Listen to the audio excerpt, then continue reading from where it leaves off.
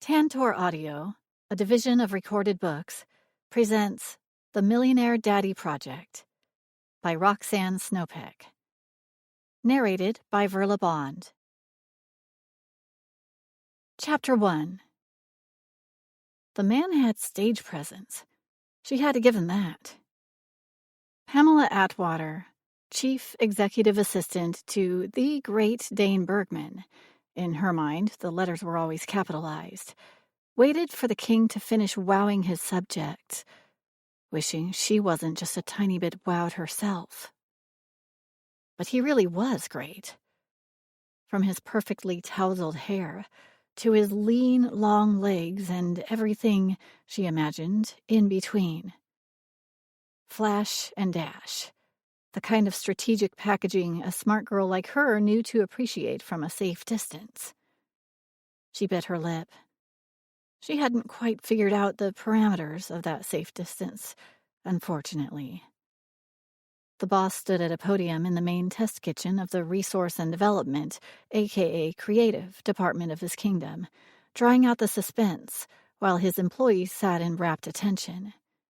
He gestured grandly to a small box on the podium, then whisked off the linen napkin covering it, like a magician revealing a prize. A magician with McDreamy's smile and Patrick Jane's golden curls. In appreciation for your hard work on our latest venture, I've prepared gift cards for you all. Good at any of our establishments. He prepared, thought Pamela. His entire contribution to the bonus was the instruction, $500 for each of them, however you want to do it. Naturally, Dane's announcement was met with enthusiastic applause. Bergman employees were extraordinarily proud of their chain of restaurants, which included the Railhouse Pub, famous for its craft beer, and the station for more upscale dining. Dane frequently provided such inducements as a way of encouraging them to bring in their friends and family. No one could fault his generosity. Dane had a Mr. Darcy-esque air of justified entitlement, and somehow the combination with his good looks resulted in an endless lineup of women vying to bask in the circle of Bergman love light. Seeing how quickly that light shifted kept Pamela safely out of the lineup, able to enjoy her tiny bit of wow, because, well, she wasn't dead, was she? That girlfriend queue would thin out dramatically if they spent 40 hours a week with them. The man loved his work. Everything else was a choice of last resort. She'd never be satisfied with second best, no matter how hot the guy was, or how much money he had. With your help, he continued, waving his arm to encompass the dozens of people in front of him, the Bergman Group will rise to even greater fame, bringing the best of food and drink to the good people of Vancouver. Here's to Strut, the city's newest, edgiest nightclub.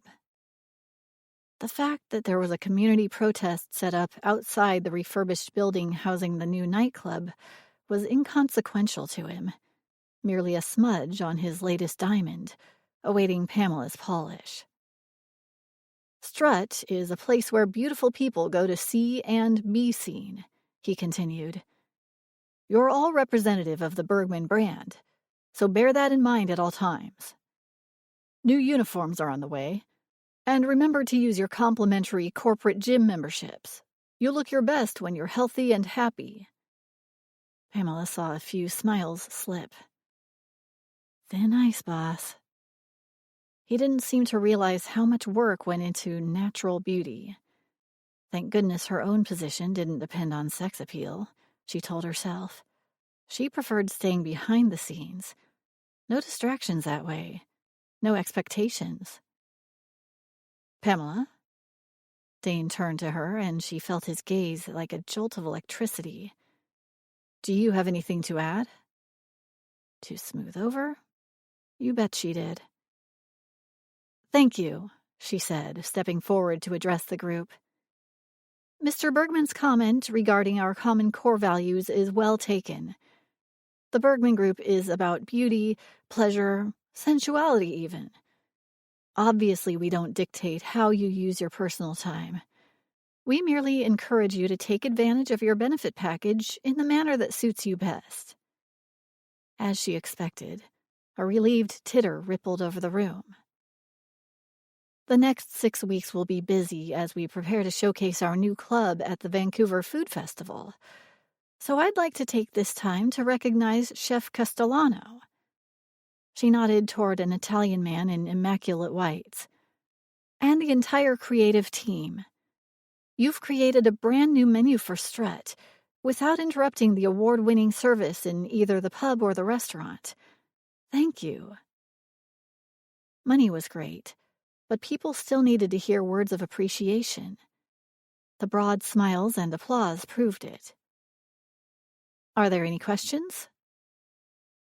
Pamela always provided a public forum as an opportunity to speak, but most of them chose to address her privately. Since most of their concerns were about whether or not they displeased the boss somehow, she understood it. She remembered that feeling. His smile of approval didn't come easy, but when it did, wow. She'd learned to ignore it. A hand went up from one of the newer employees at the back. "Have you ever considered setting up a corporate daycare facility here?" Pamela saw several heads nodding in agreement. She knew about the lack of quality, affordable childcare. She'd looked into the logistics of establishing their own program before, but the cost-benefit analysis had never passed muster with Dane. She was about to say so when he stepped in. "Working parents face many challenges," said Dane, blithely childless. "Nothing is more important than providing for your families, and I admire each and every one of you who does this vital job. As for childcare, the Bergman Group attracts the top talent, in part because of our above-industry standard compensation, but also because we always strive to meet the needs of our team members. We want you to be the best sous chefs, the best technicians, the best hostesses and bottlers and servers and busboys. If childcare remains an issue, I'll have Pam look into it again. Now, if you wonderful people will excuse me, I've got a meeting." Great. He made it sound like he was actually open to suggestions, when she knew darn well the numbers would crunch exactly as they had last year. He gave them his usual dazzling smile, all bright white teeth and twinkling tawny eyes, and left the room.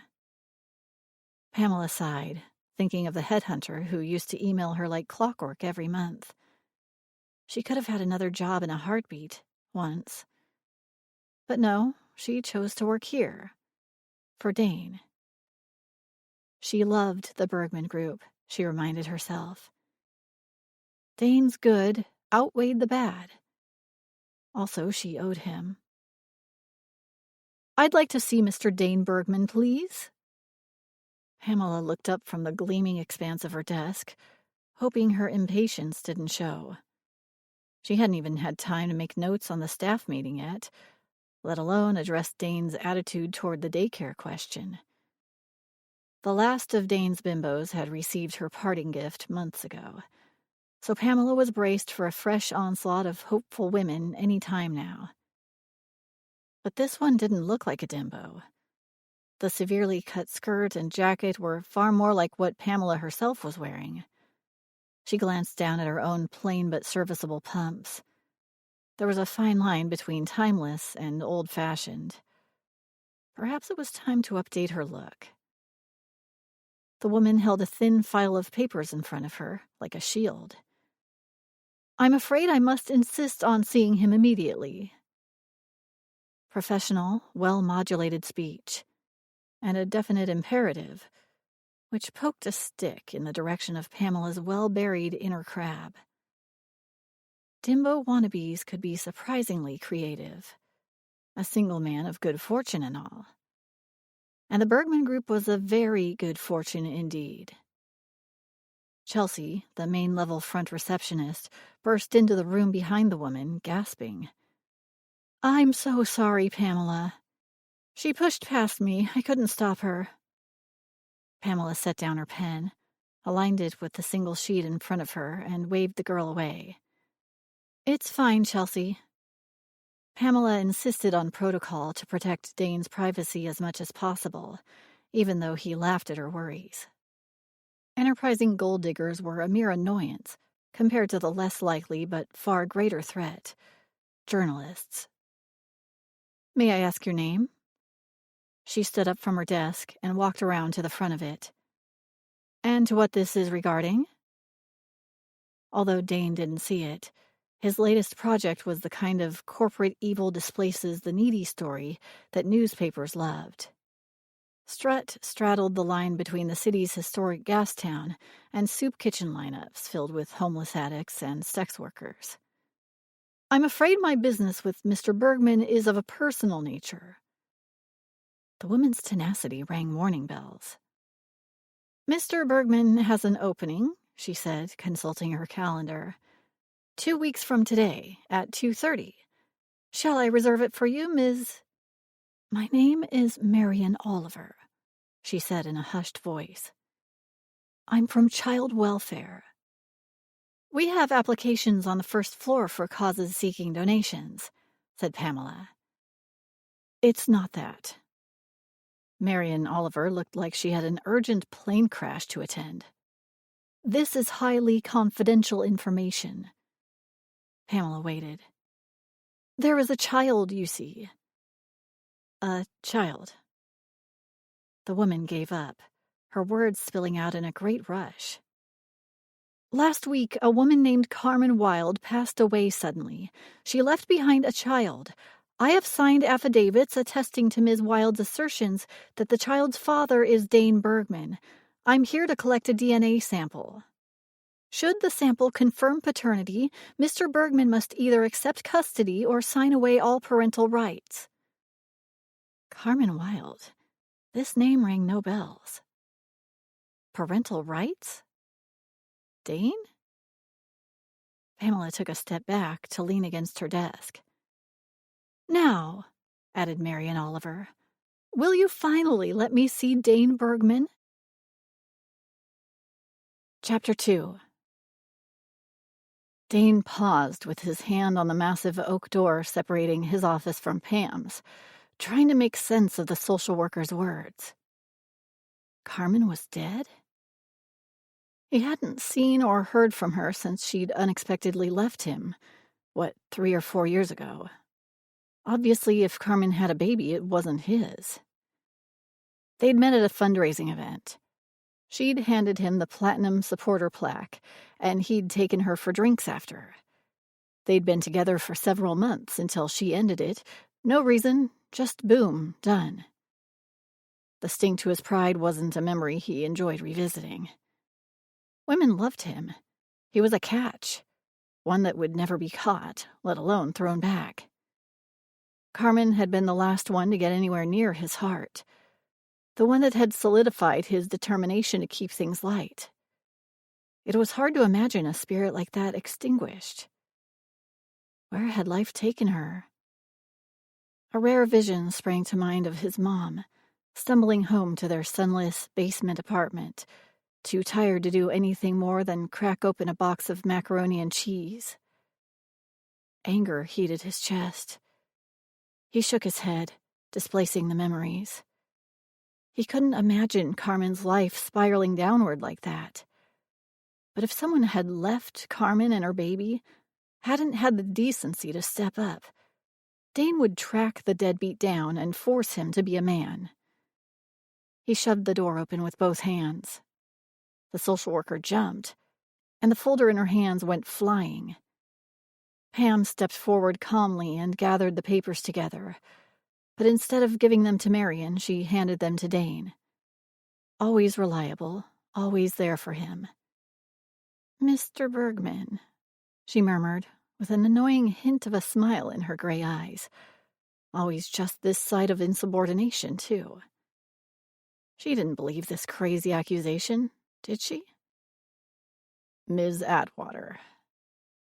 Okay, she was the perfect assistant, but her silent mockery of his love life irritated the hell out of him.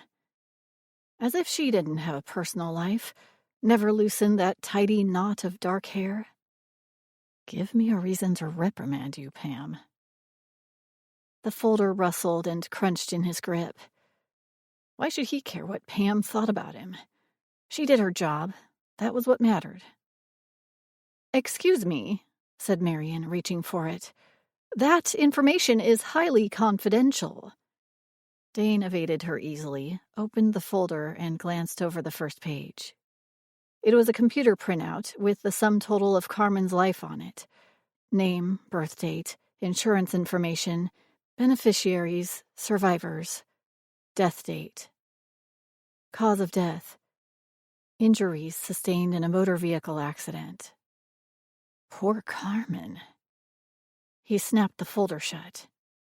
The time frame eliminates me as the father, Ms. Oliver. But I'm sure that doesn't matter to you. Will a cheek swab do? He said. Or are you out for blood?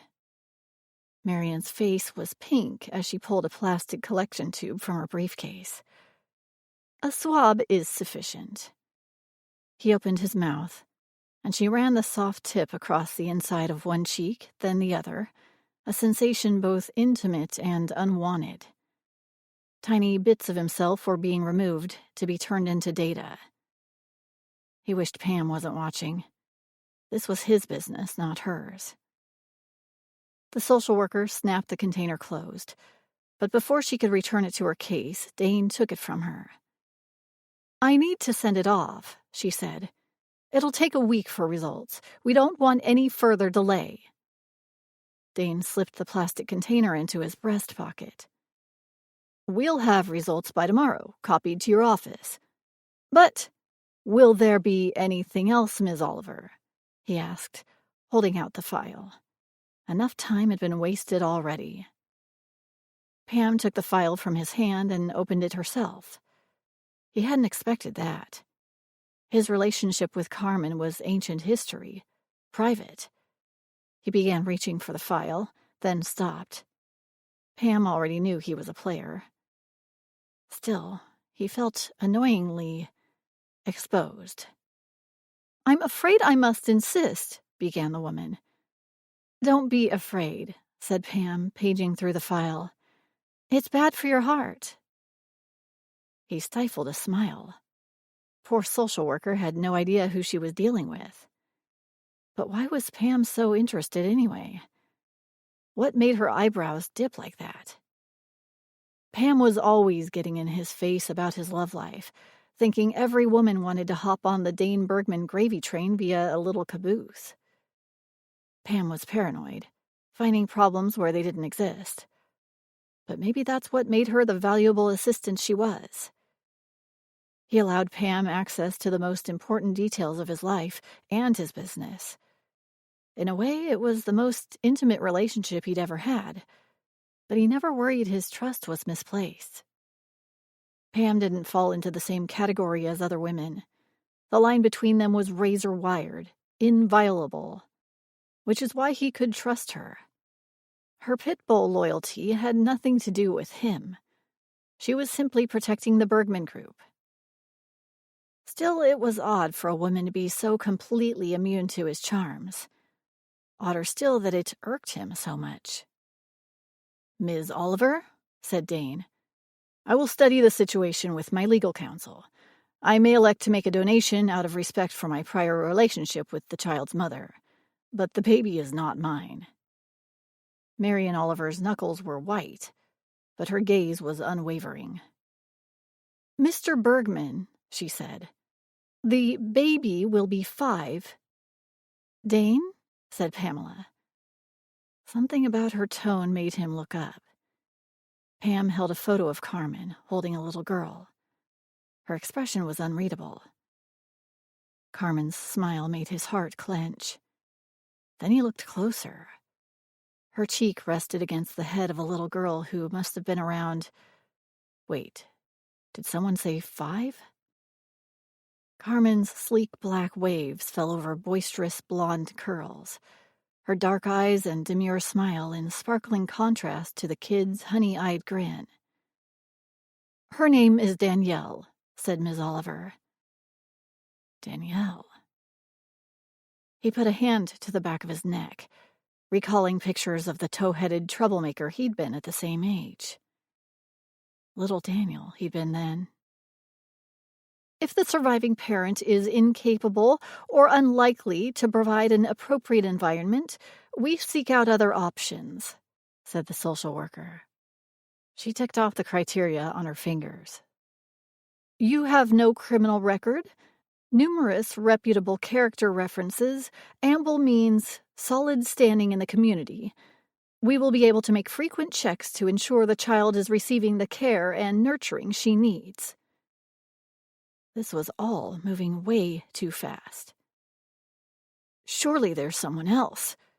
What about Carmen's mother? He vaguely recalled that Carmen and her mom hadn't been on good terms, but bad enough to keep her from her grandchild?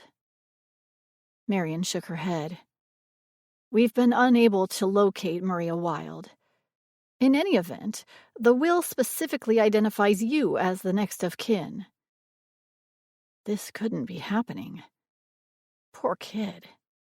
Poor Carmen. Shall we take this discussion into your office, Mr. Bergman? Said Pam, perfectly properly. I'll call for tea. The social worker had wisely declined refreshments and further unnecessary awkwardness. Pamela had propped the photo of Carmen and her child against the onyx penholder on Dane's desk, where it now commanded both their attention. He appeared shell-shocked at the image of his namesake, and it had the effect of making him seem younger, a little less indomitable, a little more human. His blonde mane looked even more unruly than usual, thanks to his clawing at it. It looked like he wanted to rip it off his scalp. She longed to smooth it back into place. She'd never seen the great Dane Bergman get flustered, and didn't like it. It upset the balance. It upset her. Pamela's heart ached for the mother and child, torn apart so suddenly. A little girl now at the mercy of strangers.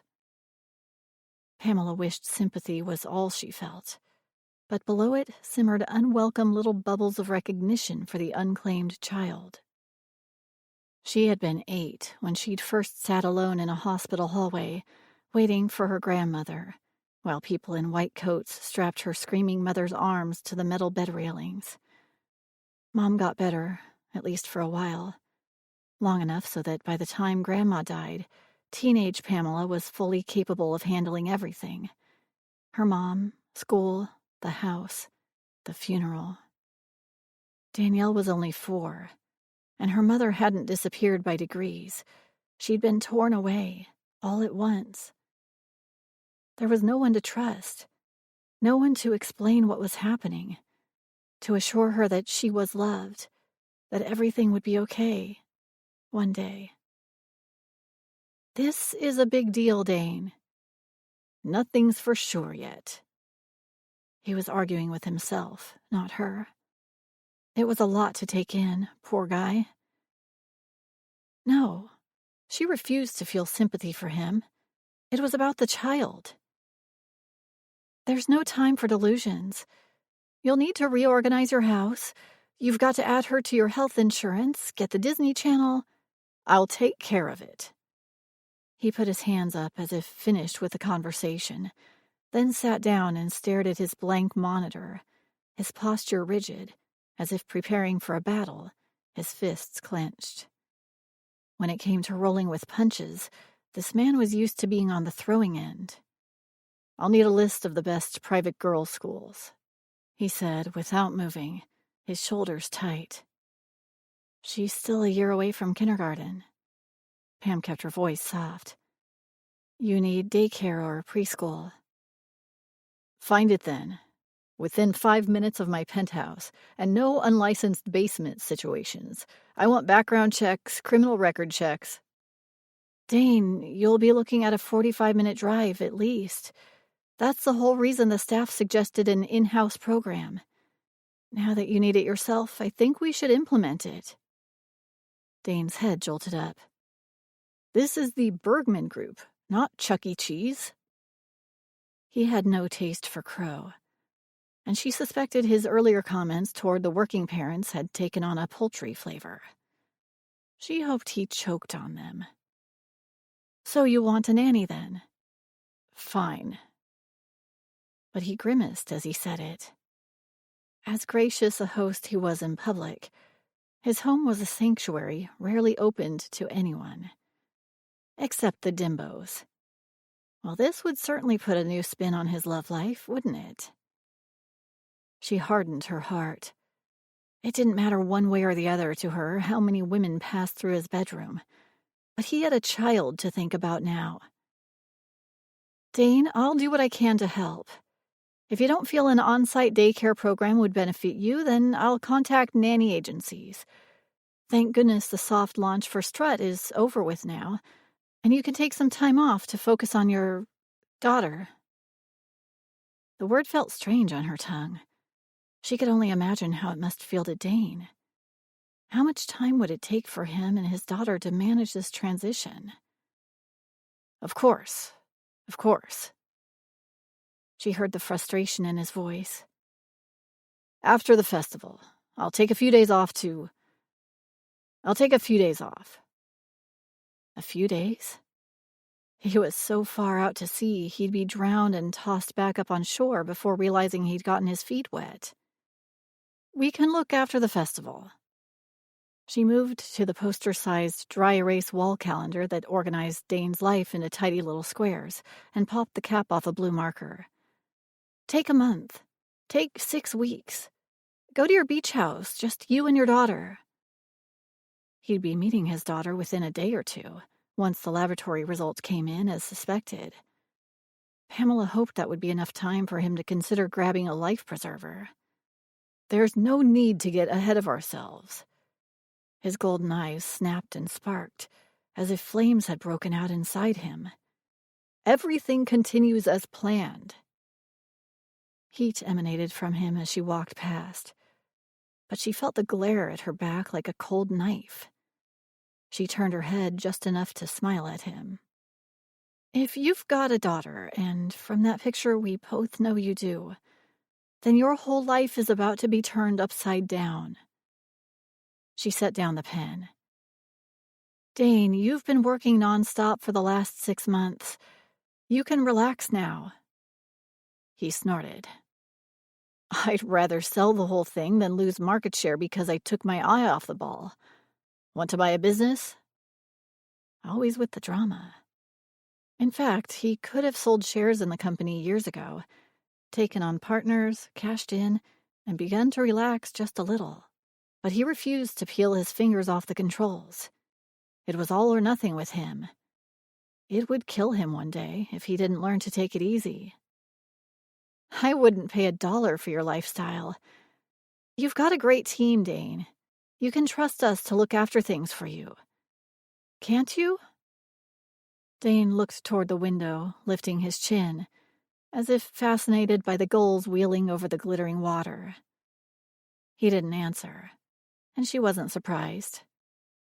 Forget a flesh and blood child. This company was his baby. No one could look after it like he could. "One more thing," he said. "Yes?" He swallowed, and the Adam's apple bobbed in his lean, tawny throat. "Find a good child psychologist. The kid will need someone to talk to." Pamela stilled, her own throat suddenly tight. "Oh, Dane." "Of course," she managed. His private line buzzed then, breaking the moment. "What now, Alan?" Dane tipped his chair backward onto 2 legs. Dane's face darkened. He listened to the head of public relations, then rifled through some items on his desk and came up with a lavender-colored envelope. "I'll get Pam on it," he said, and hung up. "What's that?" she asked as he waved it at her. "It's from that hippie. Irritating the hell out of me seems to be her mission in life." He tossed the letter at her. "Funny," said Pamela, snagging it out of the air. "Must be your motivational speaker personality." He got up and started pacing. "She wants to talk to me. Alan said he's already run interference, but she's insisting. I don't know what she's complaining about. I've done the neighborhood a favor putting Strut in that location. That building could have been condemned, but I didn't bulldoze it, did I? I restored it. You know what they say, no good deed goes unpunished.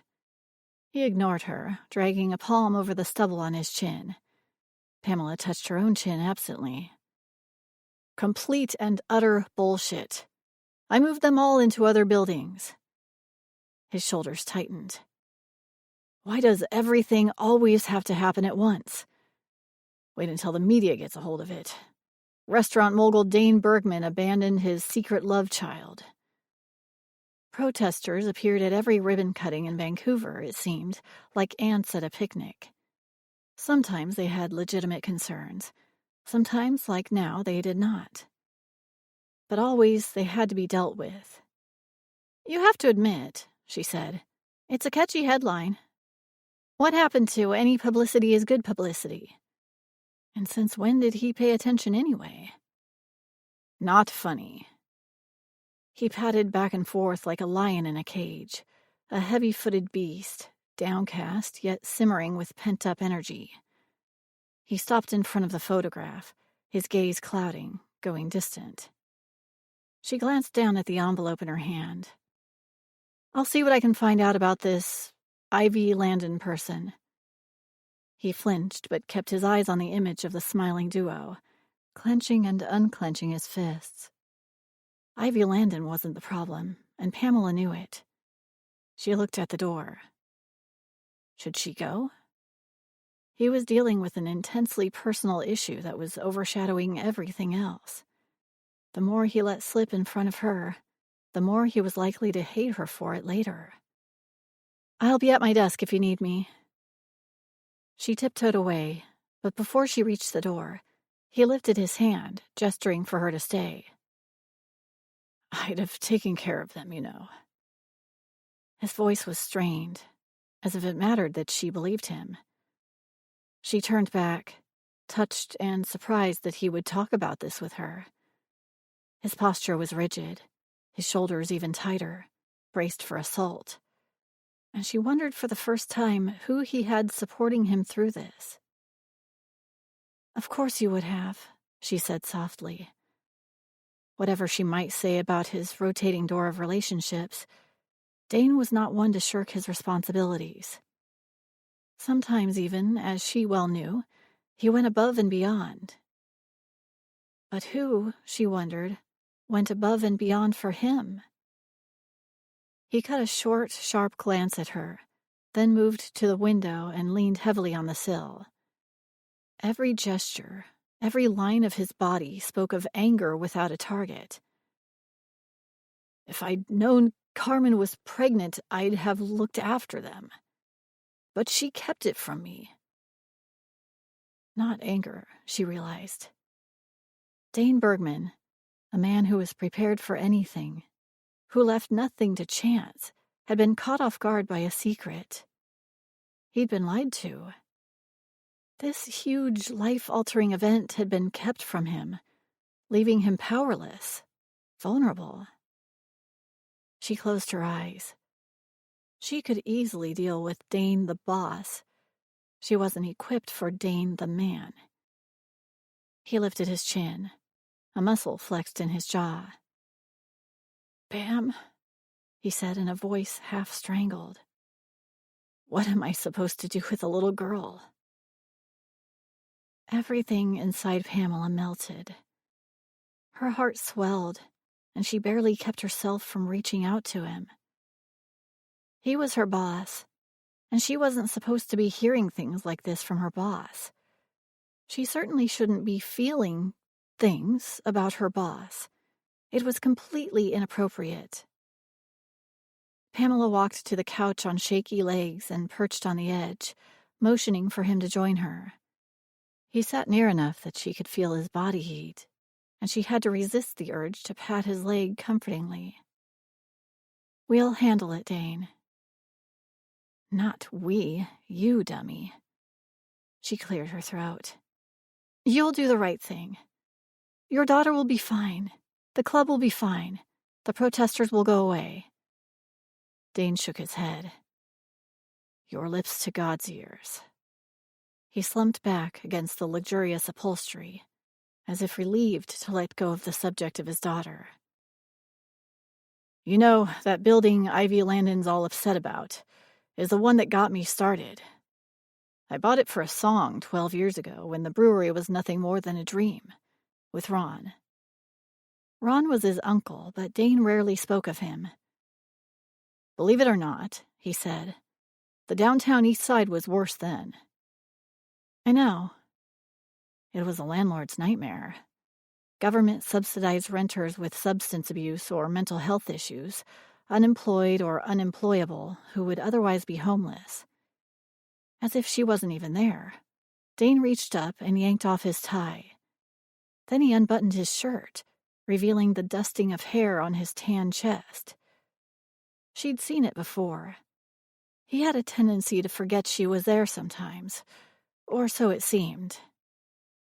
If it was a test she intended to pass, he could strip naked if he wanted. She'd see nothing. Her complaints are groundless, he said. What had they been talking about? Landlords, tenants. Right, groundless, she said. Of course. Dane responded promptly to tenant complaints, and when he repurposed a building from low-income housing to commercial, he didn't stoop to the renoviction tactics favored by gentrification-minded property owners to sidestep tenants' rights. He'd borne the cost of moving those displaced by Strut to an updated building, too. Dane got up and strode to the window again. His posture was straight and stiff, his grip on the window frame tight, just like it had been a few minutes ago. His thoughts had circled back to Carmen Wilde again, she suspected. Had he loved this woman? This name Pamela couldn't remember, but with whom he'd apparently had a child? Her heart twisted strangely at the thought of Dane in love. His heart belonged to the Bergman Group, period. She got to her feet, the envelope now wrinkled in her damp hand. Leave it with me, Dane, she said. Oh, and Pam, said Dane, returning to his desk. Move ahead with the child care project. Get it up and running as soon as possible. He hit speed dial on his phone and swiveled in his chair, turning his back on her, while she stood with her mouth open. She couldn't keep up with him. Open a daycare. Find a nanny. Get rid of the protesters. All on top of her regular duties, managing a staff of almost 100 over 3 businesses. And keeping track of his schedule. Once shielded behind her own desk, Pamela put her head in her hands. She hadn't checked in on her mom in over 2 weeks, thanks to her burgeoning duties at work. She hadn't been to yoga, her fridge was empty, and her car was overdue for servicing. She barely had a life these days, thanks to the Bergman Group. Why did she put up with it? She should have taken the offers when she had the chance. She could have gone to Toronto or Montreal, had a corner office, a staff of her own, and no demanding boss breathing down her neck. Then she sighed. Offers dried up when companies tightened their belts, but the cost of her mother's medical care only went up. Dane was high maintenance, but she couldn't leave him now, any more than she could then. The Bergman Group, she corrected. She couldn't leave the Bergman Group. It wasn't personal. Pamela had joined the company when it was just a brewery, and though she was well qualified for an administrative job, a recent crisis with her mother had left her emotionally strung out. The interview was a disaster. But Dane Bergman had given her the job anyway. Not just the job. He'd given her a future. She slid the letter opener into the lavender envelope. She would do whatever Dane needed her to do, as usual. Dane, you should see these. Pam calling him to her office? Remind me, who works for who here? Then he saw her desk. She'd opened the thick lavender envelope to find photographs, Polaroids, which were now spread over the entire surface. Ivy Landon, a champion of the downtown East Side, certainly has her own style, she said, gesturing for him to pull up a chair. I didn't even know anyone still had a Polaroid camera. Dane looked down at the images. Simple but evocative. Who are these people? He asked. A smiling older gentleman, toothless, in need of a haircut, his gnarled hands clutching a cigarette. I think they're her friends. A pair of grinning Aboriginal women holding a bucket of potatoes, still covered in dirt, pointing to the garden they'd made in an empty lot. A young woman with torn clothing and bad hair helping an older woman with her shopping cart, leaning in for a hug. A distance shot of the lineup outside the soup kitchen, winding past the end of the block. Look at how she's caught their humanity, said Pam. Despair and hope, side by side. The poorest of the poor. The sick, the broken, society's leftovers. Discarded but not gone. He thought of the many times he and his mom had packed their suitcases, moving to a place she called better, but he knew was only cheaper, or closer to her dealer. There's nothing romantic about poverty and addiction. I think Ivy's trying to tell you something. If she is, I don't want to hear it. Pam put her hand on his arm, just lightly, but a sizzle ran through him at her touch. She pulled back almost immediately, as if she'd felt it too. Her cheeks were pink, her gray eyes sparkling, her lips plump and full, and... was that lipstick? Had she always worn lipstick? Or was that just what her lips looked like naturally? Like they'd just been kissed. Like they were waiting for more. Knock it off, Bergman. He shifted in his seat. It had definitely been too long if he was starting to ogle his secretary. She wants us to see the protesters as people with lives and friends and... I know that. Her hand was warm on his arm. She smelled sunshiny and fresh. Did she always smell like that? Maybe she's asking for a more personal touch. You won't know until you talk to her. She paused and swallowed.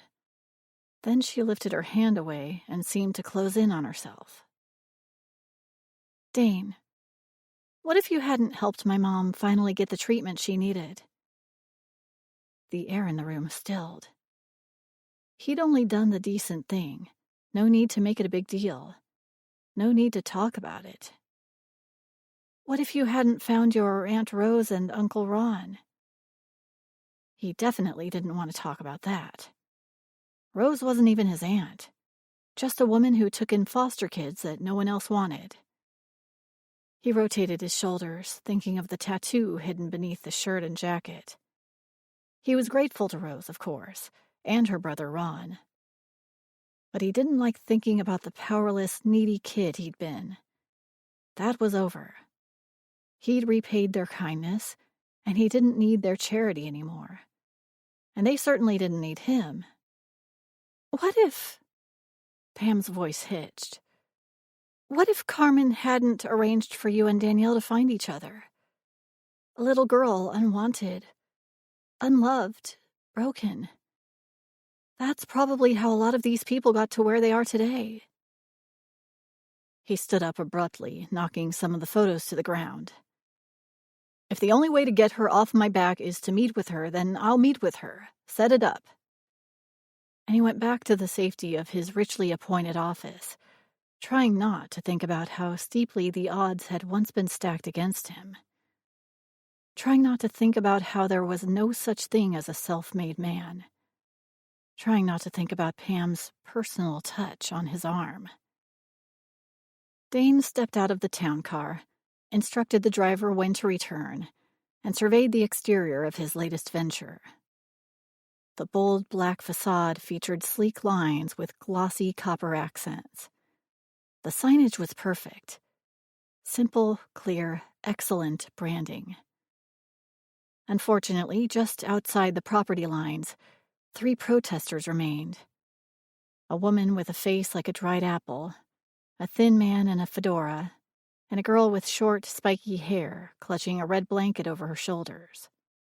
Battered placards leaned against their lawn chairs. I used to live here. Oh, give me a home. Homeless thanks to Strut. An air of defeat hung over them. The Bergman Group had won. So why didn't it feel like a win? He paused, his hand on the oversized front door, then turned and deliberately made eye contact with his detractors. Are you Ivy Landon? He asked the older woman. I could be, she answered. Are you Dane Bergman? I kept that building in good repair, he said. I gave you time to find new rooms. I found housing for those who needed it. It's not like I threw you out on the street. She smiled. You are a good landlord, Mr. Bergman. The thin man lifted his hat, nodding. The girl shifted the blanket higher onto her shoulders. Guilt twisted inside him. Pam knew him well. He couldn't ignore them. Then why are you still here? The woman shrugged. This new place, this nightclub, we don't want it. Her mouth twisted on the word club, as if he'd installed a slaughterhouse or a sulfur factory instead of something that would beautify the area, bring in new people with money to spend. This is an improvement to the whole neighborhood, said Dane. Not for us. She paused. You can do more. He turned away and pushed through the massive door. Who couldn't do more? He had already done plenty. It wasn't right that they interfere with his business. The smell of fresh paint, always invigorating, barely registered. Staff bustled about in preparation for the evening, arranging the tall tables, polishing glass, setting out enormous vases of fresh flowers. He took a deep breath, waiting for the rush that accompanied the all-in, high-stakes gamble he seemed to need in order to feel successful. No question, Strut would do well. Chapter 3. It took a day and a half for the results of the DNA test to arrive, but when they did, they were crystal clear. There were several documents explaining the various gene markers used to determine whether or not one half of a child's DNA came from the party in question. There was a 2% margin of error. But Pam had been right. The second Dane had seen the photograph of Danielle Wilde, he'd known she was his blood. The blonde hair, unruly and tousled, the golden brown eyes, the in-your-face camera presence. Yeah, that was what a kid of his would look like. That's what his kid did look like. A second envelope had also arrived by courier, marked personal and confidential, from Marion Oliver's office. He paced over to the window, tapping the envelope against his side, then went back to his desk and slid it open. A smaller envelope slipped out with a sticky note on it from the social worker. Thank you for expediting the DNA report. This is for you. Written on the envelope, in scrawling letters, were these words. To be delivered to Dane Bergman, only in the event of my death or incapacitation. From Carmen, of course. He recognized her handwriting. It was dated the year after Danielle was born. Odd, holding the same page she'd held in her hand, knowing she was gone. He tapped it for another minute or two, then tore it open, letting the envelope flutter to the floor. Dear Dane, you're probably pretty pissed right about now, aren't you? Well, get over it. I'm dead. Here are the facts. I didn't know I was pregnant when I left you. I only found out when I was having some tests done several weeks later. The results were positive all around. Yes, you're having a baby, and yes, you have multiple sclerosis. Multiple sclerosis? Dane sat down with a thump. Poor Carmen. If he'd have known. What? What would he have done? He turned back to the letter. I don't want your pity, so don't bother. I'm lucky. My MS is a very mild case, and I've got great insurance. And believe me, none of this was something I was going to put on you. You were clear about never, ever wanting kids, so I knew you wouldn't be popping champagne to learn one of your swimmers got through. You also believed women sat around poking holes in their diaphragms on the off chance of becoming Mrs. Dane Bergman. Lots of men didn't want kids, but he squirmed at her characterization. I wasn't trying to trap you, but you wouldn't have believed that then. Once Danny was born, I learned what love really is. And I wondered if I should tell you about her. But my dilemma got worse. If you rejected her outright, I'd want to kill you. But I could make sure she never found out. She'd be okay. But you wouldn't reject her. You'd be more likely to hire a Swedish nanny or two and pretend she wasn't an obligation, a burden. What if you couldn't see what a great kid she is? Or worse, what if you adored her as an accessory? What if, when the cuteness wore off, you sent her away from me, to some exclusive boarding school where she got taught to eat caviar and ignore the help? What the hell was wrong with nannies and boarding school and caviar and servants? You always wanted to polish me into someone I wasn't, Dane.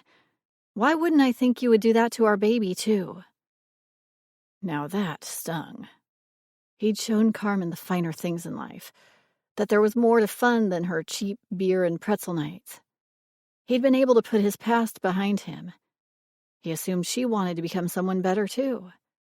Who wouldn't? If you're reading this, then I guess my disease got me, and now it's your turn to be a parent. Dane closed his eyes at the image of her T-boned in an intersection on her way to pick up her child from daycare. Their child. Thank God Danielle hadn't been in the car when it happened. For the first time, Dane wondered what was she like, this little person who had his blood flowing through her veins. Why you? Mom couldn't raise me, and I doubt prison has improved her. He recalled now that Carmen had gone through a rough patch as a teen, that she had abandonment issues, but he hadn't paid much attention. Walk into any bar and you'd find a dozen people with abandonment issues. Guilt nipped at him. Even if I knew where she was, I wouldn't let her near my daughter. I have no other family, and none of my friends are the motherly type. It's you or foster care, Dane. You, better than anyone, know the crapshoot that can be. Be her father. Don't send her away. Don't farm her out. Love her. Love her for who she is. Because she's perfect, Dane. She's my life. My everything.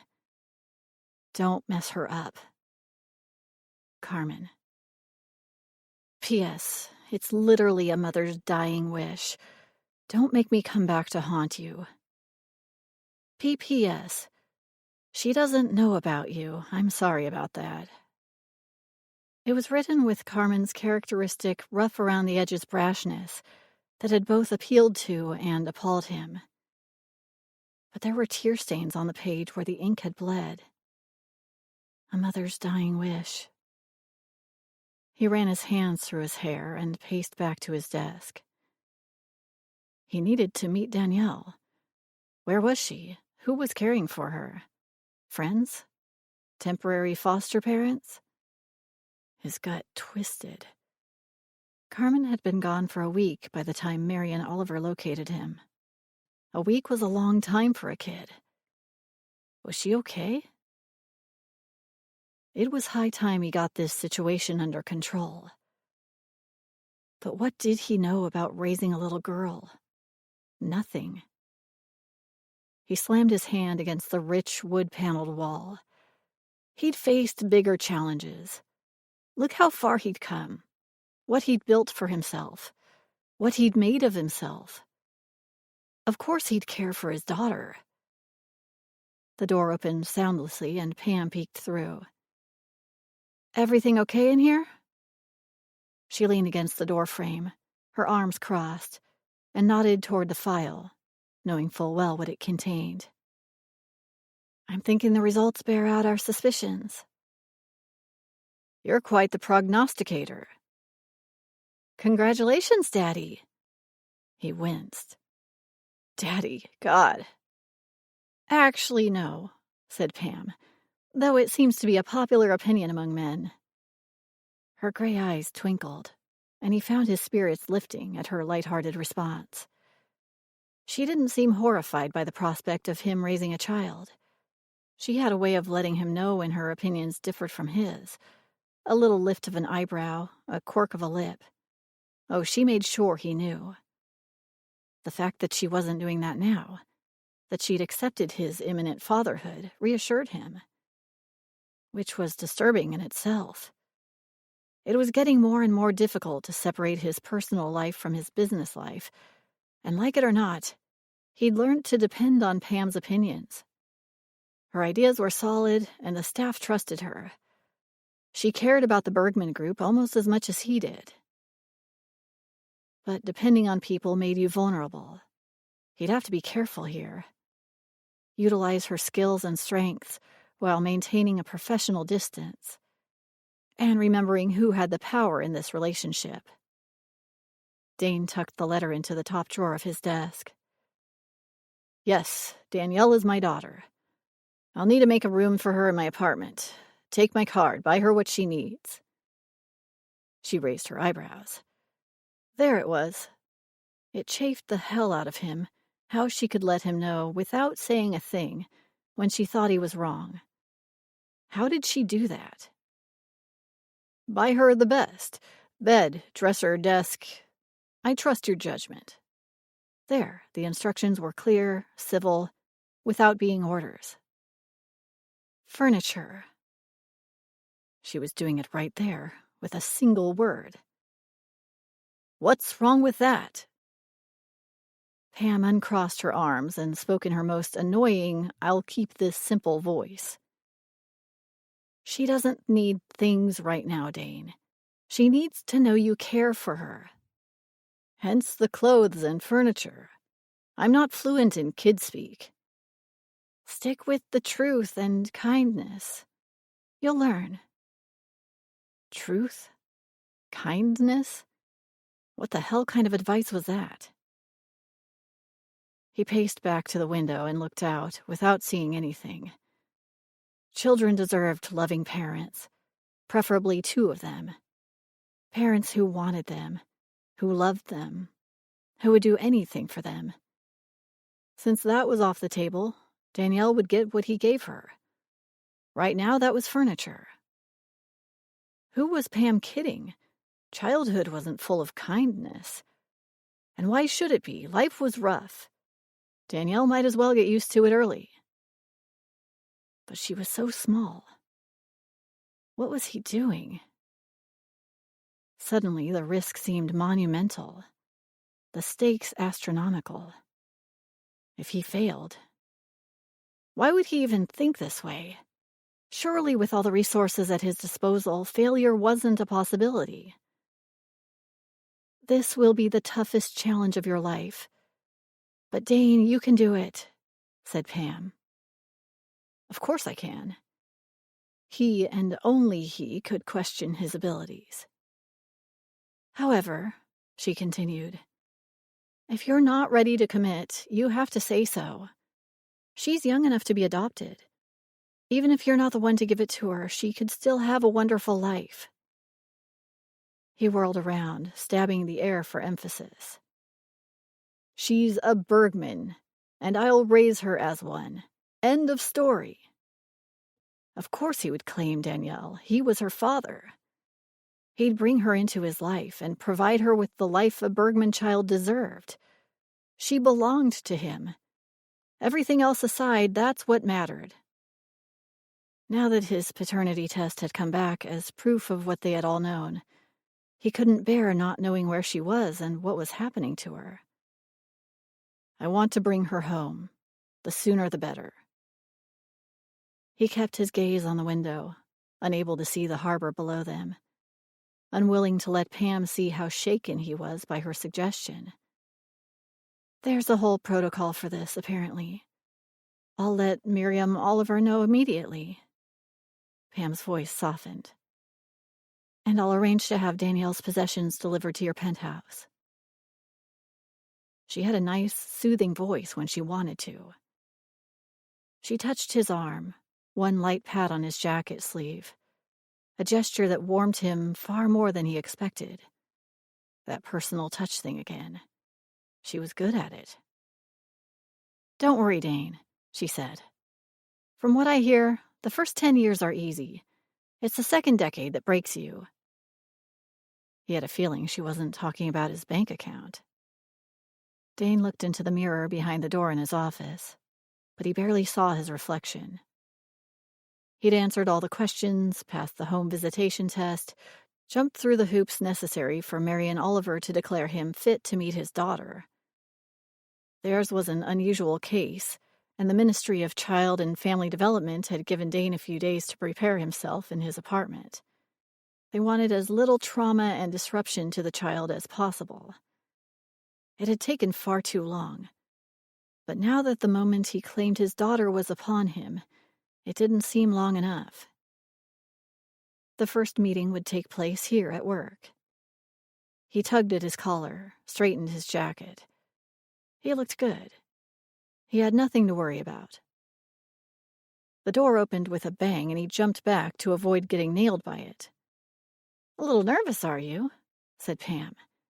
She reached up to loosen the tie he'd spent so much time on, giving him a whiff of something light and citrusy. Her hair, maybe? "She's a kid, not a competitor. How about we take this off?" He put his hand on hers, pinning it against his neck. "I like this tie." She looked up at him and lifted her eyebrows. "This isn't a hostile takeover. No power suit required."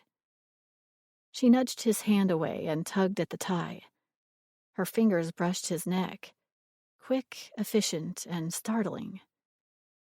He stepped back and pulled it off himself. "Are you saying I'm not approachable?" She bit her lip as if thinking. "Your Clive Christian cologne and $200 haircut send a message, but it's not, hey, let's play My Little Pony." He tossed the tie back into the closet. "Happy?" She crossed her arms and looked him over, her head tilted slightly. She'd looked at him hundreds of times, but this time he felt the weight of her gaze as it swept slowly down his body, then back up. Approachable. She should talk. He could offer a few suggestions to her on that score. Like lose the granny blouses. She probably had a dynamite body under those suits, but who would know? "Lose the jacket," she said. He smiled at her unwitting echo of his own thoughts and gave her the jacket. "Better?" She made a face. "What now?" "How about you roll up your sleeves, too?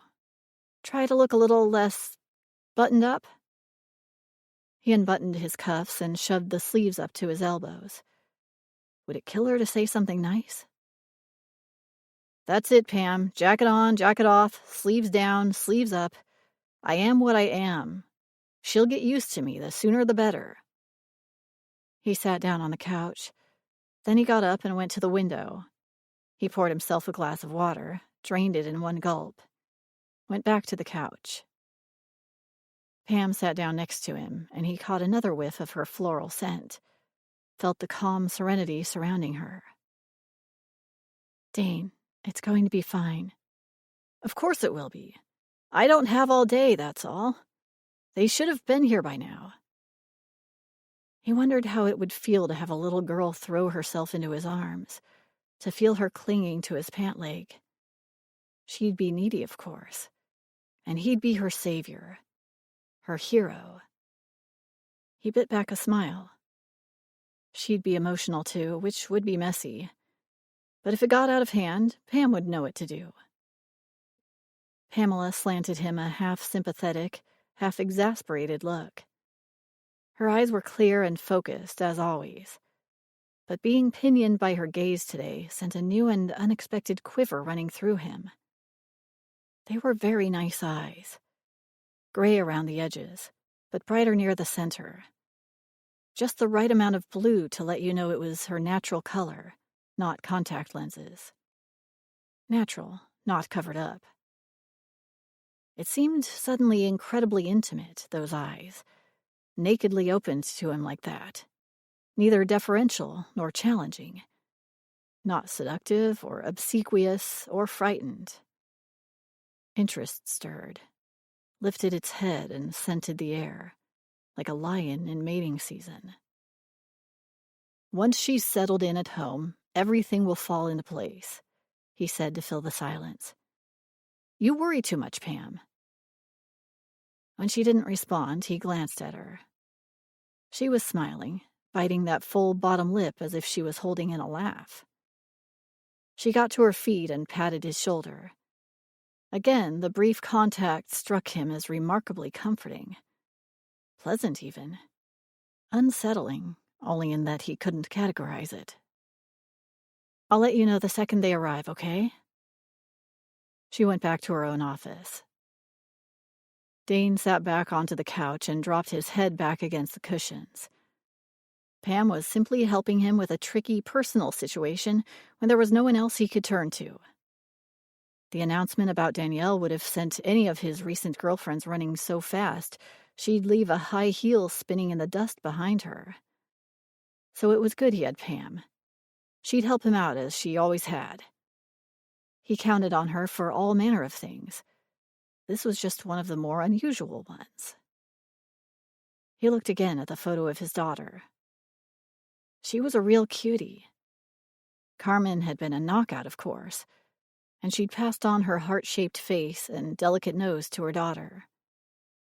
But the eyes, the blonde curls, the spirited expression on her face was pure Dane. It might be fun having a little mini-me running around, he thought. They could go on daddy-daughter dates. He could buy her fancy clothes, if she was the princess type. Or take her horseback riding, if she leaned more in the cowgirl direction. He could even teach her the business. His pulse leaped. Little girls worshipped their fathers, didn't they? Wanted to spend time with them, to be like them. Pride stirred in him. He hadn't planned on fatherhood, but he'd be the best darn father anyone had ever seen. He knew Pam's expectations were low, despite her encouraging words. He'd show her. He'd impress the hell out of her. "Mr. Bergman, your guests have arrived," came her voice over the intercom. He straightened his shirt, pushed the sleeves up again, then went through the doors. "Good afternoon, Mr. Bergman," said Marian Oliver. "May I introduce you to Danielle Wilde?" Adorable. That's the first word that sprang into his head. The photo had barely scratched the surface of her cuteness. As vibrantly pretty as her mother had been, but softer. None of Carmen's hard edges. Perfect. Just like Carmen said she was. He glanced at Pam. She stood near the door, quiet, her eyes shining, a hand pressed against her mouth. She nodded at him, and he looked back at the child, his daughter. A little, perfect package of potential. "Danielle," said the social worker, "this is the nice man I told you about. He's your father, honey."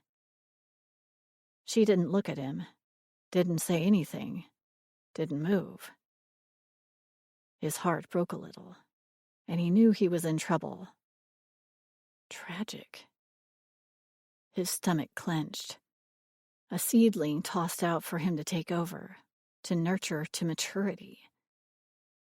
Carmen had gotten this child this far, whole and normal. What hope had he of keeping her on the same trajectory? Time stopped. His limbs froze, his mind vacant.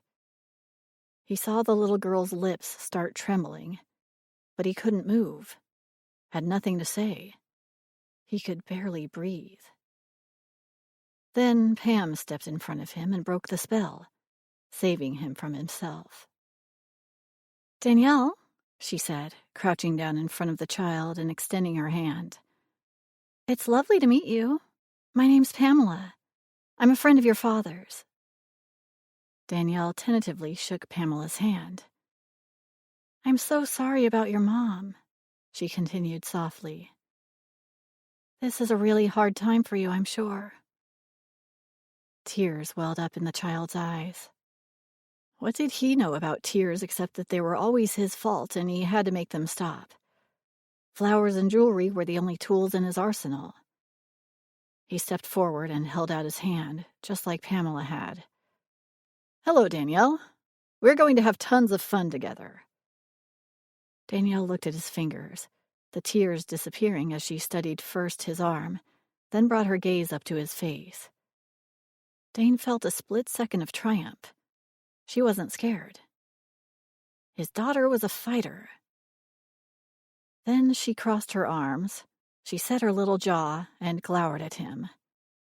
"I don't have a daddy." "Of course he's your daddy, honey," said Marian Oliver. "You're going to live with him, like I explained to you before. Remember?" Pamela felt the desperation coming off the woman in waves. Uniting family members who'd been lost to each other must be a wonderful aspect of her job. But how horrible it must be to force a child into a new environment she didn't want after suffering a terrible loss. "I want my mommy." Danielle clung to Pamela's leg, her face pressed against her skirt. Pamela stroked her hair, damp and tangled.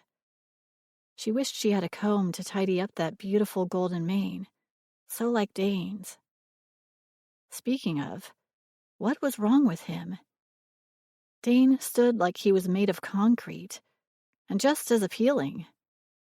His shirt sleeves dangled, wrinkled and unbuttoned, and without the tie and jacket he looked unfinished, disarmed. She gave him an elbow in the ribs. "What?" he mimed. She gave him a look that said, "Don't be a total moron." But who knew what message he actually received? He was exceptionally skilled at hearing what he wanted to hear. "Your mommy's gone, honey," said the social worker. The poor woman. How on earth did you explain to a child that someone her entire world revolved around was no longer here? That she was just gone and never coming back? Since Dane wasn't taking the initiative, Pamela leaned down and lifted the girl onto her hip. "I want to go with you," said Danielle, snuffling. Pamela wondered how she'd be able to leave a weeping child with Dane. "You and your daddy belong together." Danielle began to wail again. "I don't like him." "He's really nice," said Pamela, somewhat desperately. "He could be, at least." "I've got a room all set up for you." Dane didn't move, and he made no attempt at the fake falsetto most people used with children. "It's got a princess bed and a canopy." "I don't want it." She'd surrendered the new furniture with Danny's old familiar things in hopes of creating a welcoming, safe retreat for the frightened child. The new room cost more than all of Pamela's furniture put together. "That's okay, honey," said Pamela. "He has all of your own things, too, if that's what you prefer. How does that sound?" "I don't care. I want my mommy." She sobbed into Pamela's shoulder. She looked up helplessly at Marian Oliver, but the woman shrugged. "They're going to have to adjust," said Marian, as if Dane wasn't there. Maybe, thought Pamela as she stroked the child's hair. But contrary to the social worker's opinion, he didn't have to get through it alone. Chapter 4. How could she hate him already? Dane wondered. He hadn't done a single thing, yet she apparently hated him on sight. The second Pam took Danielle to get a snack, he turned to the social worker. "What did you tell her about me?" he demanded. Marian Oliver's eyes grew wide, her face pale. "We are both looking out for the best interests of the child. Let's not lose sight of that." Her eyes were flashing, and Dane caught a glimpse of the fierce advocate she was for her children. "I hope so," he said, "for your sake." Dane thought of the protesters camping out in front of Strutt, and the journalists always hovering for a crumb of scandal about one of Vancouver's most successful businessmen. Minor irritations compared to the censure in one little girl's eyes. "Mr. Bergman, Danielle is afraid, and sometimes fear looks like anger. She will come around as soon as she gets to know you." His stomach roiled. "Of course she will." It would take time. He just had to be patient. Ms. Oliver opened her briefcase and rifled through it, taking out yet another stack of papers. "Mr. Bergman," she said, "in this job we are called upon to use our judgment, and I don't take that responsibility lightly.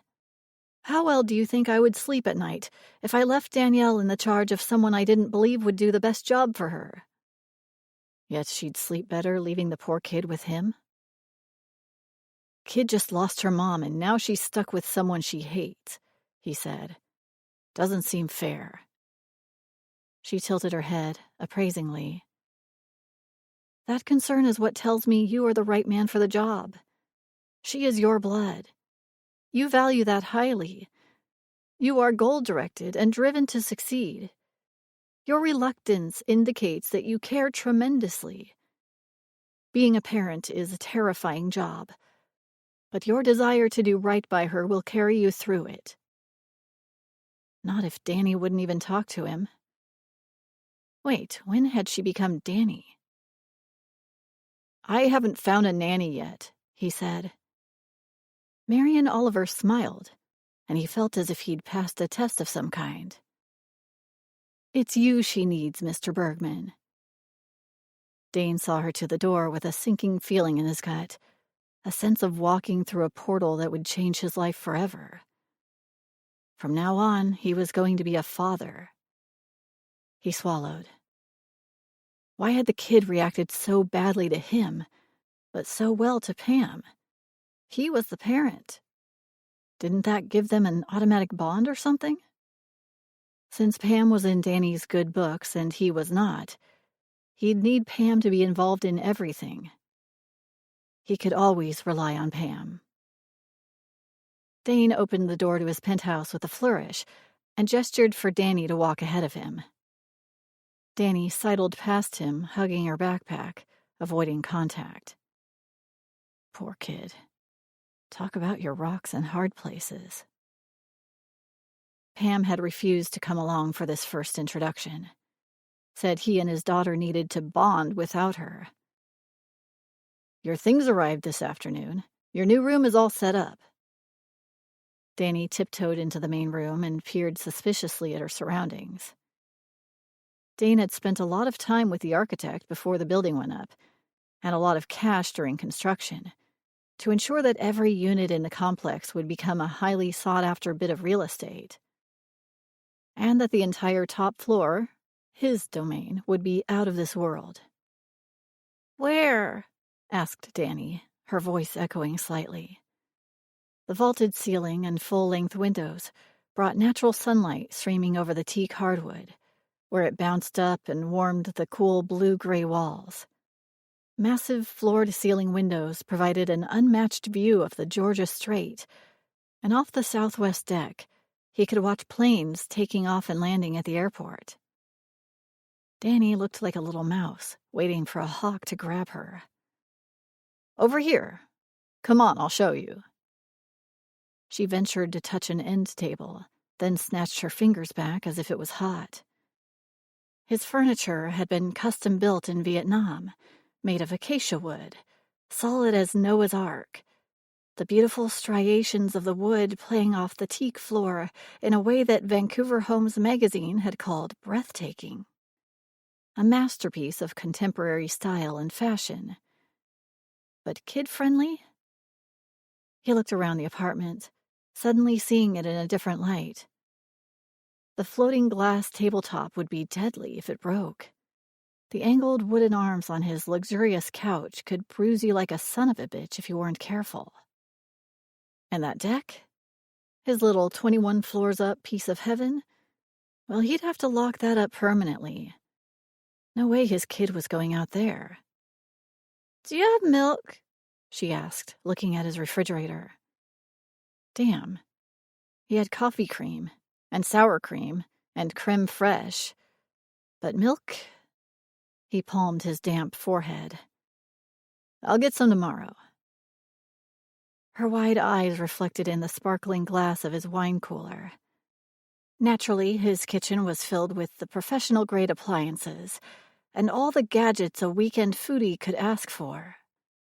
But the island stools were too high for a child to climb onto. The granite countertop would be cold on her arms. The Italian tile flooring unforgiving if she fell down. "Your room's just around this corner," he said. Maybe she was ready to go to bed. She'd be safe there. Kids went to bed early, right?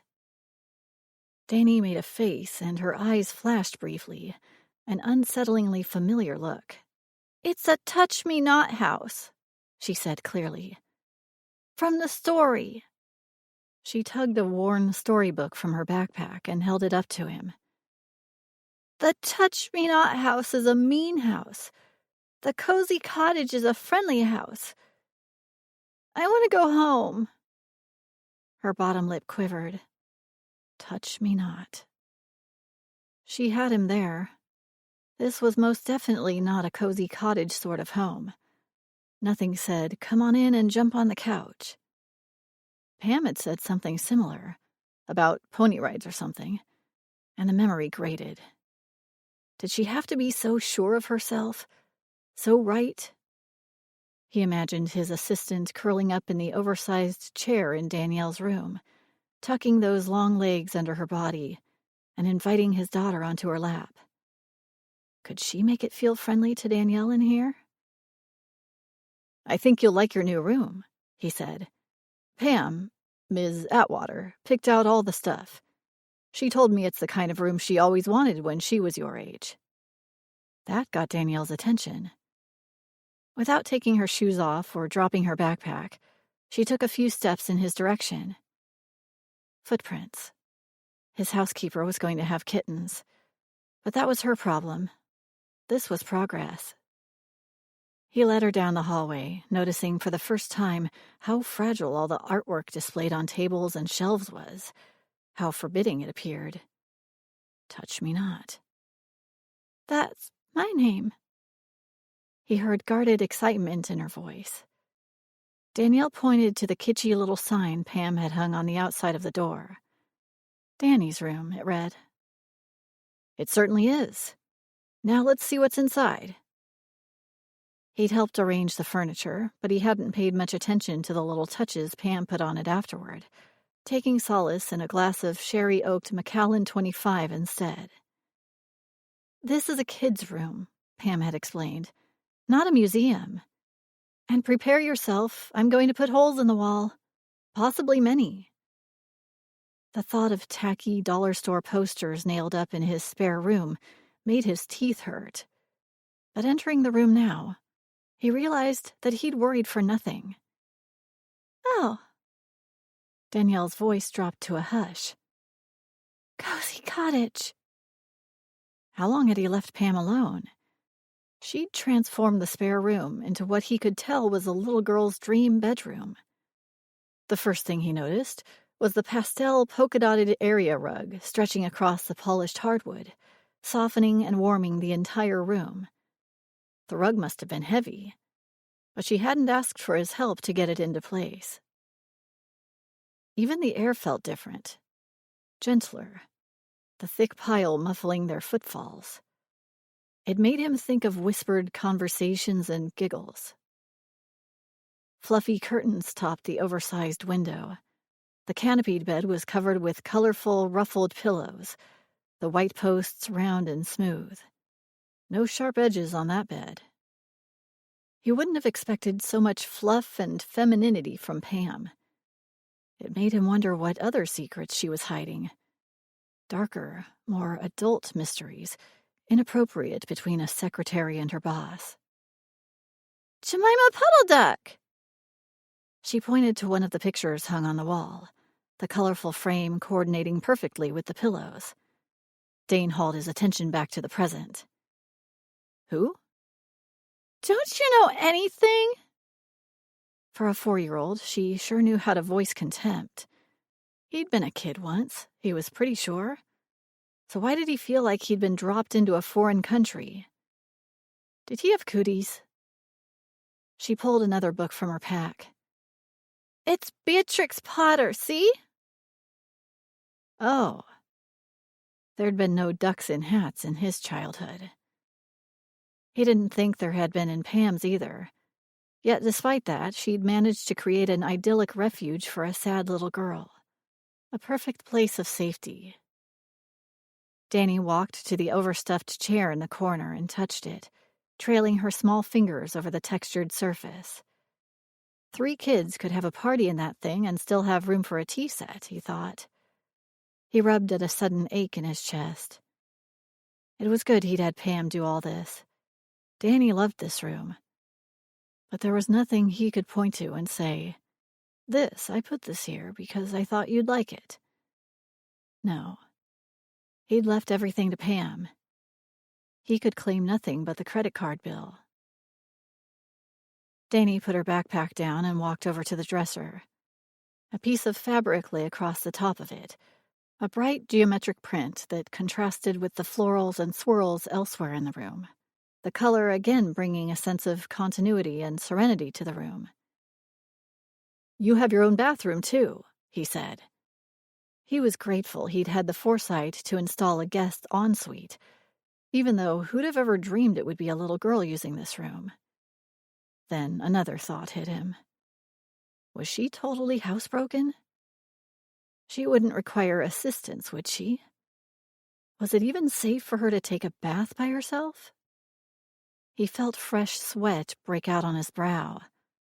He'd stand outside the door and listen. But what if she slipped in the tub or something? Shared genes or not, damned if he was prepared to walk in on a naked little girl. Appropriate or not, he was going to need Pam here, on site, night and day, until he adjusted. Yes, that was the answer. "It's okay," said Danny, after checking out both rooms to her apparent satisfaction. The defiance wasn't quite so pronounced anymore. In its place, he heard a note of defeat. She pulled a ratty-looking stuffed thing from her backpack and hugged it to her chest. Sure, the room was awesome, but it didn't bring back her mother. "Are you hungry?" he asked. At least he could cook. She nodded. "Grilled cheese sandwich and tomato soup?" A kid classic. They'd sit at the island. He'd put on some cartoons, and they'd have a meal together. A family meal. How odd that sounded. Maybe he didn't need Pam after all. "Okay." Her toneless response was muffled against the stuffed animal's head. "But can I eat in here?" He shouldn't have been surprised. He certainly shouldn't have been disappointed. They were strangers to each other. Time and patience, he reminded himself. The child crept into the chair without looking at him and pulled her legs up against her chest. Her eyes were red-rimmed and shiny, with dark circles beneath them. The ache returned to his chest. "Sure you can," he said. Chapter 5. Pamela was just finishing up her yoga practice the next morning when the phone rang. Her pulse sped up as she grabbed for it. Was it her mom? Calls at odd times generally weren't good news. "Hello?" "Danny needs some, personal help," Dane said without preamble. "How soon can you get here?" Surprise left her momentarily speechless. Her boss rarely called her at home, and never at such an hour. His voice was scratchy, gravelly, like he'd just gotten up. Or maybe hadn't gone to bed at all. Like his hair might be mussed, and maybe he was shirtless, too. Definitely not the great Dane Bergman. She glanced down at her skimpy outfit and felt warmth flood her cheeks, as if somehow he could see her. Which was crazy and inappropriate and just wrong. "Is she okay?" Yes, he said. "She needs a woman's help, that's all." That initial stab of fear turned to irritation at his presumption. Whatever his crisis was, it was his, not hers. Pamela walked into her small kitchen and set the kettle on to boil. She wasn't on the clock. He didn't have the right to commandeer her personal time. "Rough first night, I take it?" "She's alive." "And you?" "Come on, Pam, I'm desperate here." He tried for a laugh, and that little pretense broke through her defenses. "I know I shouldn't ask." "Never mind." She sighed and turned off the kettle. Who was she kidding? "I'm on my way." She dressed in record time. When she arrived at his penthouse, he answered the door with a haggard expression and tight lips, ushering her through the door without a greeting. Not that she'd have been able to answer if he had. The man before her was not the polished, in-control Dane Bergman she knew. This man's hair was a messy golden tangle that flopped over his eyebrow. His strong chin was shadowed with stubble, and the intimate scent of a body still warm from bed surrounded him. He had a shirt on, thank goodness, but it was a thin, soft t-shirt that revealed tan skin and well-defined muscles beneath. Fleece track pants hung low on his hips, and his feet were bare. An intriguing change from the boss image. Not intriguing. Disturbing. How was she supposed to work with him at the office once she'd seen him like this? And why was he so nonchalant about it? It was as if it didn't even occur to him that she might be affected. Like she was just Pam, so it didn't matter if he greeted her half-dressed. Well, if it doesn't matter to him, then it doesn't matter to me either. She tore her gaze away. Tell that to the jumping beans cavorting in my stomach. "What's the big emergency?" she asked. "She's in the bathroom." The jumping beans turned to firecrackers. "You called me here because she's in the bathroom? I can't believe—" She whirled around. He put his hands up, catching her shoulders, holding her in place. "She's been in there a long time. I don't know what she's doing, and I'd like to keep it that way." Pamela pulled out of his grip and shook her head, ignoring the way his shirt shifted, revealing the taut belly beneath. Instead of making him seem more human, his state of undress and the strength of his hands underscored his power, his maleness. Right, a helpless, willfully ignorant male, she told herself. He was using her. But no, that wasn't it. She also heard concern in his voice. Dane didn't do things he wasn't good at, and he hated asking for help. She sighed. "Not the way it works, Daddy. But I'll help you out this time. Go make yourself some coffee. You look like you need it." She walked through the main room, wondering what exactly had gone on the night before. Several dirty dishes sat on the streaked and spattered counter, as if Dane had forgotten to clean up the night before. The cushions on that sleek sofa were dented, and a blanket lay half on, half off the end of it. Had Dane slept there last night? To be closer to his daughter? She found Danny in the ensuite, fully dressed, her toothbrush in her hand. The child's irritated expression evaporated the second she recognized Pamela. "You're here!" I can't reach the sink, and that man won't help me. Oh, honey. Pamela reached out and gave Danny a hug. Come with me. We'll ask your father for a step stool. You ask him. We'll ask together, said Pamela gently, tugging on the girl's hand. They found Dane hunched over the island, a mug of strong-smelling coffee in both hands. Your daughter needs to ask you something. What? He said, frowning warily. Danny looked beseechingly at Pamela. Nope, said Pamela. Danny huffed and looked away. I can't reach. Dane looked at Pamela. Can't reach what? Go on, Danny, said Pamela. The sink. Pamela saw the moment that Dane understood. Oh, of course. Relief rolled off him, and he practically tripped over himself as he ran to a closet and pulled out a small plastic 2-step stool. He held it out to Danny, but the child shrank back. Could you bring it in for her, please? Said Pamela. He entered Danny's bathroom as if it was booby-trapped. There, he said, backing out. Phew, said Pamela, leaving the child to her ablutions. Disaster averted.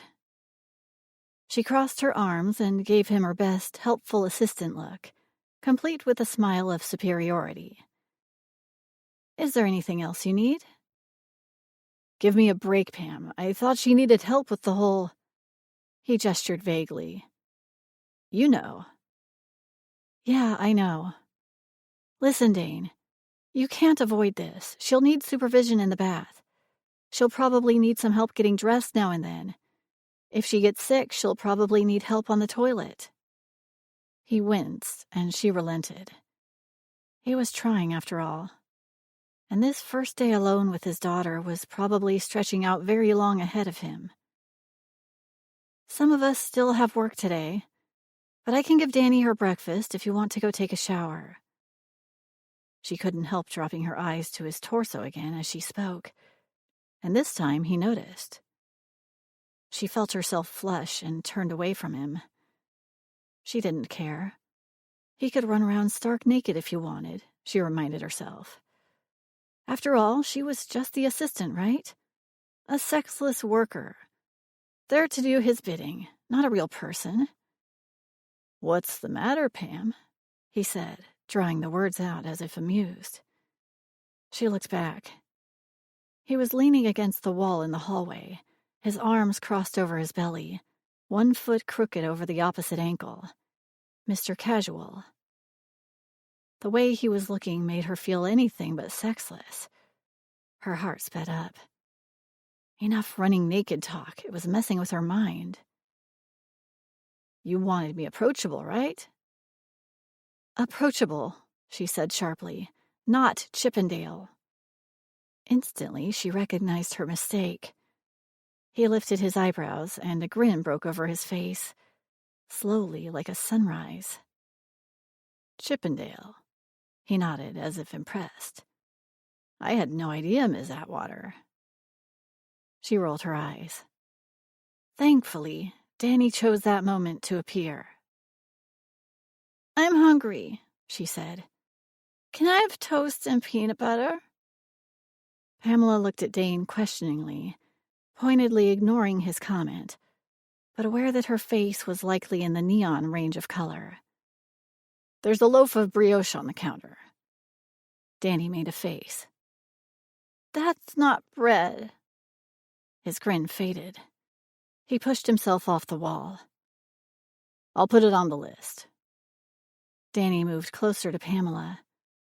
He doesn't have milk either, she stage whispered, with the disgust only a child could convey. Dane turned around and headed down the hallway. I'm taking a shower. Pamela took Danny's hand and helped her get seated at the breakfast table. Your father got up on the wrong side of the bed this morning, I think. You should show him the right side, then, she suggested. Pamela laughed and stroked the girl's hair. But the thought of her and Dane in his bedroom stayed with her all day, alongside the image of him lounging against the wall, watching her with those golden, cat-like eyes. Approachable as a hot fudge sundae. Pam had been at the office for an hour and a half when the outer door opened and Dane walked in. He was dressed immaculately, hair, cufflinks, shoes, cologne, everything precise, as always. But there was an air of bewilderment about him that only she would notice.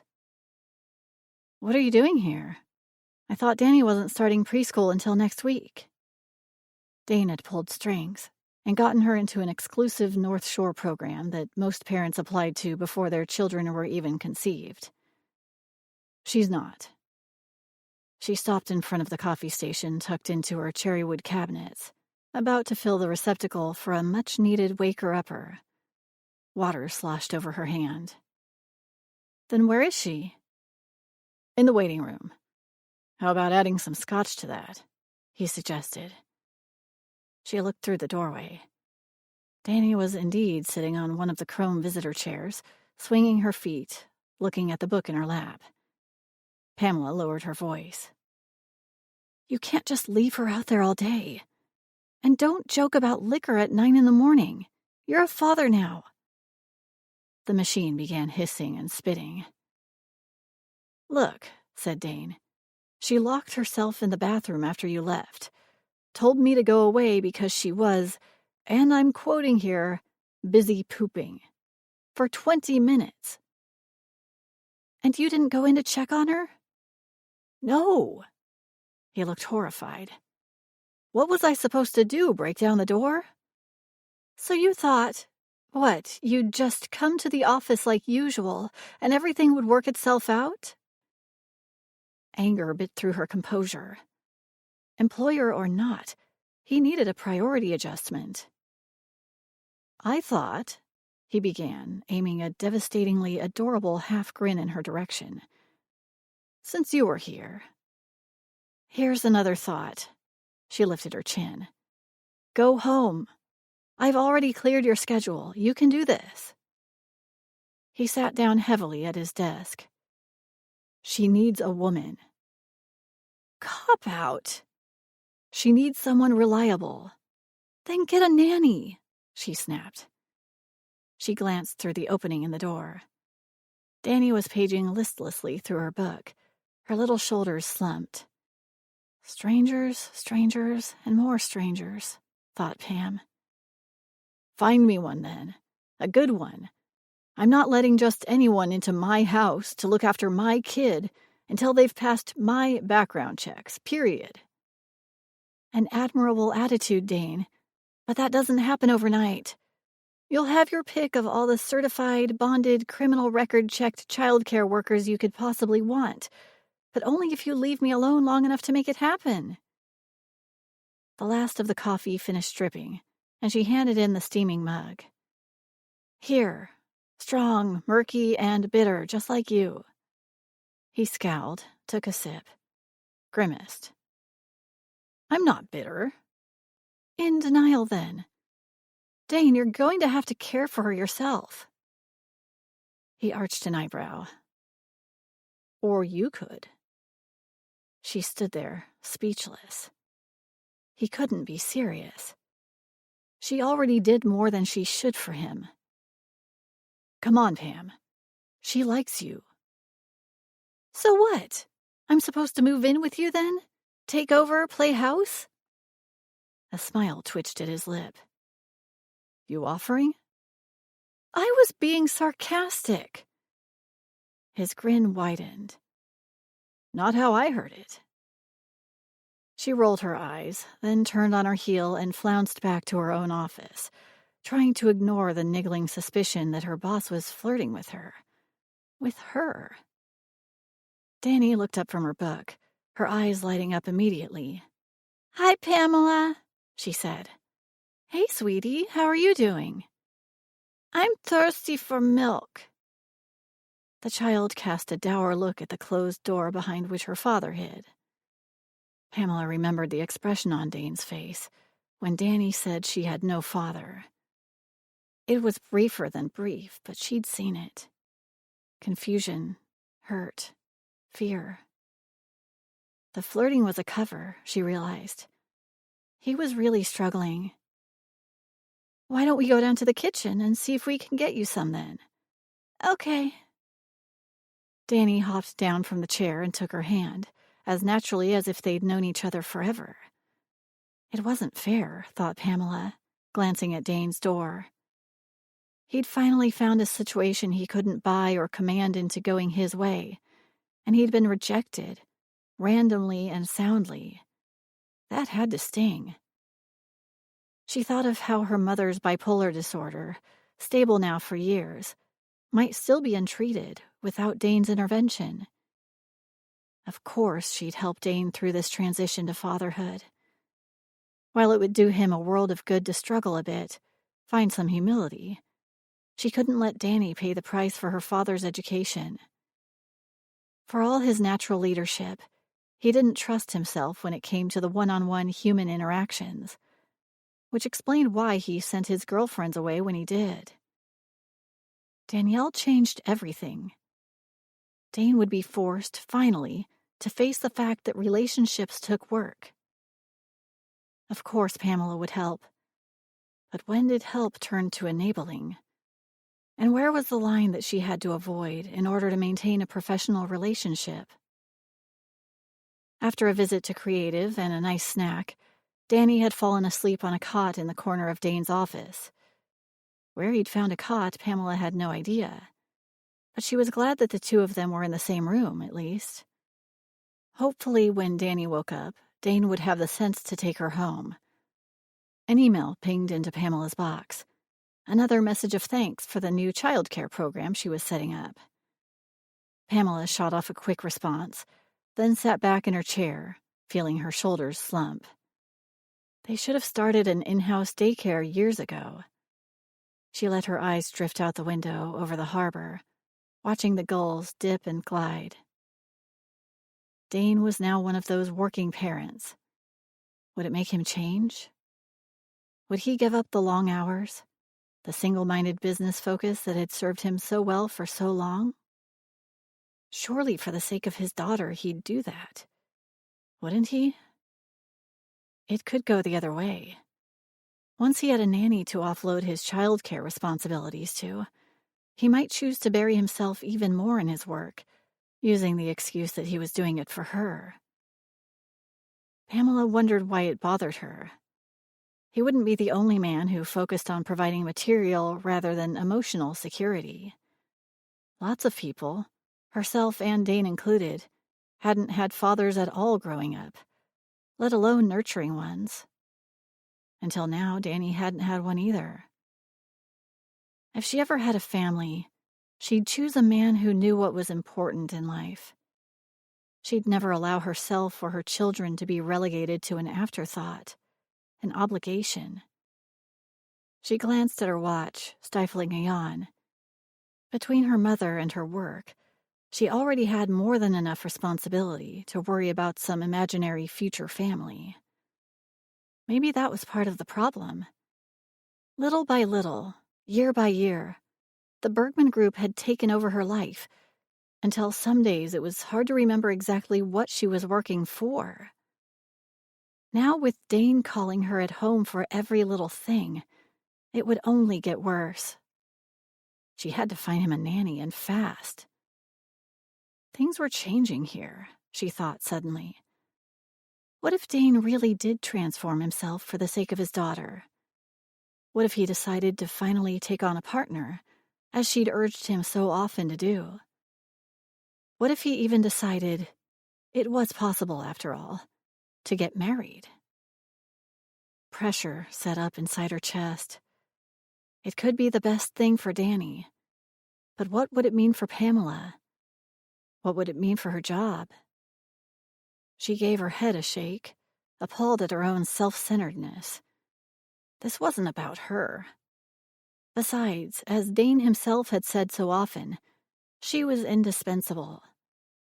He was relying on her, as he did with all the important things in his life. For now. What about when he didn't need her anymore? She dropped her head into her hands. He didn't need her. He employed her. There was a difference. Somewhere along the line, her work-life balance had gotten way out of whack.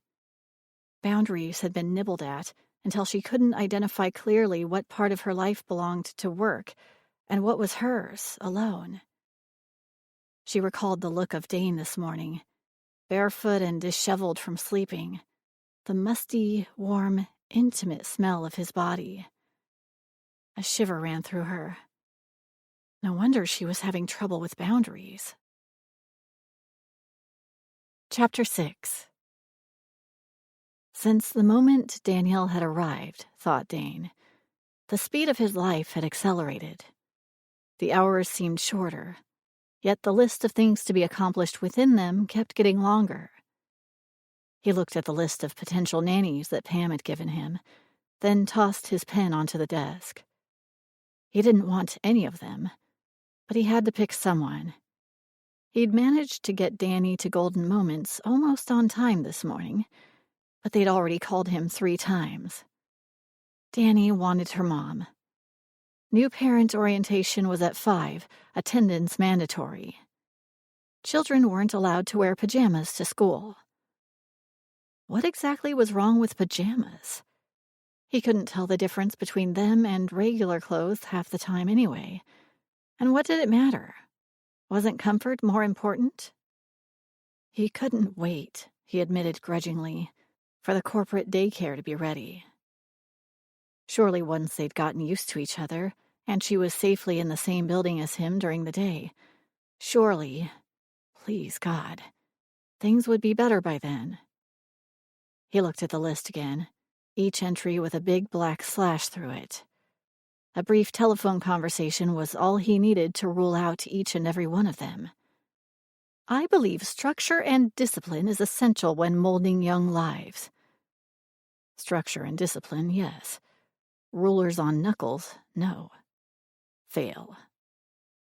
Excessive coddling during difficult times teaches them to be weak. He thought of Pam, holding Danny while she wept in the night. That wasn't excessive. It was exactly what the kid needed. Fail. Children are beautiful, perfect beings. Our job is to keep from ruining them. What did that even mean? Was he supposed to put his daughter under glass? Danny was a person, not the Mona Lisa. Epic fail. He tossed his pen onto the desk in disgust. As efficient and trustworthy as Pam was in every other aspect of her work, she'd totally blown it with this assignment. Part of him was relieved. As much as he knew his life was changed permanently now, the thought of having a stranger in his house to care for his daughter, make food in his kitchen, drive his vehicles, it didn't bear thinking. He wasn't a bad guy. He wanted the best for his daughter. But this was so far out of his wheelhouse. How could he possibly hope to succeed? A strangled laugh escaped him. The only one he could even think about trusting with Danny was Pam. Well, hell. She already worked for him. If she couldn't find him a decent nanny, then perhaps he hadn't given her the proper motivation. He stopped through the door connecting their offices and shook the offending nanny applications at her. You're telling me that this is the best you could find? She looked up from her desk, serene and unwavering. Yes. You've hired 6 daycare workers, yet you can't find one nanny? This is your daughter we're talking about, said Pam. I'm being ultra-selective in what I send you. Slim pickings, is that what you're saying? Pam shrugged. She deserves the best, don't you agree? It was the perfect lead-in. Absolutely. She deserves someone who will snuggle with her, read her stories, play tickle and nose kisses. Wait. He scrunched up his nose and stroked his jaw. I think I know someone like that. If only I could remember. Wait. It's you. She laughed. I'm serious, Pam. Her smile faded. I already have a job in case you've forgotten. This is after hours. I'll pay you double, he said without a second thought. Okay, triple. Stop it. She glanced down at her watch. Don't you have a parent orientation meeting? It's almost 5. Yeah, about that. Her face hardened. I've got dinner with Breckenridge and then an interview with someone for a piece on Strut. Can you go for me? Pam snorted, a distinctly un-Pam-like sound. Give me a break. She opened her mouth, but before she could speak, he came around from behind his desk to stand next to her. Look, just help me out in the short term, okay? Go to this meeting. After that, all you have to do is pick her up from Golden Moments after work, feed her dinner, and put her to bed. I can take it from there. That's all, huh? Sarcasm dripped from her words. You want me to be, for all intents and purposes, Danny's mother. Temporarily, of course. Just long enough for her and me to get comfortable with each other. Or until our own program is approved. What's the big deal? Absolutely not. Her face tightened, and her voice came out in a hiss. Did it ever occur to you that I might just have a life outside of the radiant beams of my Dane Bergman world? That the offer of giving up my life to do a job you should be doing yourself is not as irresistible as you think? Damn it, Dane. Her eyes grew shiny. Guilt nudged him. He hadn't considered her life. Why would he? She was always available. Why wouldn't she be available now? The thought that someone else, some other man, might have a claim to her time made him bristle.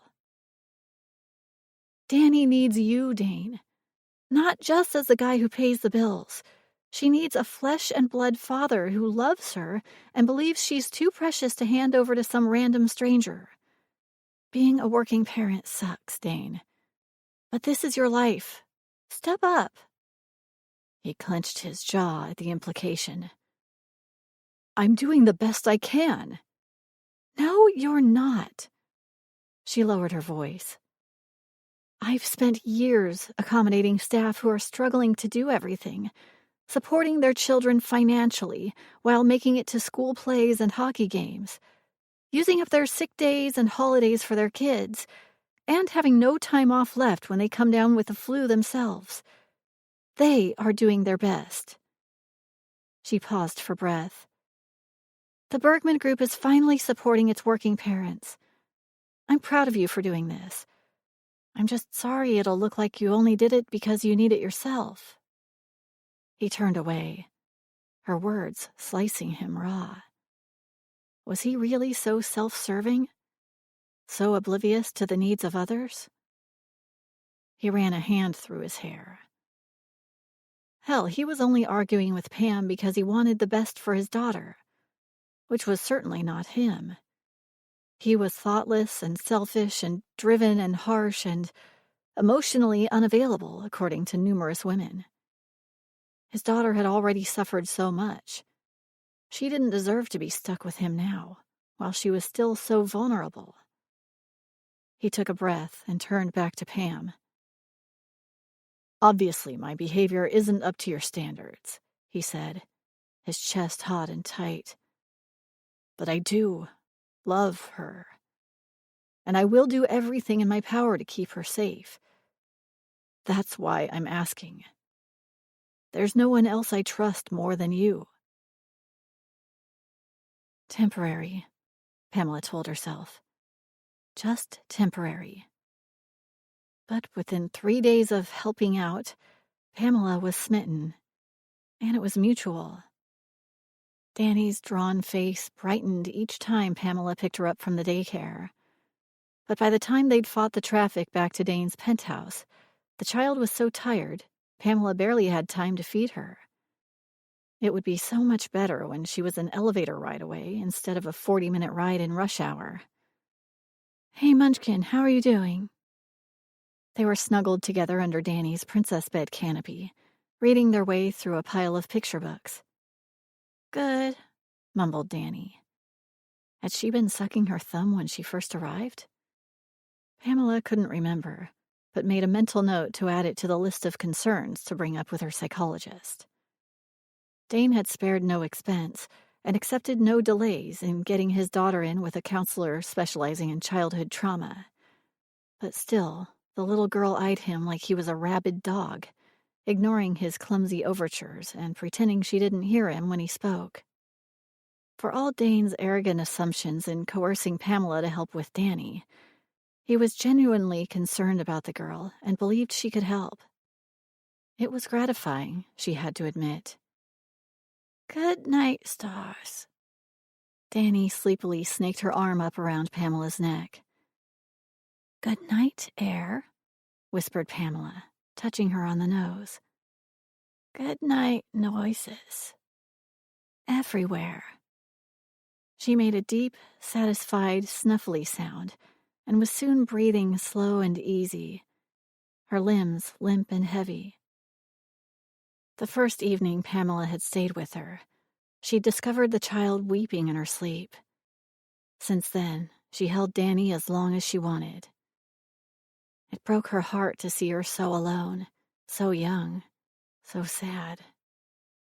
The little girl needed her daddy, all to herself for a while, his attention undistracted by work. Her cell phone bleeped from the other room. Pamela backed out, pulling the door to Danny's room closed quietly behind her. It was her mom.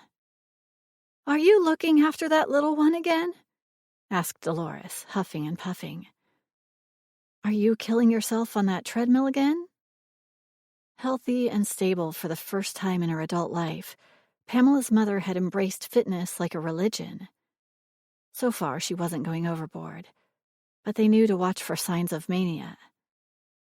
"I'm saving my life, unlike you." Mothers had a way of cutting to the heart of things.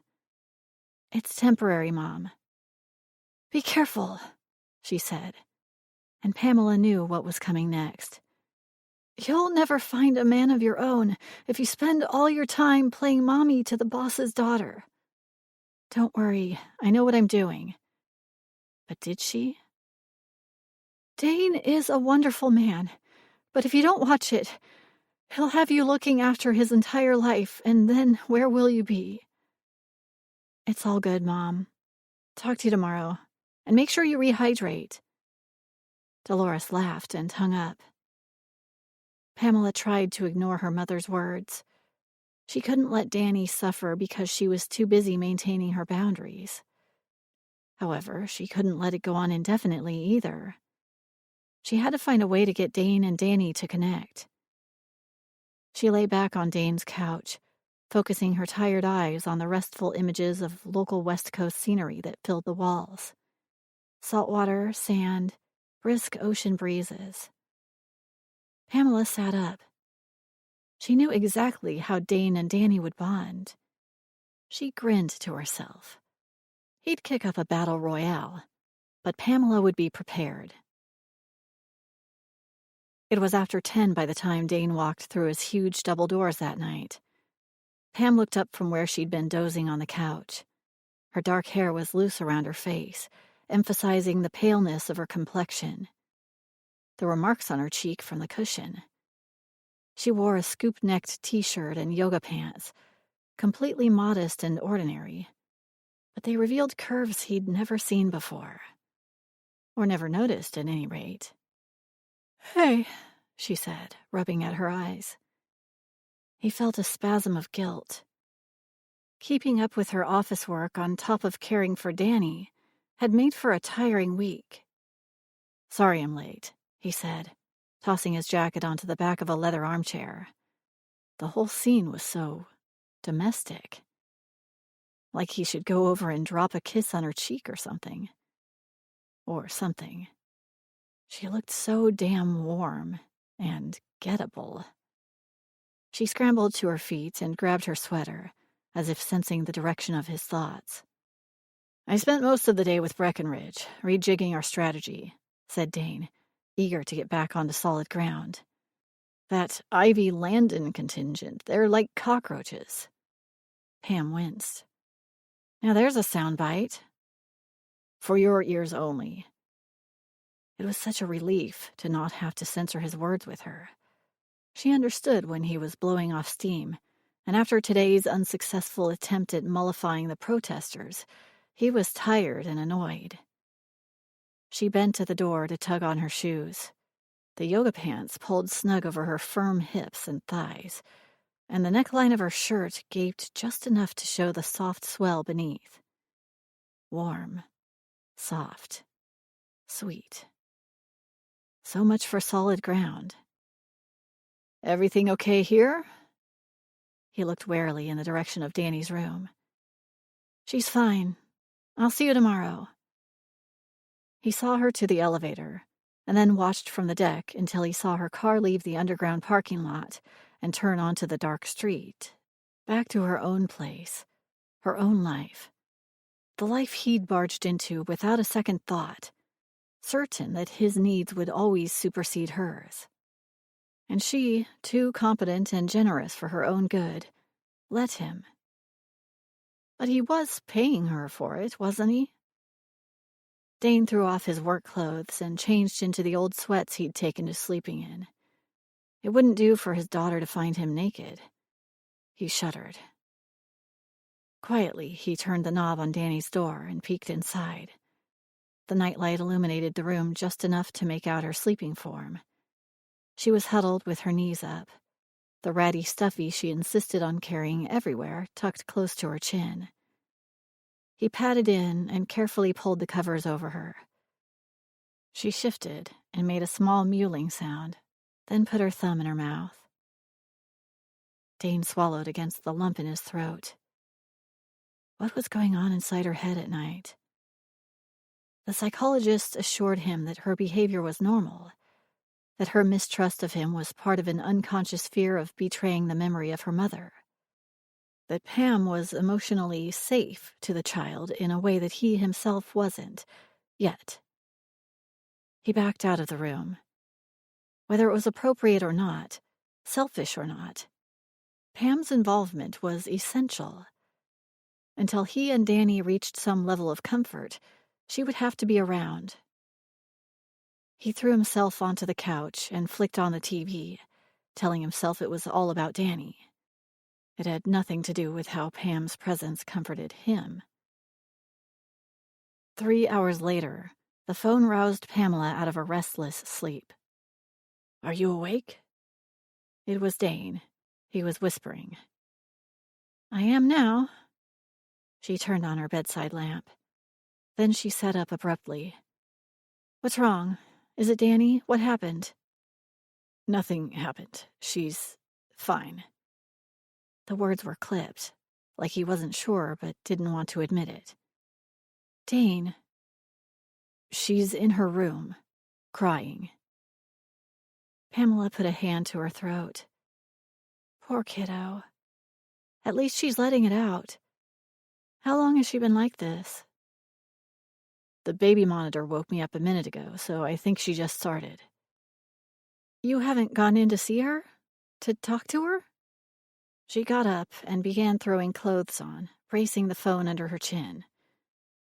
Dane, this is your chance to hold her, to let her know that you love her and will keep her safe.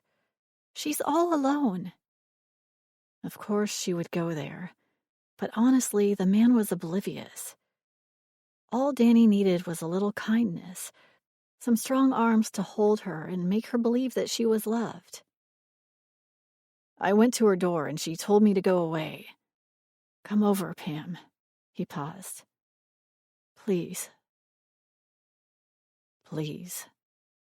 If there'd ever been any question about her response, she thought as she raced through the neon-lit streets. The way he'd said that last word took care of it. Maybe she was a pushover. Maybe this was all a mistake, and tough love was needed all around. But Dane wasn't shirking his duties. He just had no idea what to do. The second she tiptoed into Danny's room, the girl threw herself into Pamela's arms. She buried her face against Pamela's shoulder, her little body shaking with the force of her grief. As Pamela stroked Danny's soft curls, she looked up to see Dane hovering in the shadows. He held himself in perfect stillness, his expression blank, his eyes hooded. Then he backed out, his bare feet silent on the hard wood, and as the door closed, for just a moment, the hallway light shone on his face. He looked like a wounded animal. In that instant, she saw how he ached wordlessly, helplessly, for the sobbing little girl, and how much it cost him to be unable to meet her needs. Pamela wasn't just in deep. She was in over her head. "We need to talk." Dane looked up from his desk to see Pam standing before him, her arms crossed over her chest. He took a deep breath. No good ever came from those words. "What is it?" "I'm happy to continue looking after Danny on evenings you're stuck here. I've grown very fond of your daughter. But it's been a week, and you still barely know her. So until the two of you have bonded, I'm on strike." "Fine. Get me that list of nannies you think are so dreadful. One of them will fill in."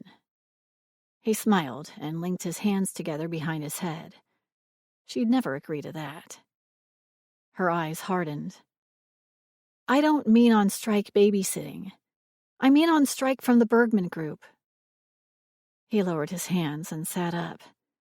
A chill ran through him at the thought of her leaving.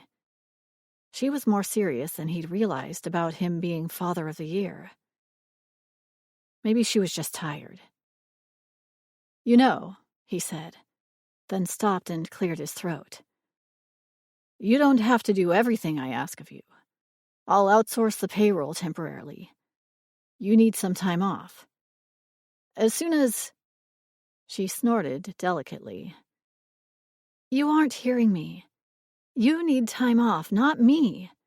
You and Danny. And for the record, it's not the things you ask me to do that are difficult. It's the things you don't even know you need that are exhausting. You're your own worst enemy. Did you know that, Dane Bergman?" Her eyes flashed most intriguingly. No one stood up to him the way she did. Who else could possibly have the guts to challenge him like this? For an assistant, she was a lot of work. On strike. An empty threat if ever he heard one.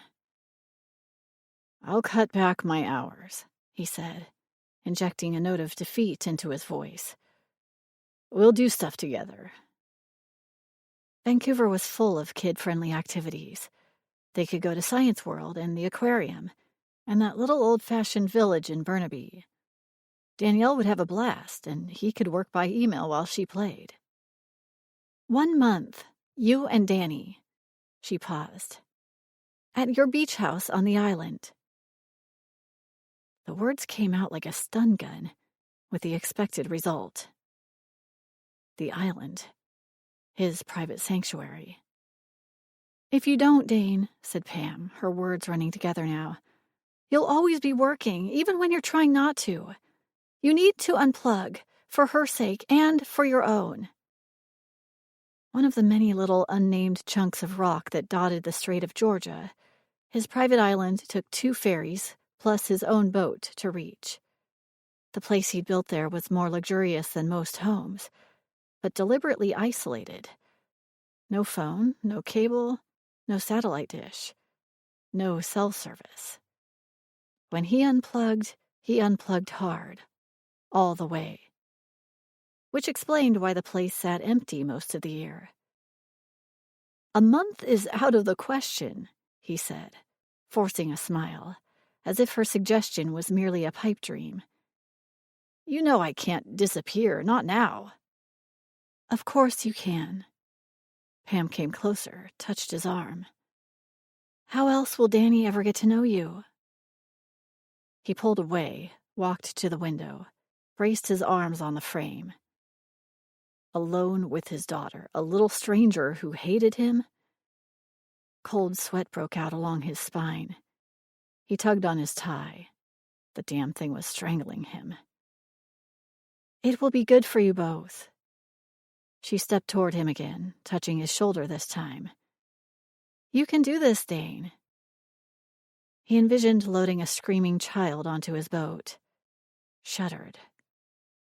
Dane turned around to face her, their bodies close enough to touch, and felt the temperature in the room spike, and saw his countermove. "I'll do it, Pam. A month on the island with Danny. But you have to come with us." She laughed. "Now you're spouting gibberish." He continued staring at her, and her smile faded. "I might be her father," he said slowly, "but I'm also a strange man contemplating taking a little girl to a secluded area." She clearly hadn't thought of that. She blushed and knitted her fingers together. A strand of smooth, dark hair slipped out of the knot at the back of her neck and fell over her cheek. She tucked it behind her ear impatiently. "Then get someone else to go with you. A friend, or someone from the kitchens." Something about her panic made him hold tighter to the idea. "You come or we don't go." "But Dane," she said, her face flaming now. "Think of what you're saying. People will think. They'll think." "What will they think, Pam?" This was becoming more entertaining each time she opened her mouth. He crossed his arms. "They'll assume we're having an affair." She looked straight at him, her gray eyes almost black. "An affair?" He nodded, as if considering it. "You're not really my type." "It's beyond ridiculous." She grimaced, a gesture that seemed unnecessarily dramatic. "But I'm telling you, people will talk. Is that what you want? A reputation as a playboy is one thing. A dalliance with a subordinate would not play well at all." Her cheeks were twin flags of color, her eyes sparking dangerously. "A dalliance?" he laughed. "Am I planning to steal your virtue? To besmirch your honor?" She ducked her head and looked away. "It will look suspicious," she said deliberately. "To others." "Who cares?" "I do."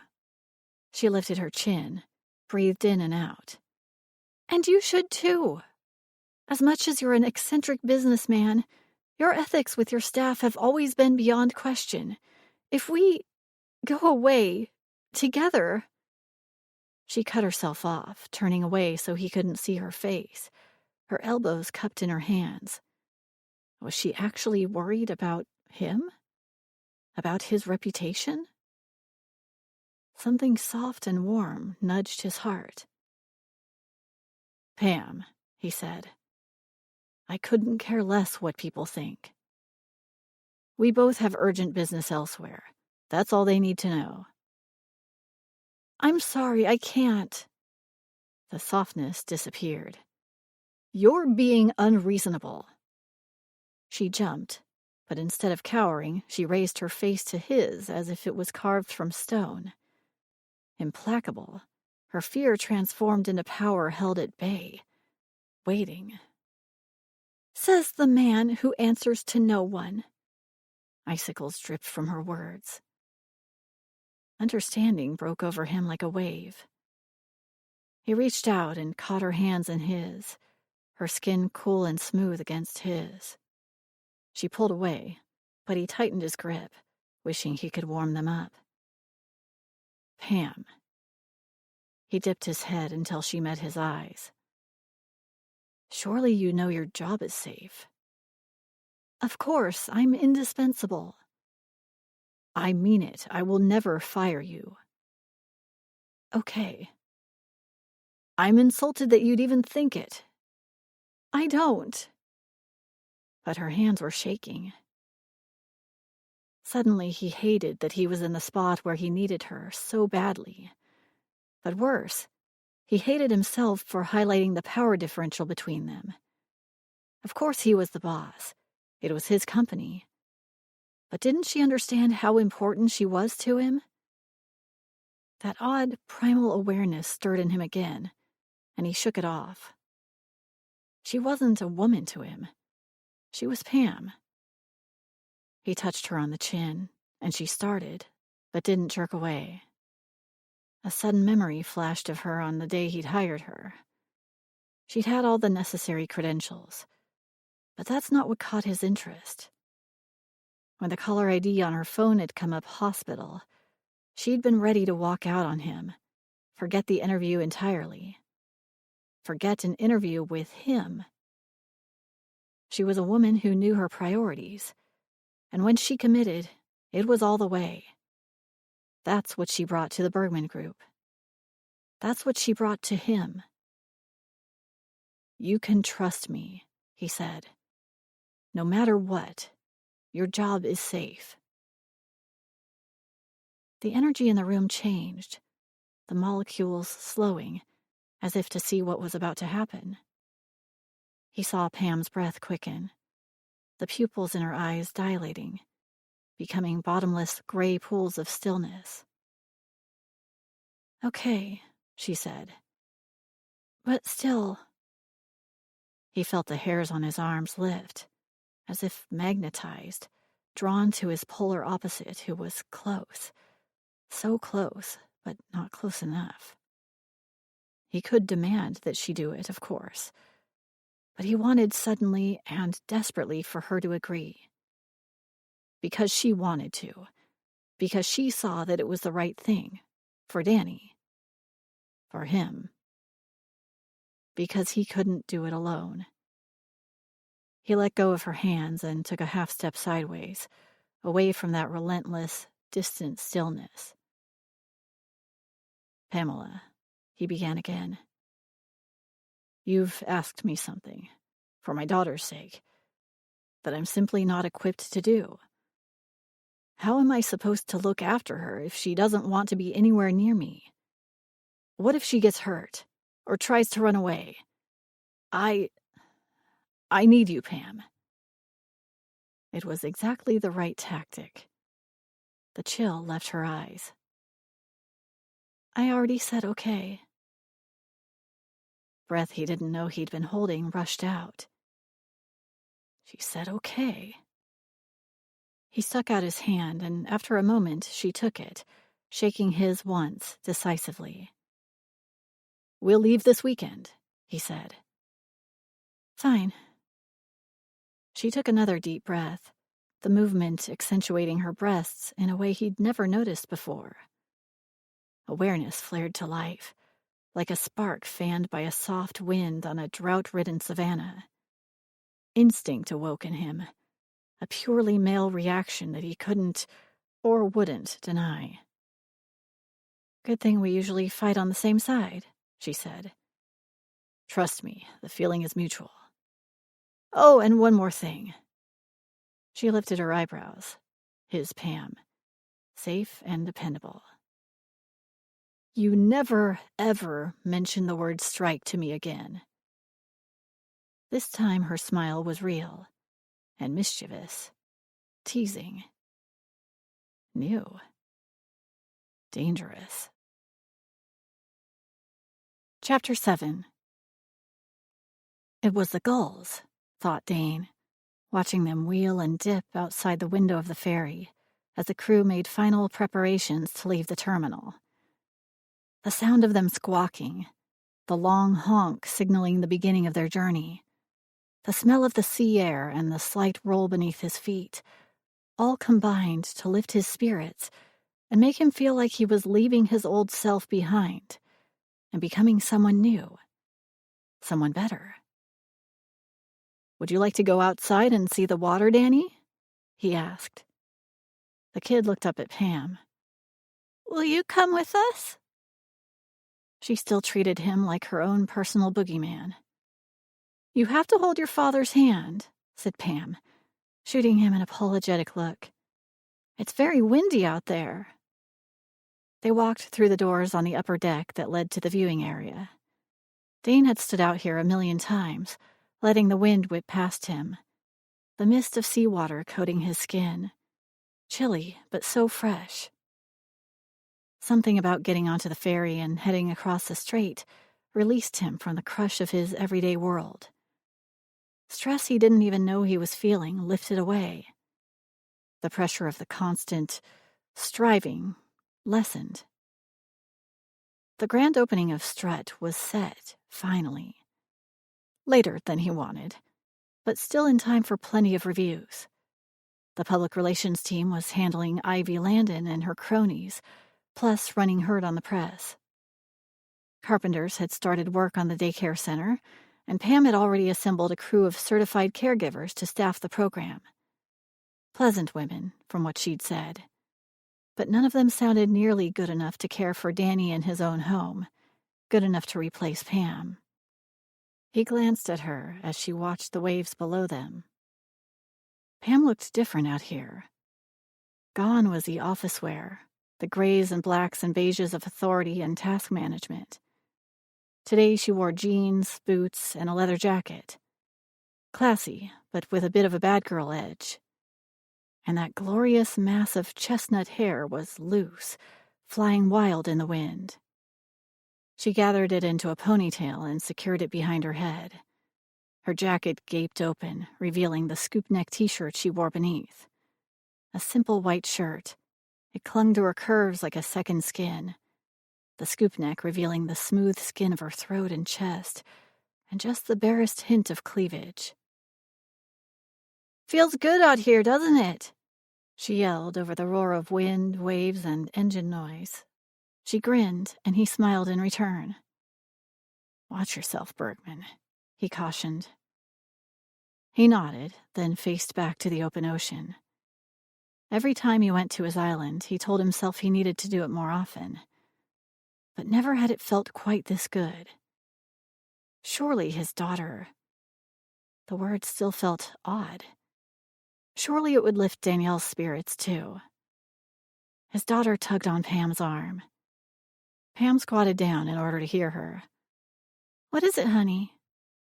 Then she shrugged off her leather jacket and slung it over Danny's shoulders. "She's cold."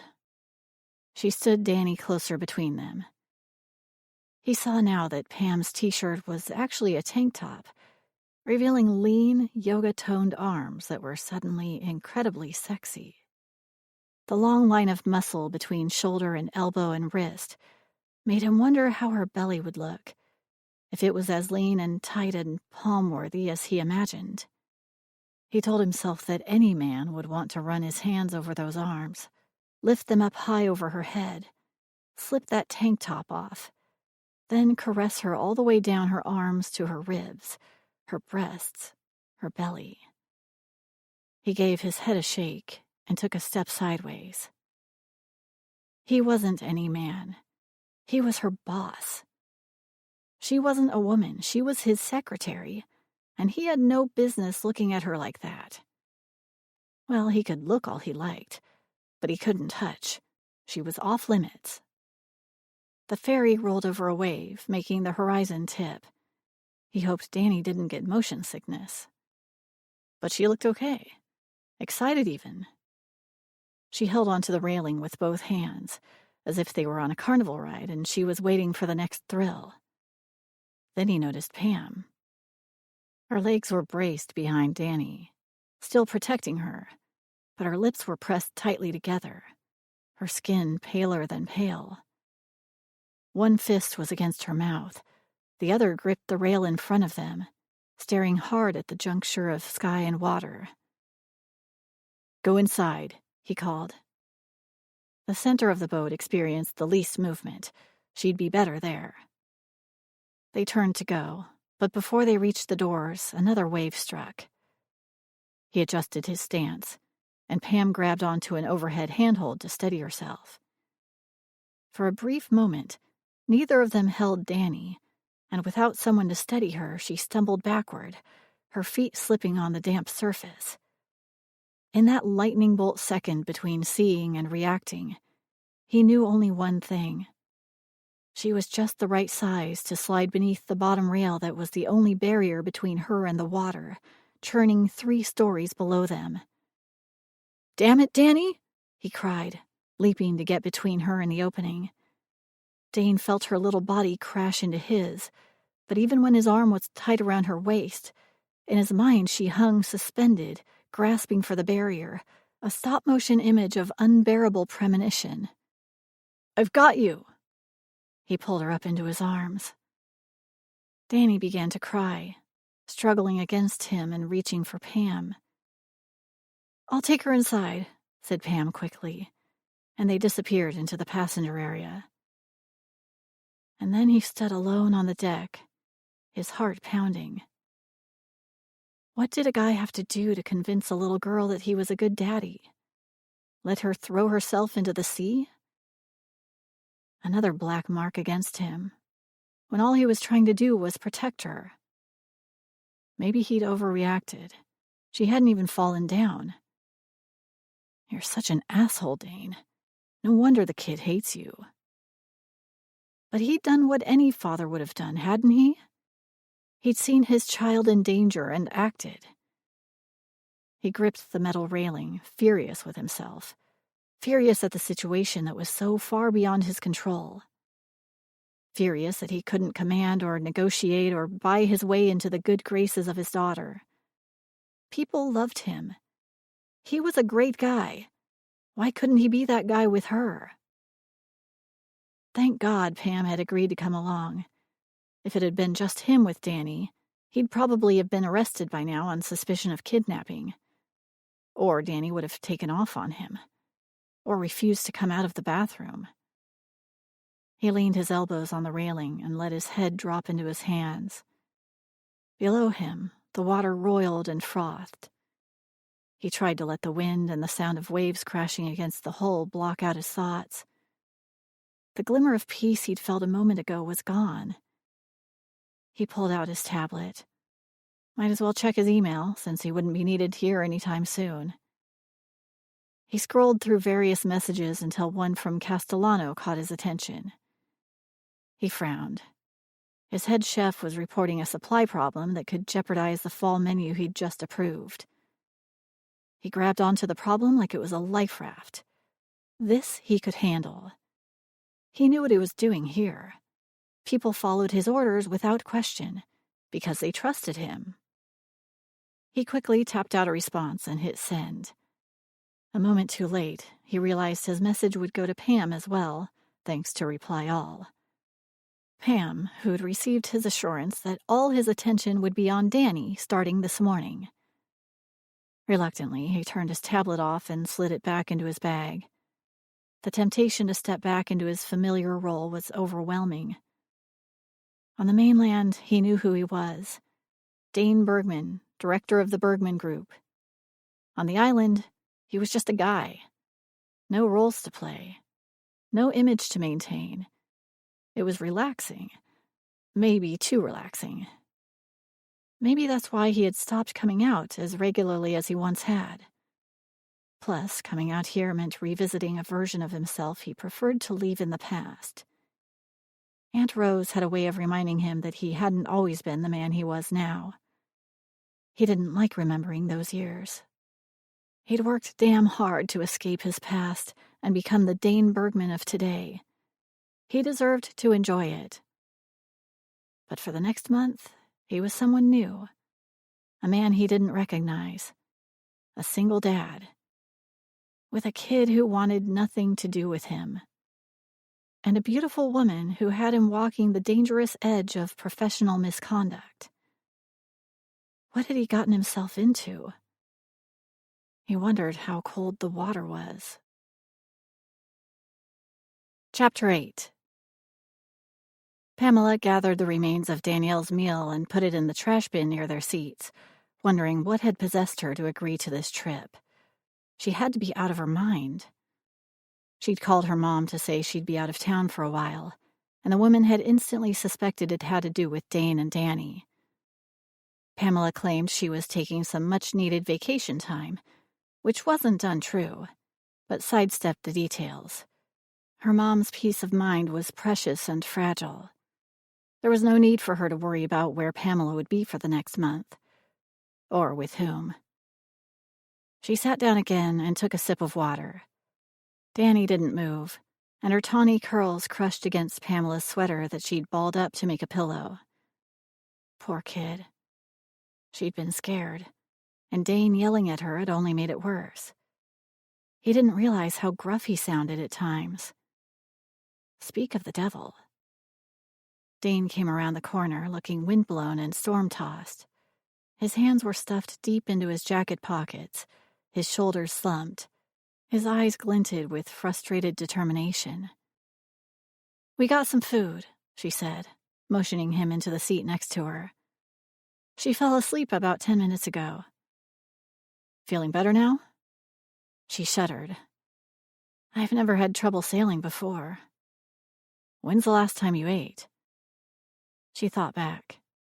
Had she had anything since breakfast? "You had coffee and a bagel in the office this morning. I haven't seen you eat anything since. You should know you can't sail on an empty stomach." She raised her eyebrows. He sounded almost like he cared. "I appreciate you explaining how my momentary bout of queasiness is my own fault." "I didn't say that."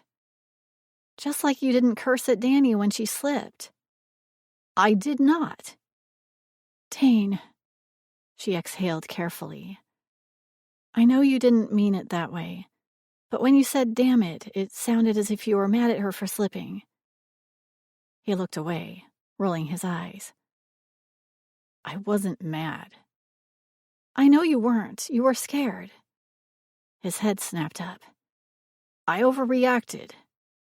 She knew an accusation of fear would get his attention. "That's right, because you were scared."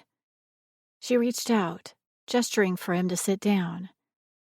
"You reacted exactly the way a parent should, and you should be proud of that. You didn't even know you were a parent a week ago, and now look at you, freaking out on the ferry like any new mother." He sat down carefully between her and Danny, keeping his distance, as if both of them were armed, ticking, and likely to go off if bumped. "Thanks for the encouragement," he said wryly. She patted his arm, deliberately jostling him. "No problem. You deserved it." "I guess I could work at being a little less king of the jungle-ish?" "I was going to say abrupt." This time he returned her smile, and she felt their usual ease return. Then ease turned to heat, and flames shot up, like someone had just turned on the gas. "Good thing I've got you to keep me in line," he said softly, without breaking eye contact. He pressed his lips together and took a step closer to her. He touched her hand just for a moment, but it seared through her skin, lighting a pathway up and down her body. She wanted to look away, but she couldn't move. "You know I appreciate this, Pam." It wasn't a question. "Appreciate what?" Her throat was dry. She blinked. His lips lifted in a small half-smile. "Your support, instruction, bullying, interference, meddling, you know." "Ah, that," said Pamela, nodding solemnly. "I did not, in fact." "Well, I do appreciate it." He looked away. His words were casual, his tone light. But she recognized both the struggle and his determination to express himself. He was so articulate, so charming, so prepared, that it almost felt like she was eavesdropping on something that was happening within himself, not meant for spectators. This was a private Dane that few saw. Instead, her mind returned to the memory of him touching her elbow the day he hired her and changed her life. "You've got a month to make my daughter like me," he said, stepping back. "Think you can do it?" It wasn't his daughter that needed the work, as he well knew. To have him do what was for him the equivalent of throwing himself at her mercy touched her deeply. "I can absolutely do it." Her smile wobbled, and she hoped he didn't notice. "But for the next month, I'm in charge. Can you handle that? You think I can't? The uncomfortable moment, now a challenge. His gaze darkened, like smooth tiger eyes underwater. I know you can't, but I'm willing to give it a try. The PA system dinged, instructing passengers to prepare for arrival. They both started and looked away, as if a bucket of cold water had been thrown on them. Good, they were getting carried away with the silly games. First stop, Nanaimo, Dane told her. Then a half-hour ride to Gabriola, where we'll switch to my boat. Will she stay asleep? His words were clipped, to the point, as if he was building a business strategy, but he glanced uncertainly at Danny. We should get some yogurt and fruit before we leave Nanaimo, she added without looking at Dane. Some instant mac and cheese, too. Canned tomato soup. Those are her favorites, apparently. She told you that, he said in disbelief. And without waterboarding, too. He acted as if every inroad she made with his daughter represented a barrier that he was unable to cross, as if her victory meant his defeat. Men and their zero-sum games. She was hungry, so I asked. She's not going to connect with you unless you make the first move. You have to make all the moves. She has to meet me halfway. No, Dane, she doesn't. Until you break through to her, it's all on you. His lips tightened. He knew he needed her help, but his biggest challenge would be to accept being taught. We can't stop in Nanaimo, or we'll miss our connection. Dane spoke in carefully measured syllables, ignoring her last comment. By the time we land on Gabriola, everything will be closed. I'll make a run first thing in the morning. Until then, she'll have to live on what I've got. If she knew Dane, his pantry was stocked with things like sun-dried tomatoes, jarred capers, and artichoke hearts, a variety of imported olive oils, anchovies, pickled asparagus, and spiced green beans. Any chance you've got Skippy peanut butter for toast in the morning?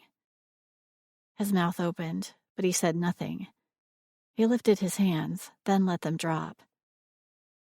It's okay, Dane. We'll manage. She reached over to pat his arm, but the boat rocked just then, and her hand landed on his thigh instead, and closer to his body than his knee. She jerked her hand back. Sorry. He blinked slowly at her. His eyebrows lifted, and she felt her face flame. He appraised her silently, giving no clues to his thoughts. She wished her face wasn't on fire. She wished she wasn't suddenly so aware of his physical presence, his maleness. Oh, this was bad. Very bad. The engine noises changed just then, and the ferry lurched, indicating that they were nearing their destination. Danny lifted her head and blinked blearily. Are we there yet? Almost, said Dane with false heartiness. Are you having fun? Danny's face closed, and she climbed into Pamela's lap. There was no need to worry about her little slip, she reminded herself. Dane couldn't read a female if she was wrapped in the newspaper. Almost there, repeated Dane. He reached a hand out to pat his daughter's back, then withdrew it. He wasn't almost there. He had a long, long way to go. It was late by the time they arrived at the dock, and later still before they'd gotten Danny settled into bed. Pam looked exhausted, and he felt that way himself. Aunt Rose looked after his place when he wasn't there, and she did a great job. The stainless steel appliances gleamed. The granite-topped island shone like glass. His copper-bottomed pots sparkled from the hanging rack. And as a welcoming touch, fresh-cut flowers added a splash of color, making the place look homey. He suppressed his guilt about how much she'd done out of eagerness to see him again. She understood how busy he was. She had also left a carton of milk in the fridge and a basket of fruit on the counter. Rose was going to be in pseudo-granny heaven when she met Danny. At least this time, Danny couldn't complain there was no milk. But he'd forgotten to pick up a loaf of the country white from Creative that Danny deemed acceptable, and he wasn't about to buy the sliced, mass-produced abomination sold in corner stores. They served nothing but house-made, fresh-baked bread at his establishments. From oven to table, on tiny wooden cutting boards, rustic sourdough loaves in the pub and brewery, classic French baguettes in the restaurant. Bergman meals were known for the bread that accompanied them. Factory-made, pre-packaged styrofoam crap wouldn't tarnish his kitchens, commercial or private, not while he was alive. "Danny can have a glass of milk and a banana in the morning," he said to Pam. Then he sighed. "She's going to want toast, isn't she?" "It's kind of a breakfast staple," said Pam. "Where do you want me?" She stood there with her suitcase, looking questioningly at the hallway, apparently unaware of what she'd just said. Where did he want her? The master suite, the couch, the laundry room, the deck. He gave his head a shake. Where the hell had that come from? "Take the room at the end," he said finally. "You get settled," he added. "I'll find us something to eat." "I'm not hungry," she said quickly. "I think I'll just go straight to bed."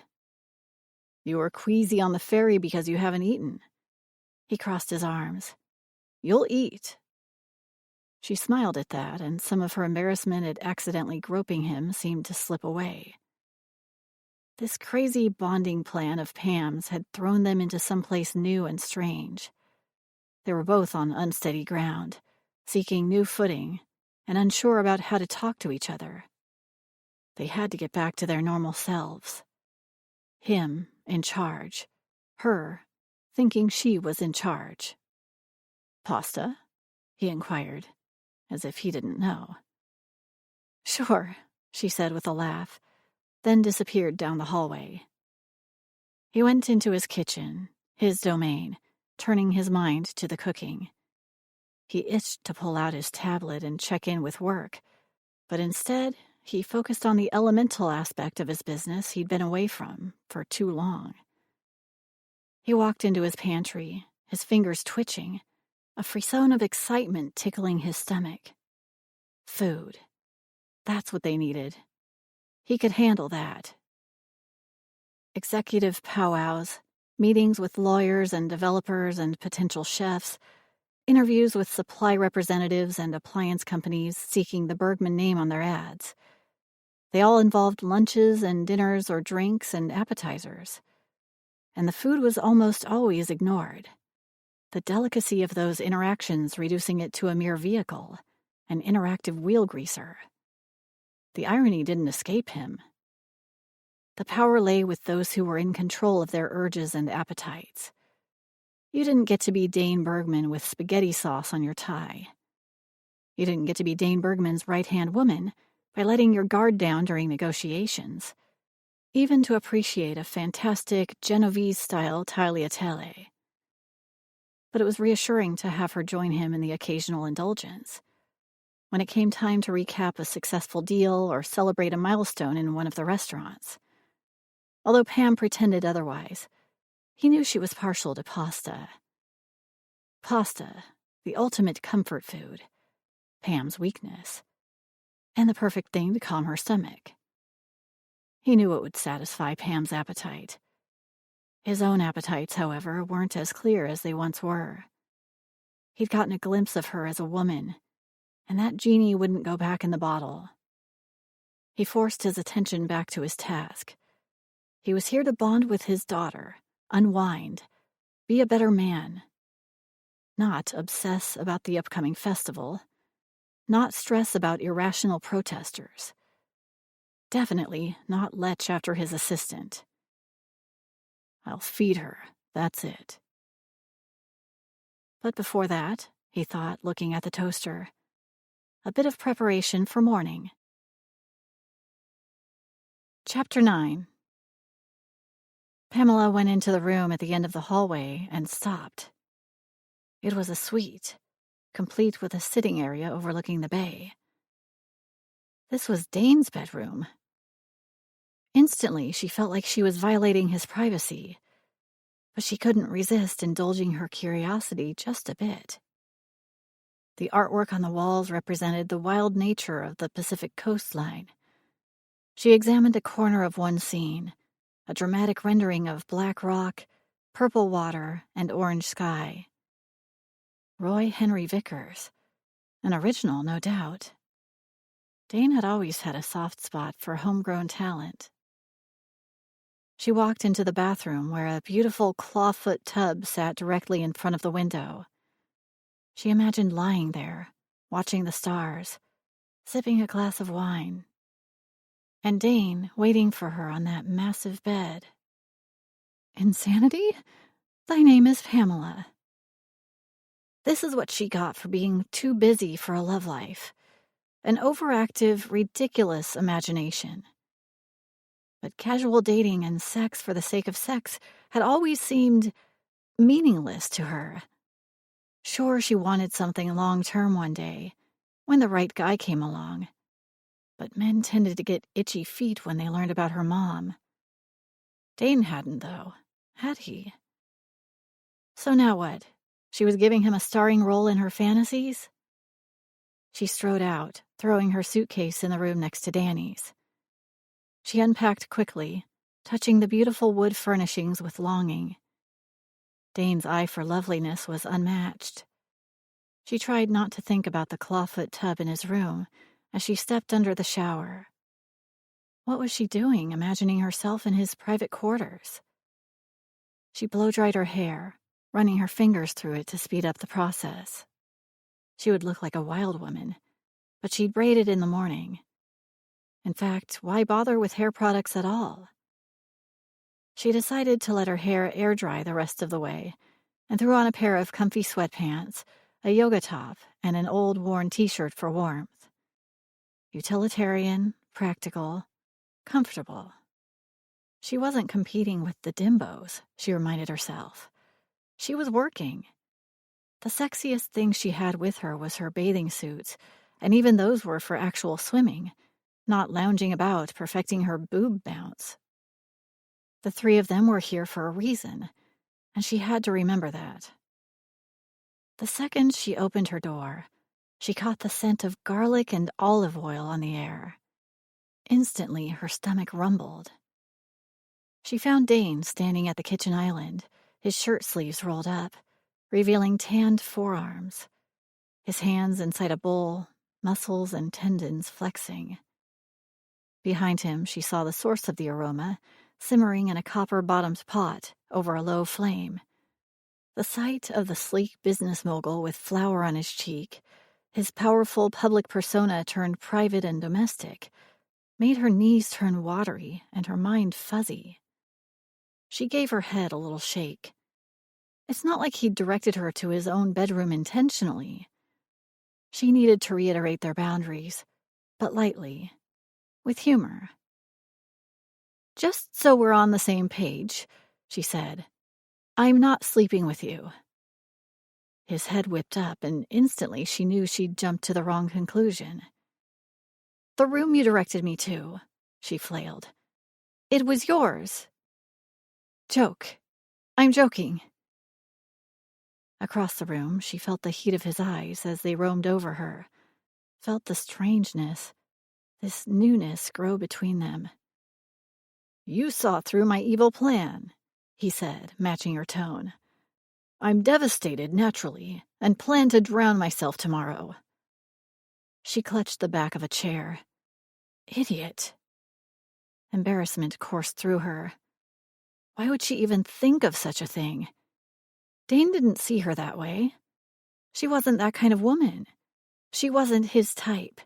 He'd said so himself. "That's more like it," she managed. If things were weird between them, it was because they were navigating the waters of friendship. And friendship between a man and a woman always had to get past the murky channel of sexual awareness. But were her physical charms so non-existent as to be laughable? She wasn't disappointed. Was she? He smiled, a slow spread of amusement over his chiseled features. You'll have to stop dressing so provocatively, though, you temptress. Something about his tone made her think that perhaps he was struggling with the same awareness. She looked down at the ratty t-shirt that tied her outfit together.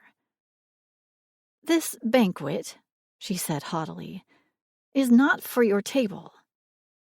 His eyes glittered, and as much as the banter had her off balance, she preferred him this way, rather than the puzzled, defeated Dane she saw on the ferry. She sat down at the granite-topped island. Her face was still burning, but she tried to adopt a casual air. "What's that?" She gestured to a foil-wrapped package he'd taken out to thaw. He washed his hands, covered the bowl with a cloth, and placed it in the wall oven. "I'm making stock. Tomorrow we'll have minestrone. Surely Danny will eat that." "Homemade?" "I'm Dane Bergman. Of course it's homemade."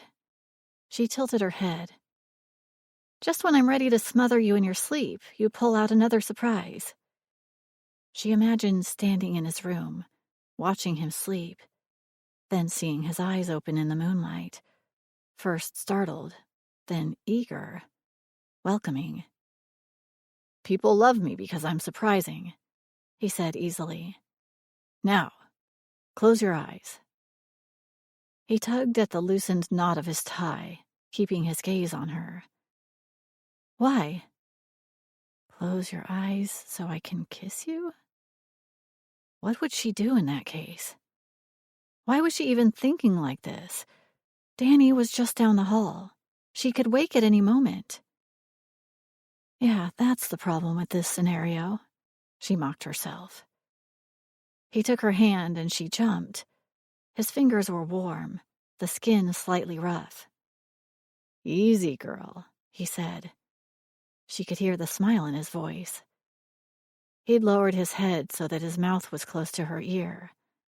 She felt his body heat radiating toward her, without any contact.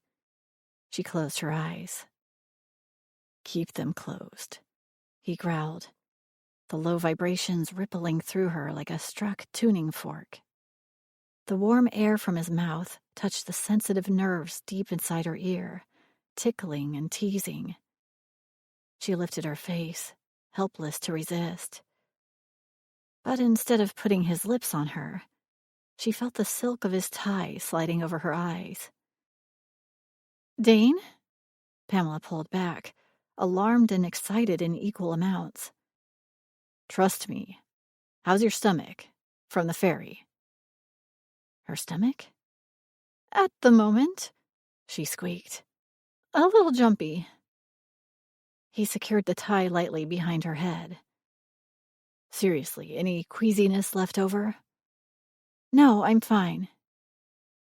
She felt him place a chilled glass in her hand. "You're good with wine. I'm thinking of adding this one to our list, and I want your opinion. Blind. No clues. No looking at the bottle or the color or anything." She felt knocked off kilter. Hope and expectations and good sense clattering against each other like livestock in a train car. He'd asked her to taste wine blindfolded before, when he was considering adding a new supplier to his wine list.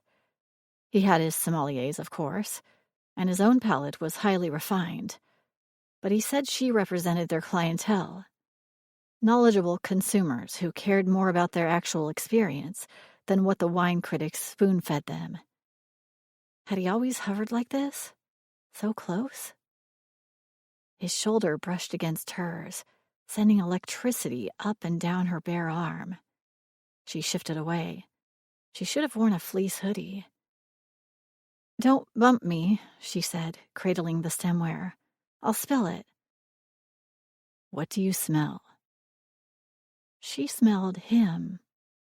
The Clive Christian was almost gone, wiped away by the salty ocean air and their long day. Now she smelled his hair, full of wind and cedar, the freshness of his cotton shirt and the slight tang of his skin, which combined with a rich, round, yeasty smell, made her want to lick him. Pam? Give me a minute, and stop crowding me. He didn't want to know what he smelled like. She hastily put her nose into the glass and inhaled deeply. Citrus, for sure, she said, forcing herself to focus. Bell pepper. A hint of black pepper, too. Bright. A clear aroma, if that makes any sense. I like it. Taste it now. He touched her back as if to encourage her, and jolts of heat fired throughout her body. With her elbows on the island, her back felt exposed, like he could slide onto the stool behind her and envelop her with his body. Her glass jostled, and she accidentally took an overlarge sip, gulping the mouthful like a lumberjack chugging beer. She wiped her mouth, feeling like an idiot. Can I take off the blindfold? No, said Dane. Here, have a sip of water. He lifted a second glass to her mouth, guiding her face with his lean, elegant hands. When he removed the glass, one finger trailed just briefly from her cheek to her chin to her jaw, almost touching her ear. She shuddered as nerves she didn't even know she had leaped up, flash mob style, singing in chorus. Now, try again. Dane's voice was a caress, stroking the plucked nerves in her ear. She took a slow sip, breathing through it to let the full flavor develop. Then she rolled it over her tongue, feeling the texture and weight of it before swallowing. It's lovely, she said. Crisp, green tasting. It would make a wonderful patio sipper. For the summer list at the station. That's exactly what I thought, too. Ideas on the grape? I'd say Sauvignon Blanc, but it's not quite like what I'm used to. I'm not sure. Okay, now keep your eyes closed, but taste this. See if it makes a difference. He touched her chin with his knuckle, and she opened her mouth. She smelled something herbal and savory. She bit down. His finger grazed her lip, sending a shock of heat through her, and nearly dropped the morsel. It crunched like a piece of Melba toast, and on top, a thin slice of cucumber and fresh herbs. Is that dill? Her voice was shaky. A chuckle rumbled low in his throat. And tarragon. Now, another sip. This time, the flavor of the wine was even better. It's got to be a Sauvignon Blanc. He touched the back of her head, and she felt the silk slip away from her face. She blinked once or twice. Dane was looking intently at her. He lifted his glass to hers, touching it gently until it made the musical clink. The girl knows her wine. It is a Sauvignon Blanc, but it's from the Okanagan. Warmth spread through her that had nothing to do with the wine. She took another sip. A BC Sauv Blanc. Impressive. It'll be perfect for our Eat Local promotion. His chest rose at her words. He seemed inordinately pleased by her reaction. He was pleased. She was pleased. There was altogether too much pleasure going on between them. What, would you pair it with? Focus, Pamela. Simple foods, soft, unripened cheese, pasta. Try this. He set a bowl in front of her, a lovely stoneware dish with a bright pattern that made her think of Italy. It was beautiful, setting off the steaming pasta inside. Instantly, her mouth began watering, and her stomach rumbled again. Tagliatelle with olive oil, capers, and lemon juice. I'd like Chef Castellano to work up a dish like this for next year's menu. She put a couple of pieces in her mouth. The flavors melded perfectly. Add a bit of goat cheese and I'm in heaven, she said. His eyes widened slightly, and he tipped his head toward her. We'll get some tomorrow. She couldn't help smiling. Another reason she could never quit her job. Dane's passion was genuine and contagious, and he loved nothing better than to share it with others. "I'll add that winery to our list of suppliers," he said, jotting a note in his tablet. "When we get back," said Pam, reminding herself this was his vacation, his break to focus on Danny. "Right." They sipped in tandem, and she had the strange feeling that something else had happened here. He was watching her a little too intently, as if her enjoyment of the meal was especially important to him. He'd hosted parties, dinners, lunches, gala events for restaurateurs, chefs, and foodies from up and down the West Coast. She'd never seen him break so much as a sweat. Then again, it was rarely his own hands on the food. "You're really good at this, Dane," she said. "Think I've still got it, then?" He looked down and wiped at the glistening counter with a white bar cloth, as if her answer mattered not at all. He was insecure about his cooking. The thought brought a sudden warmth to her chest. Dane the powerful, Dane the admired, king of all he surveyed, was looking to her for affirmation. She waited until he met her eyes. "You're a little rusty." His lips parted, and she heard the quick intake of breath. Then he grabbed a dish towel and tossed it at her. She ducked, laughing. "It's okay. A month of practice will get you back into the swing of things." They finished eating, and after they cleaned up, she went to the guest suite. She could hear him moving about the cottage for quite some time after she put her head on the pillow. After the frustrations of the day, she was pleased that he'd had a smile on his face when she left. Dane didn't do well with frustration, and neither did she. She shivered, remembering that thing he did with the blindfold, and the sense of anticipation she felt, waiting for him to do whatever he was going to do, trusting him, despite the uncertainty. Of course she trusted him. But the danger was real. She had to remember that. Dane was the risk-taker. Sober second thoughts were her territory, and he relied on her for that. It would be up to her to make sure they didn't make an enormous mistake during the next few weeks. But as she lay there, waiting for sleep to come, listening with comfortable recognition to his movements, she knew she was going to be her own worst enemy. Just as she began drifting off, a lovely aroma drifted into her room, lightly tickling her memory.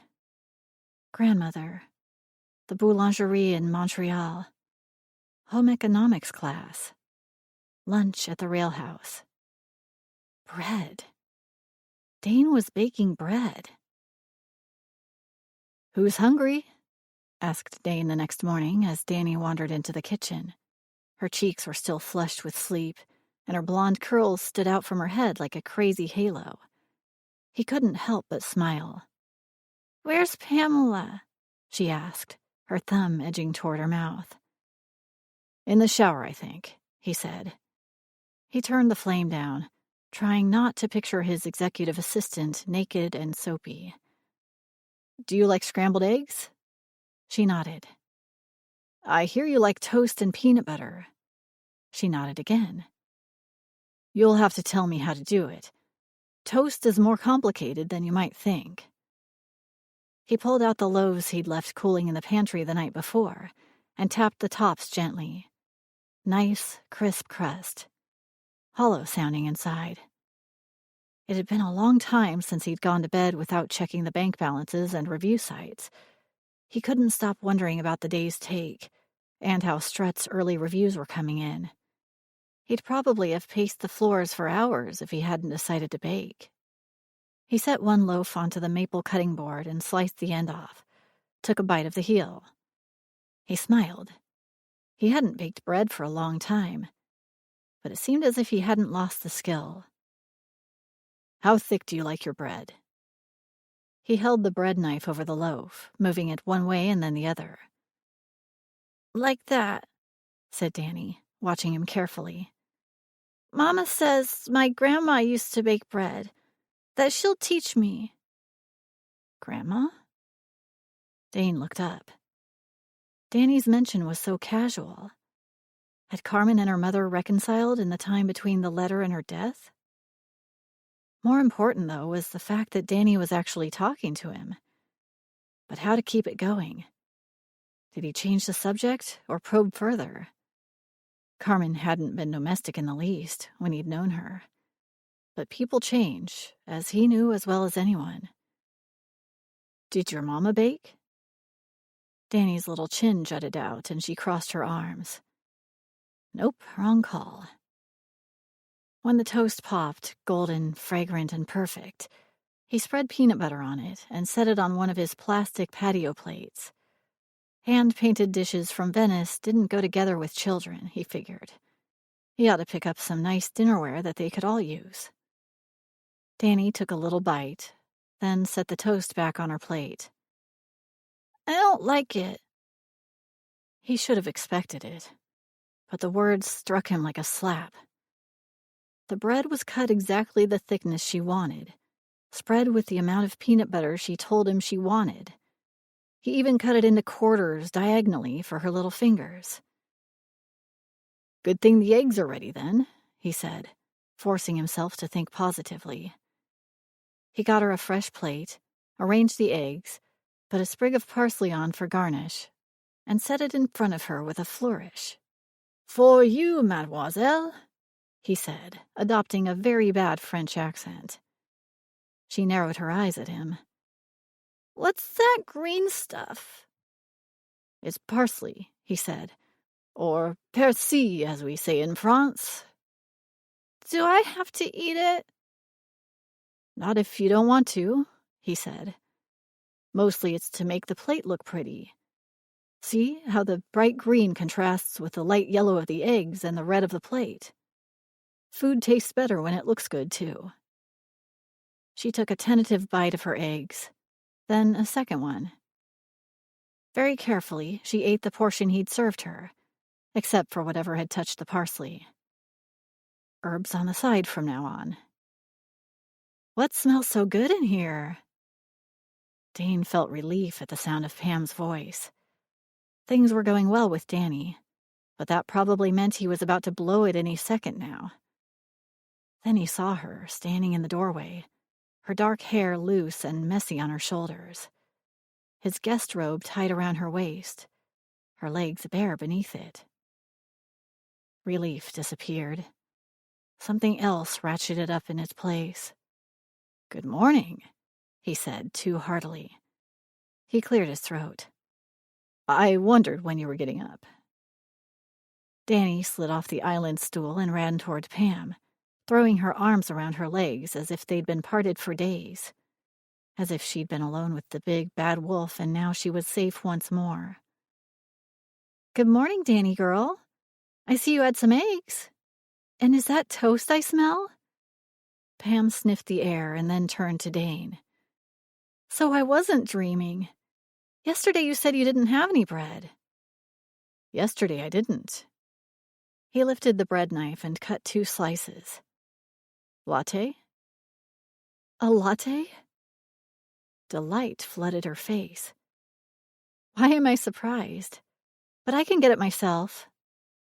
She stood up, but then paused, frowning at his Mirage Hydrocompresso. On second thought, I'm not licensed to fly spacecraft. Never mind, he said with a laugh. The lever-action espresso machine brewed wickedly delicious coffee, but it was as intimidating as it was expensive. This is my domain, Pam. You might be in charge of, you know. He looked at Danny. But for the next month, instead of you looking after me, how about I look after you instead? Making her a cup of fancy coffee wasn't exactly what sprang to mind when he thought about taking care of her needs. As she tightened her robe over her chest, he wondered if the same thought occurred to her. Of course not. What was he thinking? He reminded himself of her concerns that this month would change their professional relationship, put her job in jeopardy, Whatever his natural reactions to her proximity, he had to keep himself in check. "Your toast is up." He passed her the plate. Pam looked down. "Dane, did you honestly stay up late baking bread?" He shrugged. "Technically, it was this morning." She looked at Danny, then back at him, her eyes bright with compassion. "Above and beyond, my friend." He took the pan off the stove and served Pam a portion of eggs. "A swing and a miss, my friend. But at least the eggs fit the bill." She was looking at him the way a teacher looked at a student who was a little slow but meant well and would hopefully do better next time. He didn't like it. He was Dane Bergman, damn it. A little girl wasn't going to defeat him. They just needed more time. Although the kid was studiously ignoring them, still focused on shredding the greenery polluting her breakfast. "The weather's great today," he said, rinsing the egg pan. "How about we go for a walk?"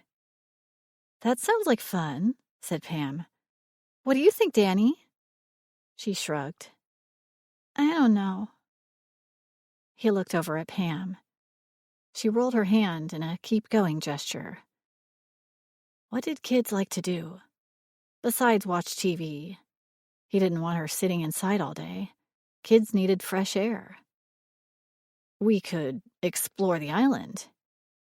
Danny said nothing. "What sort of things might we see, Dane?" asked Pam, sounding like a tour guide's sidekick. "Lots of things." "Like what?" "I don't know. Buried treasure." Danny's head snapped up, but then her eyes narrowed. "Really?" "Well," he said, "I don't know for sure there's any treasure on the island, but there might be. How will we know if we don't look?" Danny bit her lip and turned back to her parsley destruction project. "I suppose I could show you the caves," he continued, injecting a note of reluctance into his voice. "Caves?" said Danny, her eyes wide. "I want to see caves." Danny jumped off her stool and stood in front of Dane, clapping her hands. It was the most excitement he'd seen from her yet. He felt his chest swell at her excitement. "Are they safe?" asked Pam. "Sure, they're safe," he said. Then he put his head closer to Danny's. "She's a worrywart, isn't she?" "My mommy says worrywarts keep people safe."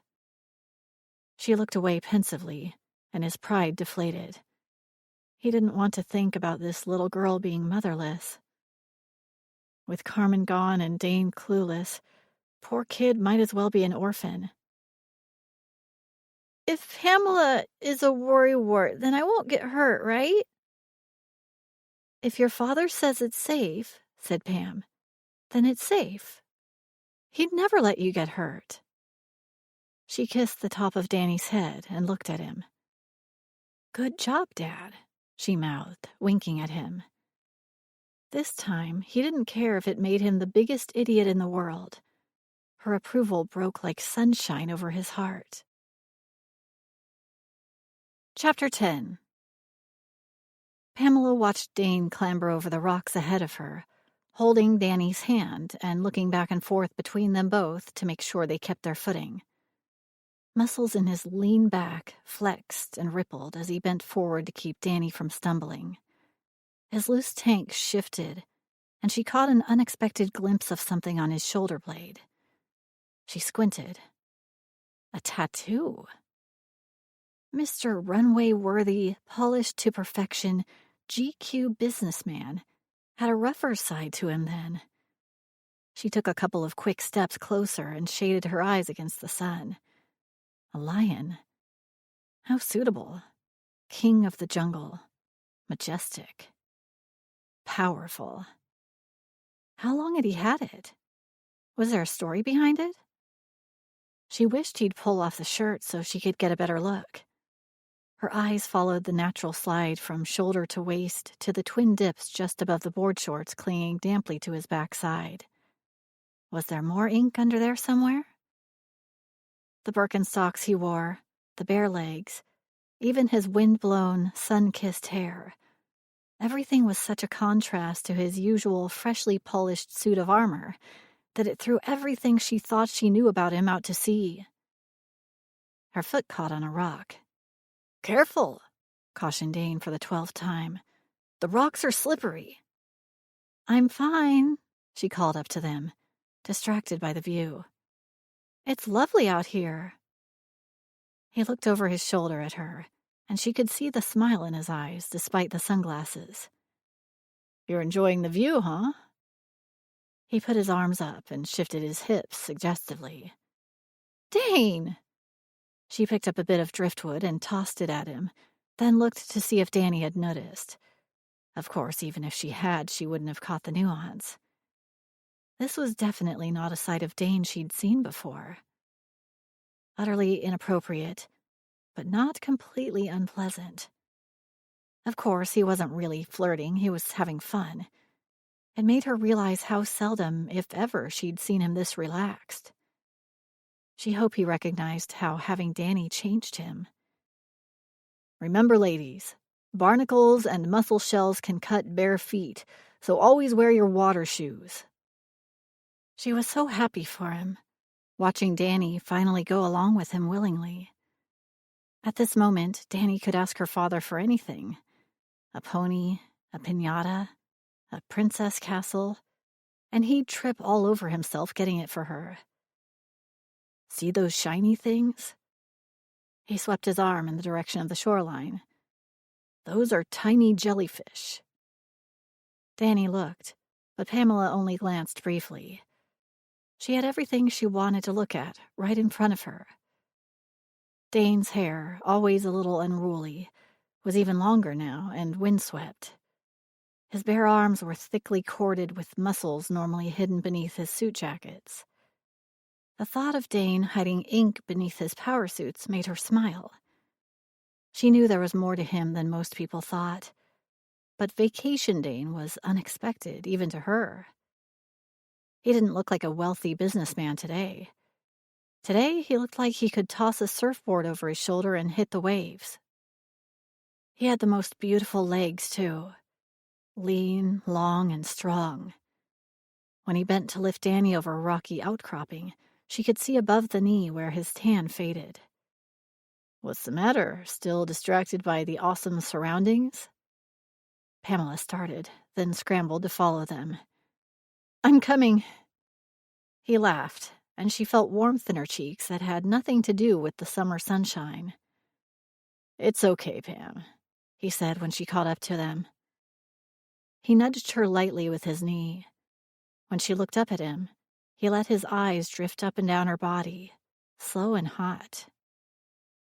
"I'm a little distracted by the surroundings myself." She snorted and gave him a shove. "Knock it off!" The man was a born flirt. He was just joking around now, using humor to diffuse another potentially awkward moment. That's all. But there was no denying the quiver of delight that she felt at his words. Once over the rocky area, they followed along the sandy beach, watching as gulls pecked through bull kelp tossed up by the tide. "Hey, Danny, watch this." Dane squatted down beside a rock that was half submerged in briny water.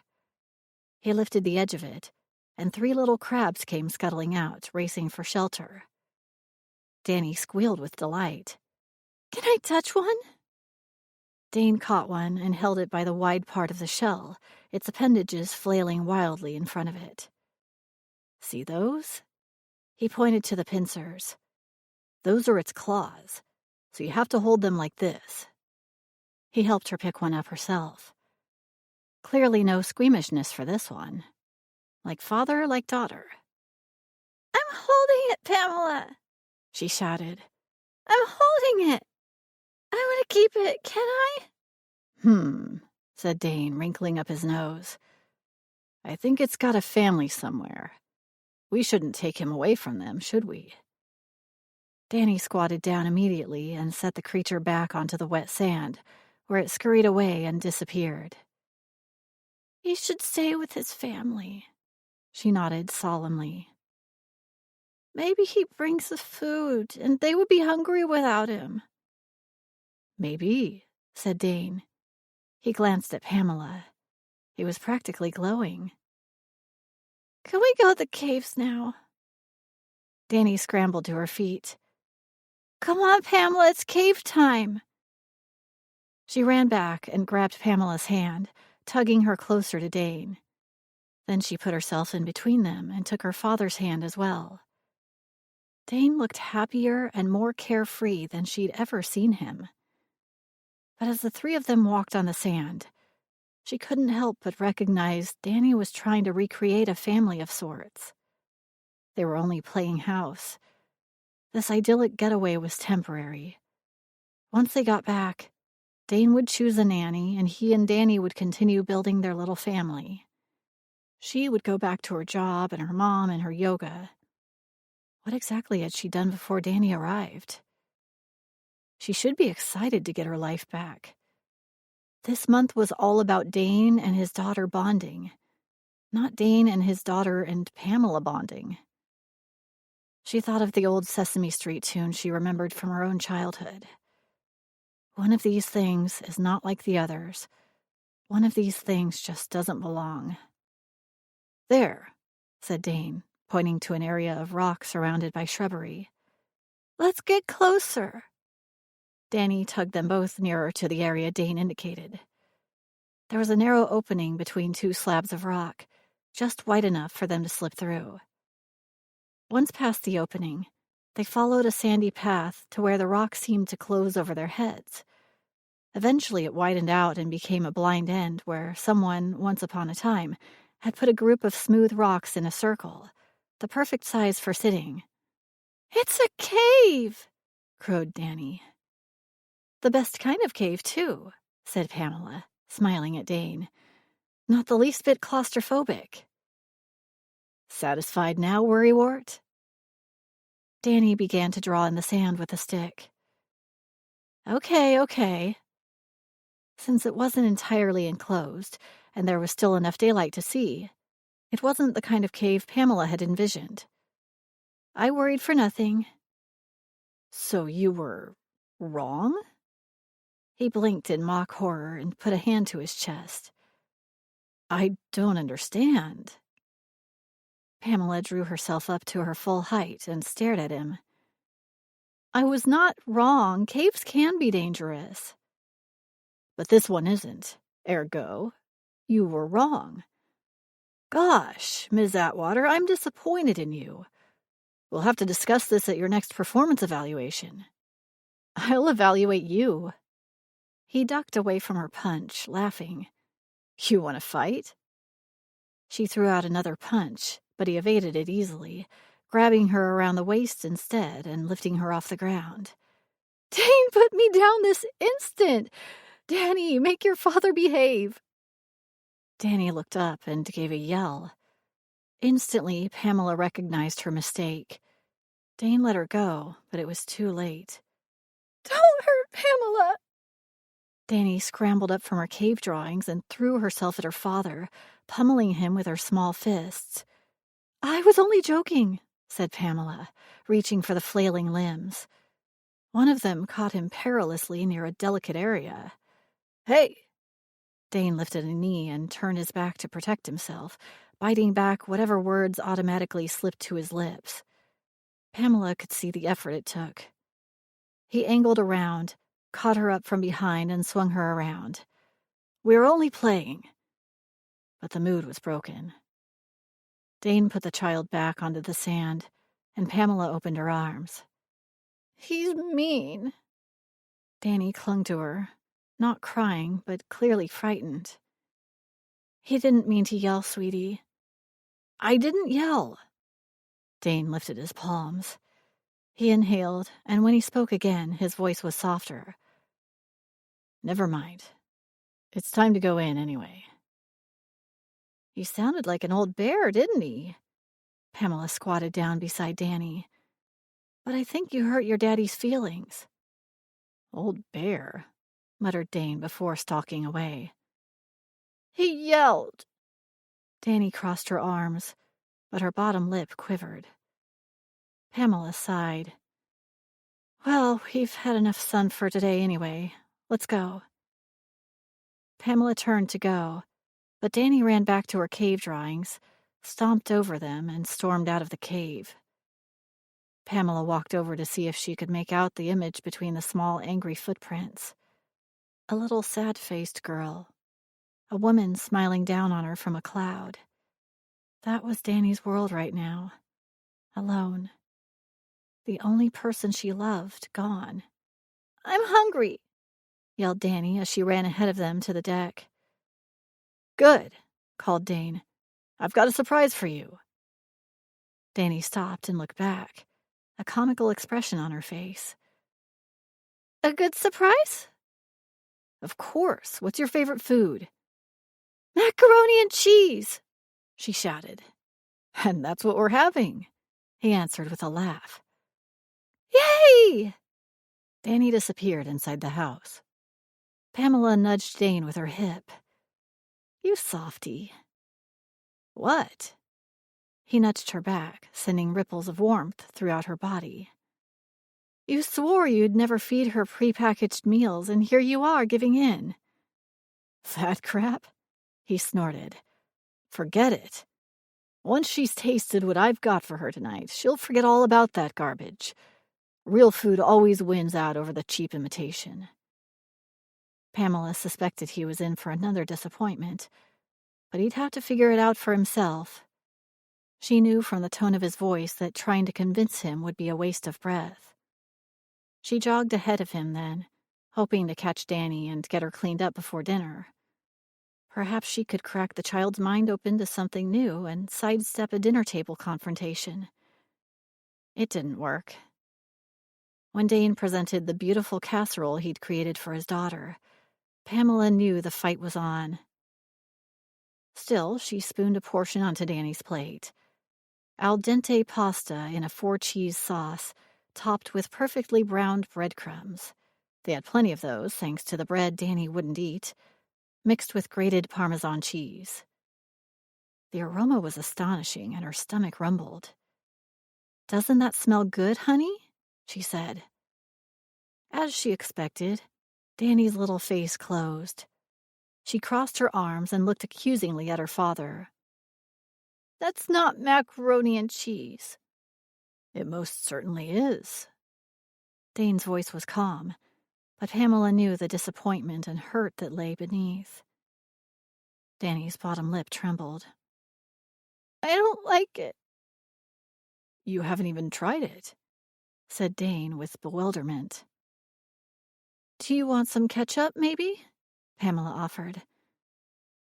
I don't, said Dane. Keep ketchup in my house. I want the real macaroni and cheese, cried Danny. This is better. Dane took a huge bite and made elaborately appreciative noises, rubbing his stomach dramatically. Just take a bite, honey, coaxed Pamela. It's really, really good. It's just different from what you're used to. I don't want different. I want macaroni and cheese like my mommy made. She understood. It wasn't about the food. Not entirely, at least. The poor girl had been through so much change already. Was Dane truly so oblivious to Danny's emotional state? Couldn't he see this power struggle wasn't about him? His food was more nutritious, was better quality in every way. But right now, Danny needed nourishment of another kind. Pamela went to the pantry, returning with the beloved box in her hand. Here, she said, holding it out to Dane. You and I can eat the good stuff. Forget it. She walked behind him where he sat at the table. He'd assigned her to take care of this little girl. It was Danny's happiness she was concerned with, not Dane's. She bent down and whispered in Dane's ear. Make her the goddamned Kraft dinner. Chapter 11. Dane made the orange garbage for his daughter, but apparently he hadn't done it right and she'd turned up her little nose. He'd cooked it perfectly. or as perfectly as possible for something that was not actually food. Why didn't she like it? Danny's counselor had told him that grief could affect a child's appetite, but he couldn't help taking it personally. The kid had flat out refused to talk to him for 2 whole days, and while he had to admit a grudging pride for her strength of will, it was irritating as hell to be on the wrong end of it. He heard her down the hallway now, chattering away to Pam, and an unfamiliar weight filled his chest. It was so damn frustrating seeing the interaction between the two of them. Pam made it look so easy. Yet his every attempt made him feel like a lumbering ox at a tea party. They were a closed circle, with him rejected on the outside looking in. A long-forgotten memory flashed into his head of the first time he was taken away from his mother and put into foster care. The kids in the basement were in a circle on the floor, playing dice. They looked up at him briefly, then went back to their game, not bothering to say hi, not even moving so he could get past them to the room he was to occupy. When he tried to step over them, he got tripped. They didn't let up until he finally punched out the ringleader one day. Dane had to consciously unclench his jaw. He was not that kid anymore. He never would be again. "Can we go outside?" he heard Danny say. "You need to ask your father," answered Pam. He could hear the smile in her voice. A little thump sounded, probably her foot. Stubborn little munchkin, he thought with a smile. An idea sparked. "Hey, Pam," he called. "Do you think Danny would like to play in the tide pools?" "That sounds like fun," she responded. Rustles and murmurs, the tap-tap-tapping of excited little feet. A few minutes passed, and then he heard footsteps. He looked up to see Pam standing in front of him, a towel slung over her shoulder. His thoughts sort of stopped then. Pam's sandals hung from her fingers, her feet bare. The naked feet were attached to naked legs that stretched up, up, up to a bit of sleek black fabric, banded with scarlet at the top, a color he couldn't remember seeing on her before. A matching swath hid her breasts, but the curves were on full display. The soft skin, the dip of her belly button that would be the perfect spot for a mouthful of bubbly Prosecco or caramel sauce. They weren't thoughts so much as they were snapshots in an album he dearly wanted to open. His brain told him that it wasn't a bikini. It was a 2-piece bathing suit that could have passed for a yoga outfit. He'd seen joggers wearing almost as little. But his body seemed to have elbowed his brain right out the door. "Dane?" Pam's smile told him that she knew exactly what was going on inside his head. At least that's what he imagined. He tugged off his tank and tossed it over a chair. If she was going bare, why couldn't he? Then, before he could make a fool of himself, Danny ran up behind her. He blinked. "Ready to go?" Pam nudged the kid. "Ask him, Danny," she prompted. Danny's little eyebrows furrowed. "Can I play outside?" It wasn't a question, and she didn't meet his eyes when she said it, but it was directed at him nevertheless. "What an awesome idea," he said, definitely not gruffly. "You're going to love the tide pools." They went out the back, where steps had been cut into the rock leading down to the beach. "See over there?" He pointed to an outcropping of black rock. "When the tide is in, water collects in spots, and there's one that's big enough for all 3 of us. The sun makes it warm, and we can look for little sea creatures." Pam stopped. "What kind of sea creatures?" "Pamela," whined Danny, pulling on her arm. "Don't be a worrywart." "Yeah, Pamela," echoed Dane, winking at Danny. Pam straightened her shoulders and threw back her chest, making his breathing stop. "Let's go," she said, marching forward. If she was actually squeamish, she did an admirable job of hiding it. She oohed and awed along with Danny when he showed them the sea stars hiding just below the waterline, and she reached out to touch them, as if determined to be a good role model. For the rest of the afternoon, as Danny splashed about the shallow water, and he and Pam watched from their rocky seats at the edge, he had trouble thinking straight. That enticing bare skin was one thing, but it was her loose, easy movements and quick laughter that had him entranced. He wasn't here with the buttoned-up Ms. Atwater of the office. He was here with someone new and exciting. No, he wasn't interested. He was simply responding to the novelty. Base curiosity, nothing more. He forced his thoughts away from Pam and looked at the shoreline. The tide was coming in. They'd been here longer than he realized, and it was high time they left. He smiled to himself. It was the longest stretch his daughter had gone without crying since he'd met her. Of course, the second it was time to leave, that changed. I don't wanna, said Danny, pushing out her bottom lip. You're going to get sunburned if we stay any longer, said Pam. Come on, kiddo, said Dane, pulling her up by her arm. If the tide catches us, we'll have to walk through some very cold water to get home. Ow! complained Danny. She squirmed out of his grasp, slippery as a greased pig from the sunblock. I want to stay. We'll come back tomorrow, he promised. No. Do you want me to carry you? No. Then get up, it's time to go. He sent Pam a pointed look. A little help? Your father is right, honey.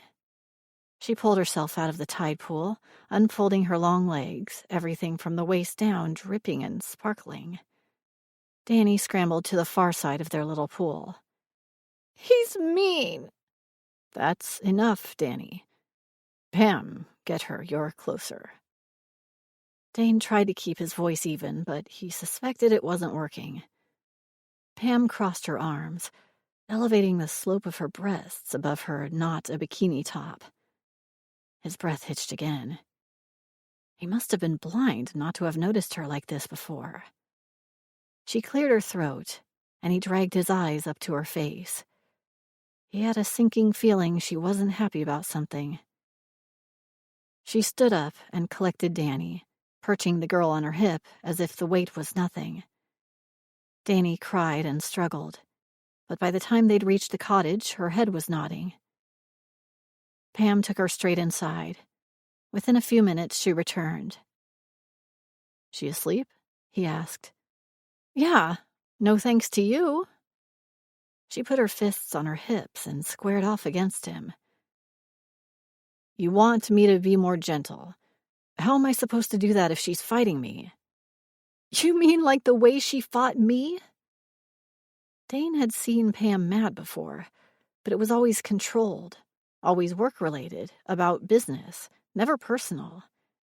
This was a different kind of mad, the kind that mattered. This month is about you bonding with her. She shook her head, her lips tight. I was bonding with her. Didn't you see how much fun we were having? So, you'd have stayed out there all day and let her burn to a crisp rather than do the responsible thing? I know you want her to like you, but you're her father, not her friend. You've got to do the tough stuff, too. Her eyes snapped. A lock of hair slipped over her shoulder to her collarbone. Is that what he was doing? Avoiding responsibility? He wasn't feeling very responsible right now, he thought, as he let his eyes slide over Pam's golden skin.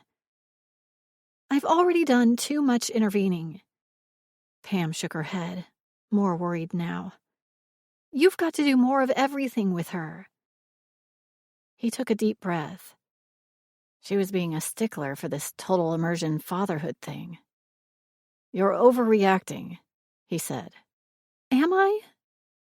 Pam stepped close enough so that he could smell the light scent of her hair. Combined with the salty breeze, it made him want to lick her all over. The irritation disappeared. He swallowed. Hard. Everything's different now, Dane. Her voice was breathy, rough from laughing and being outdoors. "You have to change the way you think. Every hour, every minute, every second. She's yours, and you can't offload that, even onto me." Yeah, right. The kid considered him sloppy seconds. Nothing he did was going to change that. But she was right about everything being different. Not him, of course. He was the same as he'd ever been. Pam, however, well, he could barely reconcile this sexy, defiant, bare-skinned goddess with the tidy, efficient assistant he thought he knew so well. He crossed his arms and took a step closer, brushing his forearms ever so lightly against hers as he did so. She didn't back away, accepting the challenge. "You think you know what's best for me, don't you?" He watched with pleasure as Pam's pupils widened, making her eyes look as dark as the sea. She snorted. "Because I do."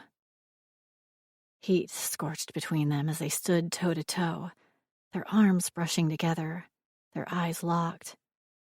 She didn't seem the least bit uncomfortable that they were both half naked. "Maybe at work," he said, "but we're not at work now." He nudged her arms with his and bucked one thigh forward until it bumped against her hip. She shook her head, her gaze like a laser burning into him. "Not appropriate, Mr. Bergman." But she didn't back down, didn't take her eyes off his. Instead, she lifted one eyebrow, the barest hint of a smile teasing her lips. Her nearness acted like lighter fluid to a spark. How long had this been simmering? How could he have worked so closely with her for so long without noticing her in this way? And what about her? She knew him, knew his reputation better than most. She knew enough to insist they keep this private, secret, their clandestine getaway. Her blazing blue gaze told him everything he needed to know. "What if I don't want to be appropriate, Ms. Atwater?" He leaned his head down and lowered his voice. "What if I want to sling you over my shoulder and carry you out to the tide pools, where the water is warm from the sun? What if I want to strip off that top and pour handfuls of warm water over your shoulders, letting it trickle over your breasts, down your belly?" "Definitely not appropriate." Her voice trembled slightly, but she didn't break eye contact. A light sheen of perspiration had broken out on her forehead that was not due to the summer heat, he was certain. "What if we both get in the water to cool off, but we find it's a little too cold? So I lift you up against me, and all of a sudden, we're not the least bit chilly anymore." He heard her breath catch in her throat. "Sounds like..." She paused to swallow, but a smoky husk remained in her voice. "Like we might get sunburned in some delicate areas." Only the color in her cheeks betrayed what his words were doing to her composure. It was wildly arousing. "Oh no, those would all be underwater, hidden and slippery. So all anyone could see from the surface would be us kissing, completely innocent." His own voice was hoarse. She swayed slightly and touched his shoulder as if to steady herself. "Innocent," she said. He uncrossed his arms and put them around her gently. "Just like this." He bent down and touched his lips to hers. A quiver jolted through her, and he felt the gasp against his mouth. She gripped his neck and pulled him down closer to her, her tongue meeting his, making the kiss deeper, longer, wetter, and sweeter than he could have imagined between them. He ran his hands over her bare back, reveling in her shuddering response. But suddenly Pam broke the kiss, She put her forehead against the side of his face. "This is a bad idea, Dane." "Is it, Pam?" He pulled her close again. "We both want it. Who are we hurting?" She stepped away, holding her arms against her chest. She backed away, the earlier confidence gone, indecision in its place. "I forgot myself, Dane. I got carried away by the moment. That's not me." Then she fled. Pamela ran into the cottage, holding her arms tightly against her body. She should have known this would happen. This was Dane. He'd been without a dimbo longer than she'd ever known him to go. She was here alone with him and his daughter. The whole deserted island thing. They might as well be Tarzan and Jane. What was she thinking, agreeing to this month with him? And her in a bathing suit? It shamed her to realize it, but she wanted him to notice her. Well, what living woman wouldn't? She wanted to be more than proper, capable Pamela. She wanted to be wanted. So here she was, starved for male attention. Oh, to have realized this 2 weeks earlier. And suddenly in the spotlight of the great Dane Bergman with his powers set on stun. She might as well have gotten up this morning and hung a sign around her neck. Willing, able, and eager. She turned on the water in the big, elegant shower and waited for it to warm up, running her hands over flesh that still felt heated and oversensitized.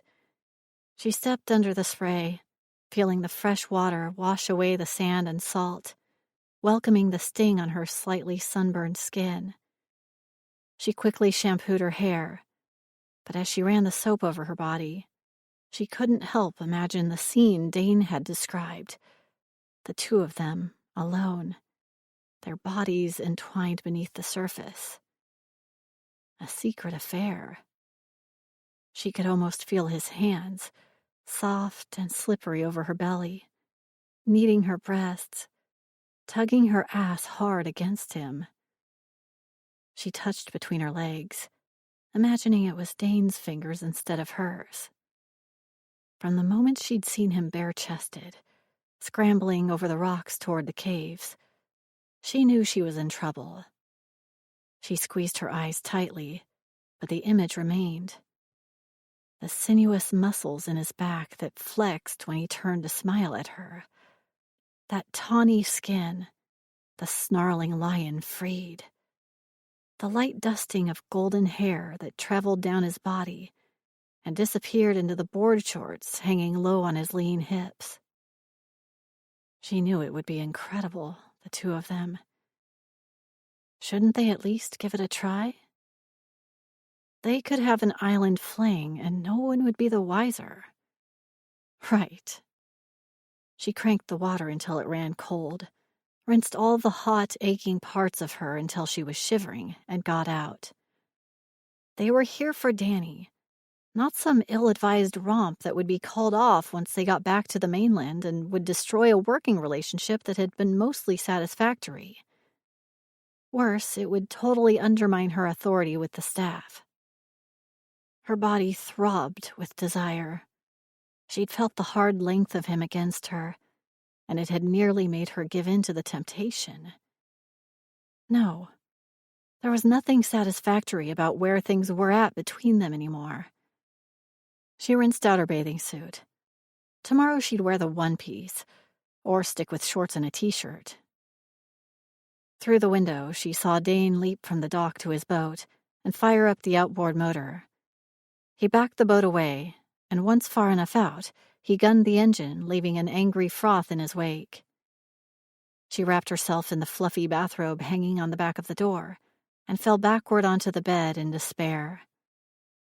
She'd find a nanny, and the three of them would settle into their new life. Dane, Danny, and the nanny.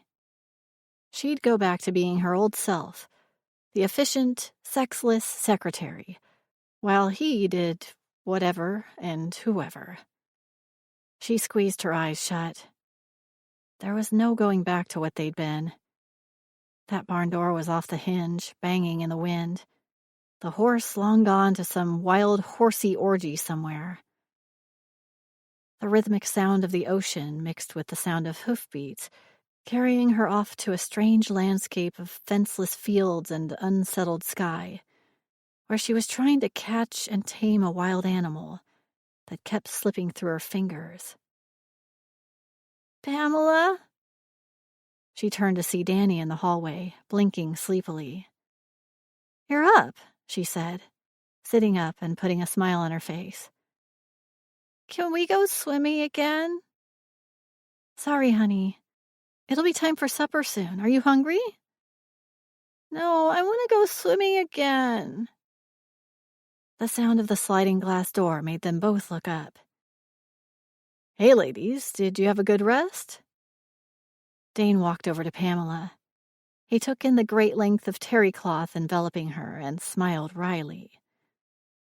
You were right about Danny, Pam, he said softly.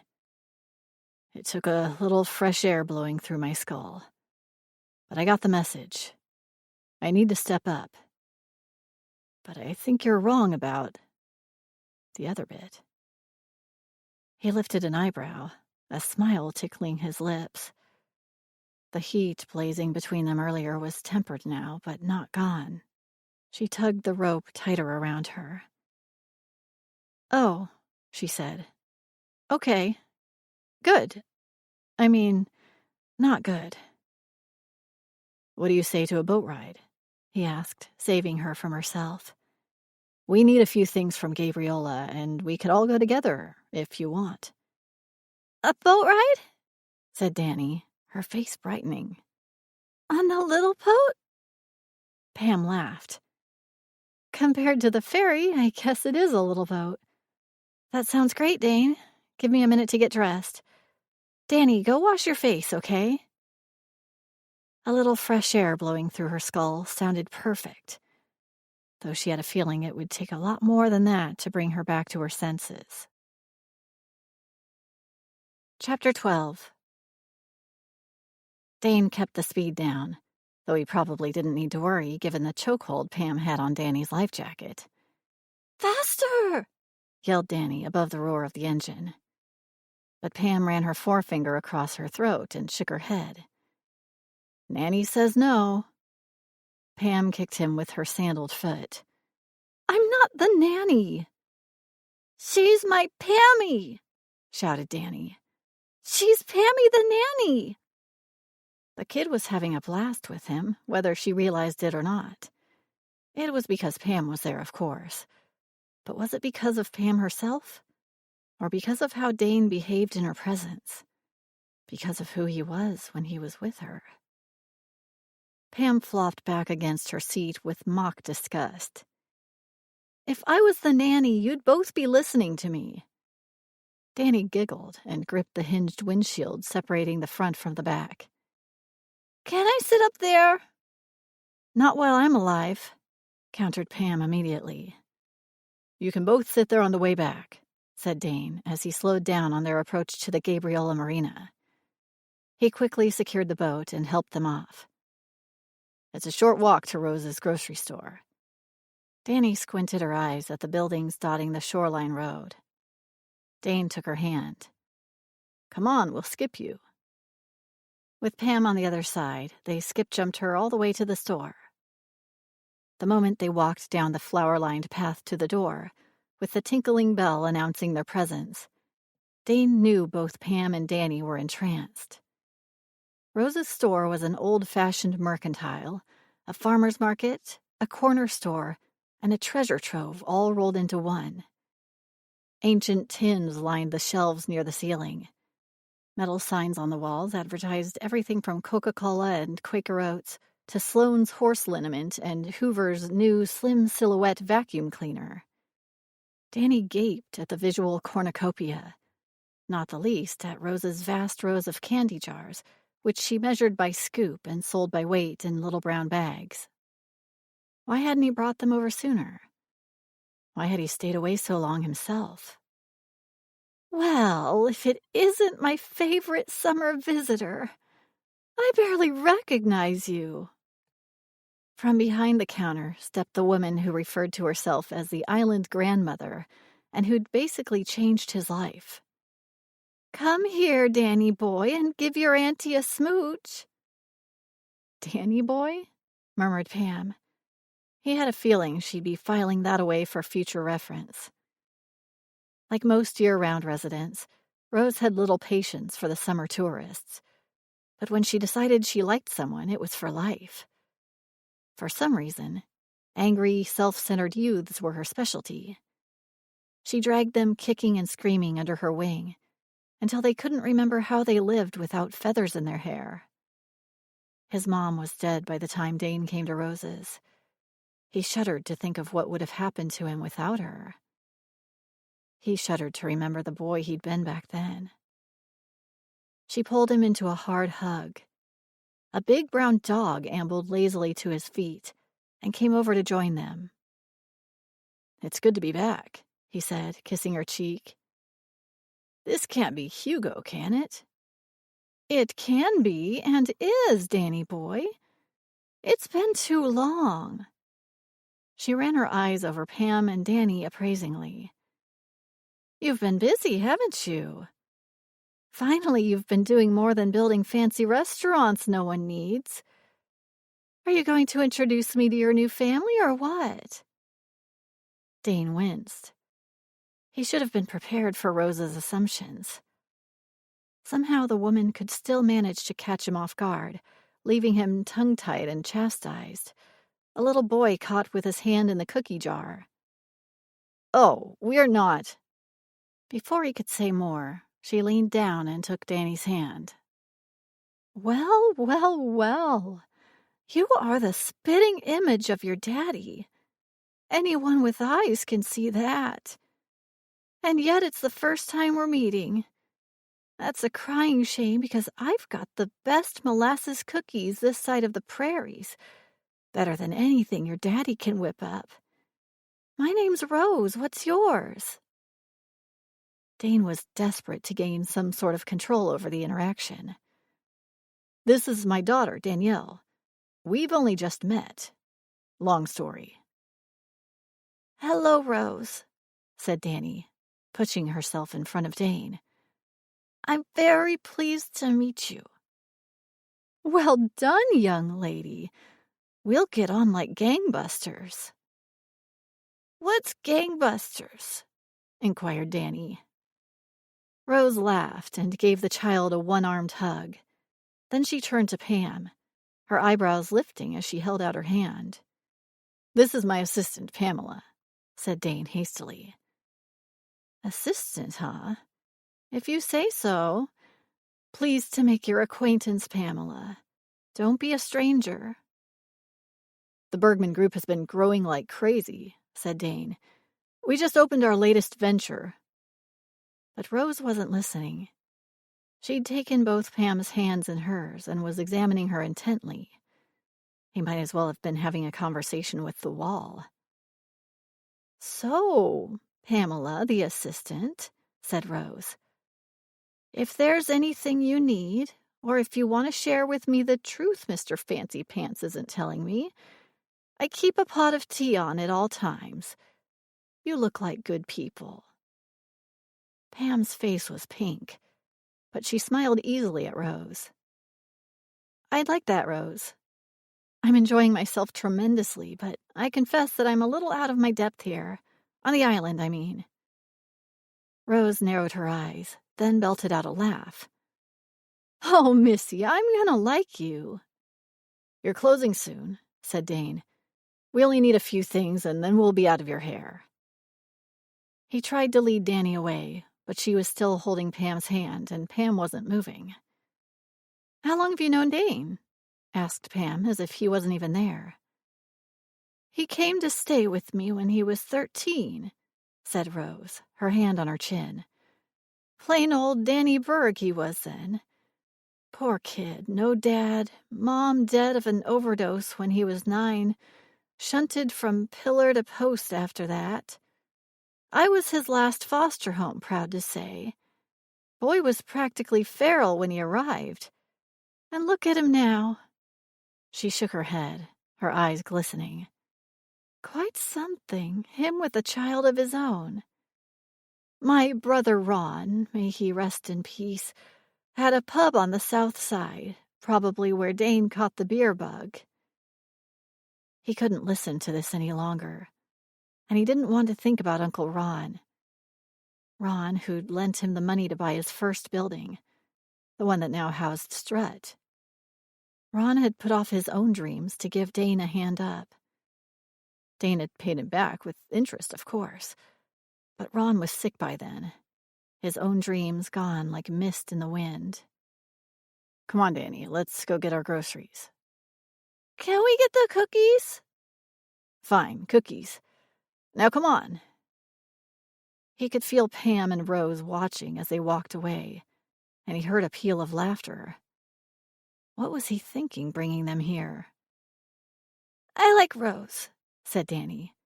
"She's nice. Is she a grandma? My mommy says grandmas bake cookies." "She's kind of a grandma." Dane had a feeling that whatever Rose was telling Pam, it most likely wasn't going to enhance his life in any way. He should have just cooked out of the pantry again. "Here," said Rose, putting a small box of peaches into a shopping basket. "You'll want some of these. They're Dane's favorite. He makes a peach pie that will make you think you've died and gone straight to fat lady heaven, even a skinny girl like you." Pamela laughed. "I didn't even know he made pie. It seems a little..." She struggled for a word that wouldn't seem condescending. "Old-fashioned." "Oh, he's all about the fancy stuff now. But underneath the ooh-la-la and the big plates with one shrimp and a spray of sauce splashed on to make it look bigger, he's a meat and potatoes kind of cook. Friendly food. The kind you can sink your teeth into and share with your kids, and not have to worry about spilling on the tablecloth or breaking the china." Friendly. Sharing. That was Dane, she realized. Whether it was a pot pie on a bar stool or the chef's menu on white linen, what was feeding others about if not friendship and sharing? But no matter how well he plastered over those cracks in his facade, underneath, he was still the boy who knew all too well what it was to be alone and hungry, pretending it didn't matter. Rose took several packages of macaroni and cheese off the shelf and tossed them into the basket. "For that girl of his. He'll never buy it himself. Speak of the devil, look who's glaring daggers at me. I guess we'll have to put this on pause until next time." "Next time," said Dane, walking slump-shouldered back to the marina, "Rose will be hauling out the photo albums." "I can't wait," said Pamela with a grin, waving at Rose until she disappeared from sight. By the time they docked at the island again, Danny was whining and fidgety, and Pamela was grateful for the boxes of mac and cheese. "She's hungry, Dane." "Half an hour," he said, hustling bags of fresh tomatoes and garlic and basil out on the counter. "Kiddo, I'm making a marinara sauce that will forever ruin you for SpaghettiOs." He cast a wry look at Pamela. "At least it's better." He was so clueless, but there were deep lines bracketing his eyes. "Are you okay, Dane?" she asked. "I'm fine," he answered, putting an onion on the cutting board. "Can't watch TV?" asked Danny around the thumb in her mouth. "Sorry, no cable." He didn't look up from the sink where he was rinsing vegetables. Danny began sniffling. "I want to watch TV." He looked up, appealing to Pam for help. She shrugged. He had to learn to set boundaries. "Anna and Elsa," wailed Danny. "I want to watch Anna and Elsa." He held out his hands, whispering through a clenched jaw. "Pam, I'll give you half of everything I own, right now. Just make her stop. You need to learn how to handle her yourself. But she couldn't bear to leave him hanging. Maybe you could offer to read her a story while I cook dinner, she suggested. No! Yelled Danny. Anna and Elsa! Anna and Elsa! Pamela felt the tension in the room amp up with every breath between Danny's cries. Dane's mouth was a thin, tight line, and his movements about the kitchen were sharp and choppy. He rubbed the back of his neck in a way that suggested he had a headache. She braced herself for a collision. Then, to her surprise, he dropped to his knees in front of the child. Danny, honey, I know you're hungry. Daddy's trying to make supper. Her cries lessened. I want to watch TV. I know you do, but I need you to be quiet, okay? Or else my head might explode. She looked at him uncertainly. Really? We don't want that, do we? Messy, yuck. He smiled. Tomorrow I'll get you some DVDs. But today, you let Pam read you a story while I make dinner. What do you say? Pamela was shocked, impressed. Danny sniffled and nodded. Runaway bunny? She asked in a tiny voice. Pamela gathered her onto her lap, reminding herself that Dane was learning exactly what she wanted him to learn. Eventually, he and Danny would be a family, and they'd have no more need of her. That was the whole point. She was happy to see his progress. The child tucked her thumb into her mouth and listened to the story, with only the occasional hiccuping sob catching in her chest. Thank God, muttered Dane, as silence fell over the cottage. Where did that bolt of genius come from? Pamela returned, using a sing-song voice in hopes that Danny wouldn't realize she was deviating from the story. That must have been one humdinger of a headache. Dane awarded her with a grim facsimile of a smile. I work best under pressure, I guess. Or maybe I bring out the best in you. This time, his smile was genuine. Maybe you do. If she didn't know better, Pamela would have thought she saw a skip in his step. She could tell he was listening to her read as he worked quietly at the counter. No matter how far you run, said the mother bunny, I will always find you, for you are my runaway bunny. Pamela's throat tightened, and she pulled Danny closer. She needed so much. But it was Dane's job to fill the gaping hole left by Carmen's death, not Pamela's. Just as she was reaching for the third book, Dane came over to the couch, carrying 3 steaming bowls. He set 2 down on the table in front of Pamela, and took 1 to the overstuffed chair by the window. Hopefully you don't judge my cooking as harshly as you judge me, he said. For just a second, he looked vulnerable, and Pamela's heart went out to him. This smells wonderful. Thank you. She nudged Danny upright. Your supper's ready. And look, your daddy brought it to us on the couch. Isn't that nice? I'm tired. Her voice was thick, her body heavy with sleep already. Don't want to eat. Just have a few bites, then you can sleep, okay? After a few more nudges, Danny opened her mouth and let Pamela give her a forkful of the fragrant pasta. She chewed thoughtfully, swallowed, then pronounced it yucky and refused to eat another bite. It's got green stuff in it, she complained, her bottom lip trembling. Pamela noted the warning signs and gathered her up in her arms. Dane should put her to bed, but Pamela knew he'd appreciate if she did it. Who knew how much longer she'd have the opportunity anyway? We'll feed you a big breakfast then. Say goodnight to your father. No. Good night, Danielle. The hopelessness in his voice was almost as wrenching as his daughter's cries. Chapter 13. "What are you doing?" said Pam, coming into the dimly lit kitchen. "It's late." She had her hair caught up in some kind of clip, high on her head. Tendrils trailed down the side of her throat. Dane lifted a floury hand to his face, then thought better of it and swiped his chin against his shoulder, hearing his neck pop as he did so. His headache was better. Now he was just tired. He needed a shower. And bed. And Pam. "She wants toast. I'm making bread." Oatmeal bread this time. Kids loved oatmeal, didn't they? He also had a crock of flour and water sitting in a dark corner of the pantry, bubbling into starter for sourdough. He whipped a handful of flour onto the counter. "What?" he said when she didn't respond.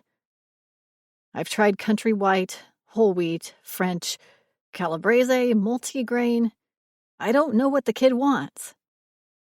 "You know what she wants." His back stiffened. "Have you read the ingredients in Wonder Bread?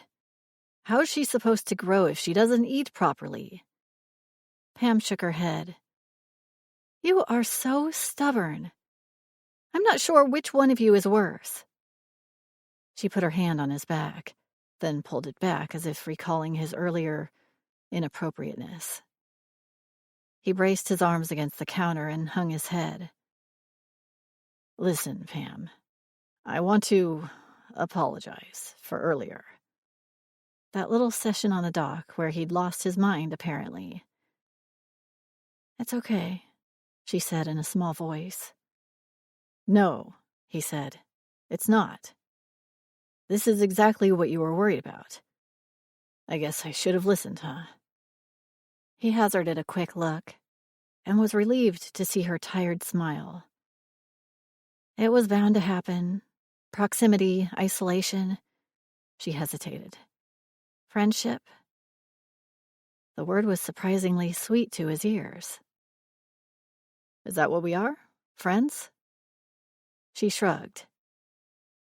"I'd say our professional relationship has taken a turn, so yeah. Let's go with friends. What do you say?" "If that's what you want." He turned his attention back to making bread, the unlikely cure for sexual frustration.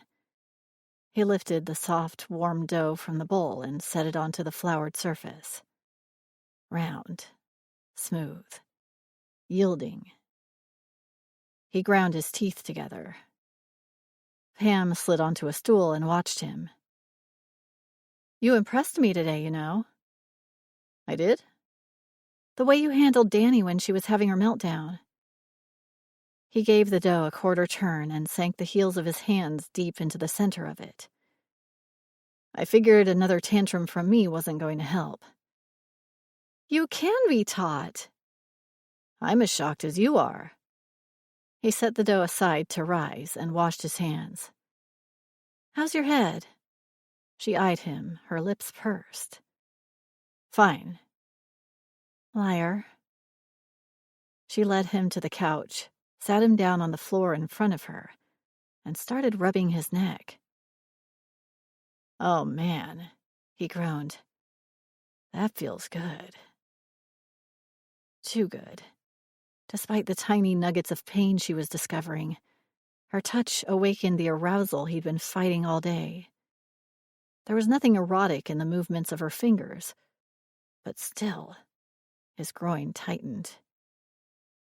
She was being kind, and he was responding like a tomcat. Little by little, the tension in his neck eased, and the headache loosened its vice grip. Kindness, friendship, taking care of him, knowing what he needed even before he knew he needed it. That was Pam in a nutshell since the day she'd arrived. How much had she sacrificed for him over the years? How much trouble had she spared him by quietly and efficiently taking care of business? his business.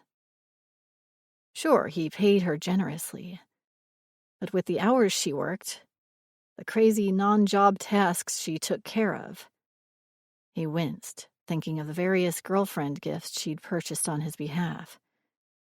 Was it all worth it to her? Didn't she want a life of her own? He imagined her dating, sitting across the table from some guy, dropping her head back as she laughed, exposing that creamy length of throat. Him touching her cheek, maybe wiping a drop of wine from her lip. Hot blood thumped through him, making its way to the base of his skull, dragging back the pain. Whatever he wanted, whatever was simmering between them, it surely wasn't in her best interest. But didn't she deserve some fun?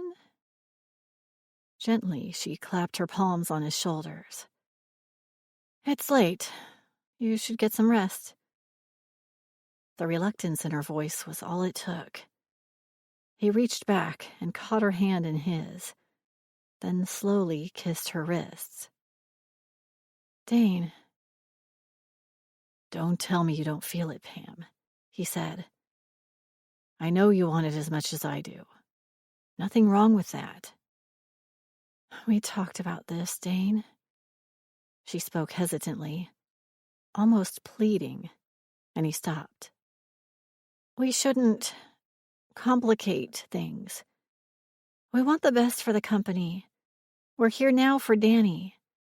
If we get involved like that, well, it will get messy. She looked down at the ground. Even though you're right, I want it too. The air stilled. He swore he could hear yeast bubbles forming in the dough on the counter. And that's why I'm going to be the responsible one here, she said, getting up from the couch. She stepped closer then and put her hand on top of his, forcing them to still. She leaned in, as if she was going to kiss him, then changed her mind. He read forgiveness on her face, mingled with regret, overlaid with the softness of friendship. Is that all that arced between them? Friendship? He pulled Pam toward him and crushed his mouth against hers. Hell no, he didn't want just friendship. Almost instantly, she yielded beneath him, kissing him back, sliding her tongue against his. One hand dropped lower and found her breast, catching her hard nipple between two fingers. She gasped, but did not pull away. He lifted her and carried her over to the counter. He leaned in, pressing between her legs. So close to where he wanted to be. She was grabbing at his shirt now, pulling it over his shoulders. Dane, she said breathlessly. We're going to regret this. I won't. But he stopped. It took every bit of control in every muscle he owned to do so. But what had she just said? It was wrong for him to seduce her. She wasn't a one-night stand kind of girl, an island fling woman. To pretend he didn't know that about her was pure selfishness, and he couldn't do that to her. Dane? She was trembling in his arms, and he felt like an utter, complete, horrible person. Go to bed, Pam. He pushed her away gently. We'll both be responsible, okay? She went. He turned back to his dough viciously, taking out all the sexual frustration, all his helplessness with Danny, all his self-loathing onto the mess in front of him. The darkness outside the window mirrored the bleak state of his heart and mind. But little by little, the peaceful night sounds worked their soothing magic. He'd forgotten just how therapeutic kneading could be. The rhythmic motion, throwing your strength behind your hands, pound, lift, turn. Pound, lift, turn. Over and over, until the sticky lump coalesced into something else. A few plain ingredients transformed, making something wonderful out of nothing. When he'd first come to live with Rose, a kid with no useful skills, social or otherwise, no value to himself or the world, she'd seen something in him that no one else ever had. Something more. Potential. He barely knew what meals were, accustomed to eating from vending machines or microwaving plastic-wrapped items, if his current home had such things, if the fridge wasn't padlocked. He shuddered, imagining little Danny going hungry like that. Never, he swore, would his daughter know such neglect. Rose had fed him and put him to work, determined to teach him something useful, or at least keep him out of her hair.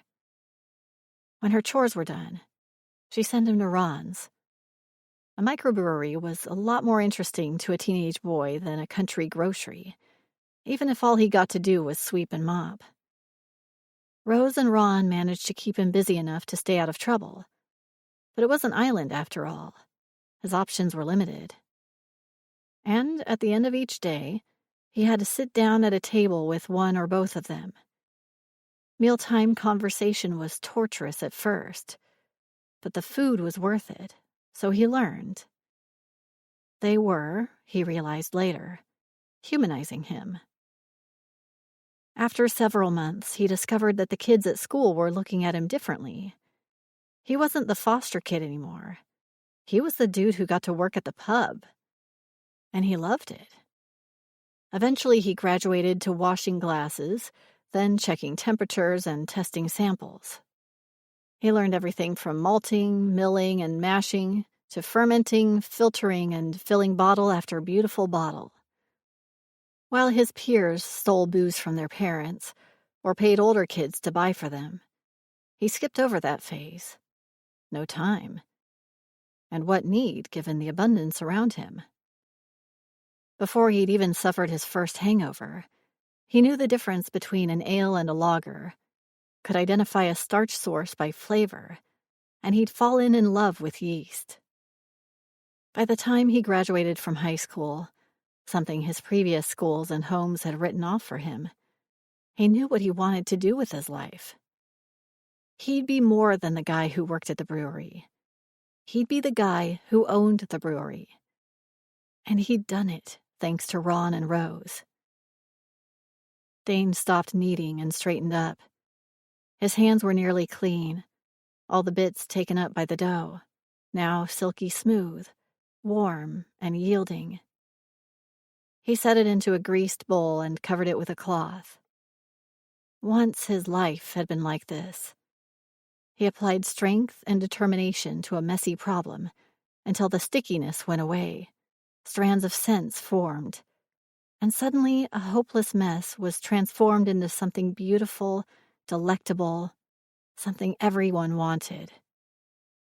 Now, no matter how hard he tried, no one wanted what he had to offer.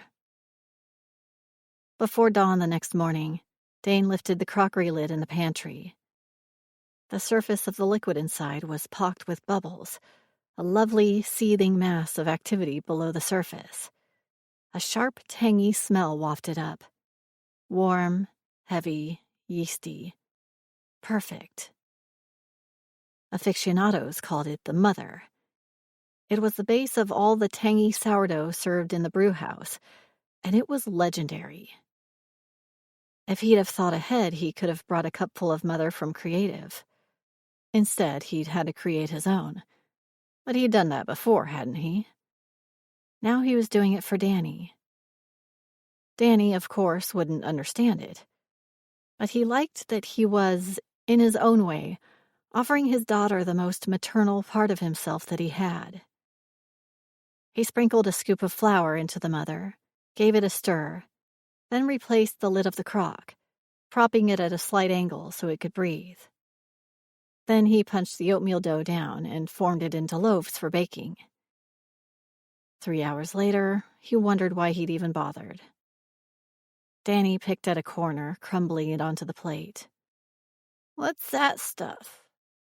It's called toast. Dane was getting tired of this game. No, she whined. That weird thing. It looks like a bug. It's oatmeal. It's good for you. I don't like it. You haven't even tried it. Because I don't like it. Where's Pamela? Dane sighed and picked up her plate. She took the boat out to get groceries. Danny's lip trembled. He knew just how she felt. What was Pam doing, leaving them alone together? Is she getting bread? Said the child. I expect so, yes. Good. 2 loaves of fresh, artisanal bread sat on the counter, still warm from the oven, full of vitamins, minerals, protein, and good carbohydrates. A vehicle for nutrition, but also for what everyone who came to his restaurants were searching for: human connection, a sense of belonging. Suddenly he had an idea. Hey, Danny, do you want to bake your own bread? She pursed her lips. I don't know how. I could show you. He shrugged, as if it didn't matter to him one way or the other. If you want. I guess. She climbed up onto the stool, and for the next half hour, she stirred flour and water and yeast with some mother. She lost interest when Pam returned, but Dane worked her dough into a tiny loaf marked with a D. When he slid it into the oven later on, he reflected that the misshapen lump was one of the loveliest things he'd ever seen. Chapter 14. The tide pools closest to the cabin had turned out to be Danny's favorite, to Dane's great relief. He could keep an eye on her from the deck, even allowing himself to read a mystery novel he'd left here the previous summer and never finished. She looks happy, commented Pam. She was stretched out on the chaise lounge, all tan and lean and gleaming in the sunshine.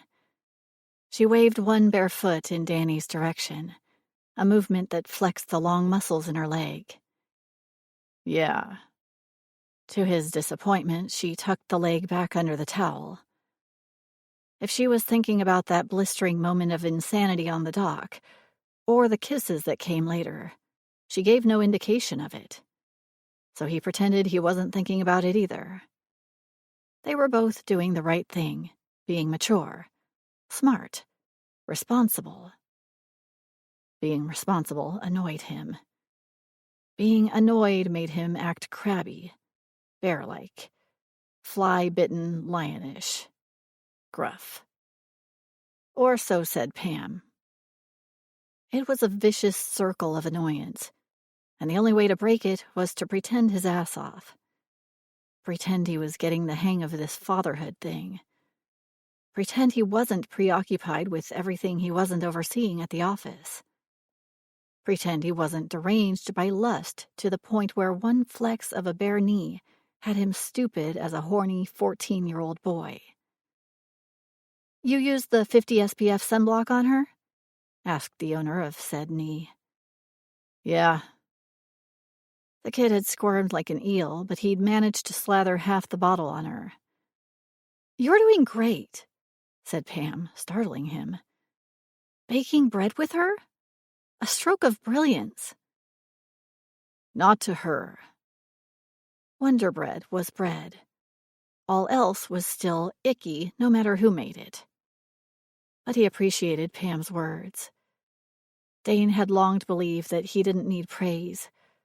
Over the years, as his reputation grew, he'd learned that both compliments and criticism came with the territory, and neither was worth much attention. Most people either wanted something from him or were threatened by him. It wasn't personal, it was just human nature. But Pam was different. Her criticism mattered, and her praise softened something in his chest, a small, hard lump he hadn't even known was there. He looked at his little girl, scrambling over the black, wind-blown rock, peering down at the underwater inhabitants, her feet bare despite the mussels and barnacles. A small, stubborn, surprise package delivered late, without instructions. Could hardly do worse. What do you always tell me? Pam lifted her sunglasses and caught his eye, smiling gently. The triumph is proportional to the challenge. She got up to refill their water bottles, leaving Dane to his thoughts. He wanted to believe Pam, but she was being too generous. Could he ever be a proper parent? He didn't appear to have anything his daughter needed. Their best interactions were when they weren't interacting. And what was the point of that? Danny watched the little barnacles peeking in and out of their cone-shaped underwater dwellings, their little fronds waving, pulling nutrient-laden seawater inside the shell. He'd been fascinated by them too as a boy. Then Danny's foot slipped on the rock. She caught herself, but without her water shoes, drifting discarded in an adjacent pool, she slid further, until her soft feet hit the sharp shells and beach gravel. Ow, ow, ow! She cried out. Pam! Danny, he called, leaping for the steps to the beach. Don't move, I'm coming. Finally, a situation he knew how to handle. Okay, honey, I'm here, he said. He squatted down, and this time when he reached for her, she let him pick her up. What happened? Called Pam from the deck. She slipped. He cradled his wailing little girl in his arms. She was so tiny. He'd carried groceries that weighed more. He stepped over the tide pool and grabbed the rubber-soled slippers, while Danny sobbed into his shoulder. Let's put these back on so the bad rocks don't bite you again. What do you say? She shook her head against his shirt, so he took her bare feet and slid the shoes back on. She was a bit scraped up, but she'd be fine. But the instant they got off the rocky outcropping, Danny squirmed to be let down. She raced up the steps, not crippled then, and leaped into Pam's arms. I want my mommy, she wept. I don't want him. He was right behind her and had his hand on her back before her last words registered. I don't want him. He snatched his hand away. Wasn't he the hero here? Hadn't he picked her up, rescuing her shoes while he was at it? He hurt my feet. She tugged off a shoe and pointed tearfully at her heel. It did look a little raw. The salt and sand probably stung, and maybe he could have been more gentle when he put the shoes back on. But honestly, you'd think he'd taken a cheese grater to her skin.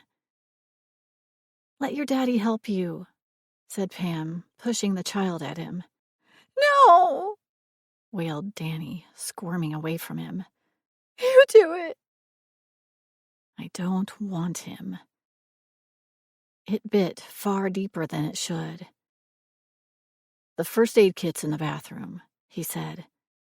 He followed them inside and watched from the doorway while Pam doctored the scrapes. He had file cabinets full of testimonies from people who loved working for the Bergman Group. Even some of those he'd fired still came around to catch up. His establishments received rave reviews from the toughest critics. Business magazines praised his aggressive tactics, marveling that he'd achieved so much without creating enemies. Women threw themselves at him like he was a prize, and his breakups were all amicable. Were they really? If things had been so amicable with him and Carmen, maybe she wouldn't have kept such an enormous secret from him. Carmen feared he'd see their child at worst as a burden, and at best as an accessory, that he wouldn't be able to see her as a person in her own right. He didn't treat people like that, did he? I don't want him. Danny's cries had receded to sniffles. Pamela stroked the tawny curls. "Give her a minute, Dane," she whispered. Danny looked at him from the safety of Pamela's lap, suspicious but curious. "Show your daddy those tootsies," said Pamela, snuggling the child closer. Danny smiled and squirmed away. "No!" "Those tootsies are all better now," teased Pam. "Come on, show him." "No!" Danny squealed with laughter. He didn't get it. With Pam, it was a funny game. With him, it would have been an epic battle. He sighed and went to the kitchen to cook another fantastic meal that his daughter would refuse to eat. Dane stood in the kitchen, scrubbing furiously at a pot that Pamela suspected was already factory clean. She watched from the island, forcing herself to stay seated, though it went against everything inside her. She managed so much of his professional life. The domestic part, the family part, needed to be his and his alone. "Thanks for supper, Dane." He had made another pasta dish, this time with West Coast seafood fresh from Rosa's supplier in a cream sauce. It was heavenly. Dane made a noise that sounded suspiciously like a harumph. Danny hadn't touched hers.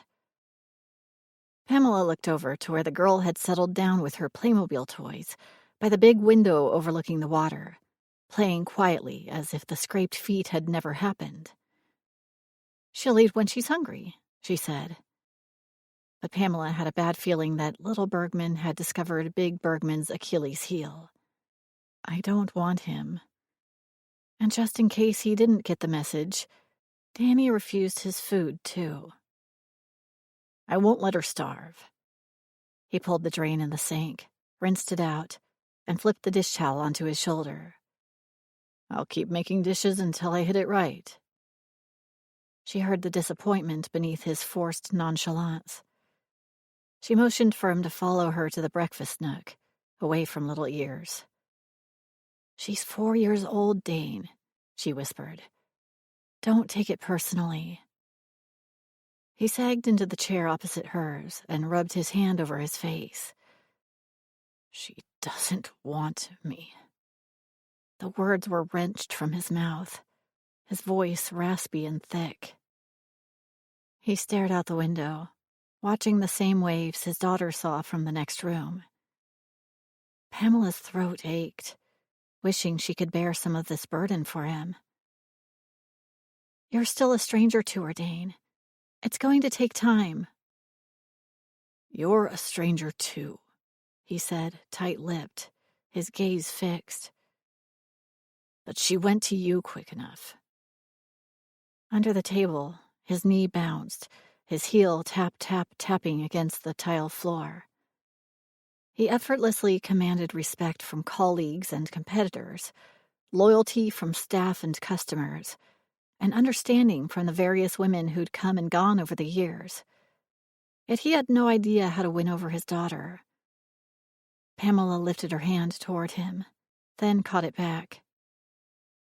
"Am I deluding myself, Pam?" The words tumbled out like broken window glass on old asphalt.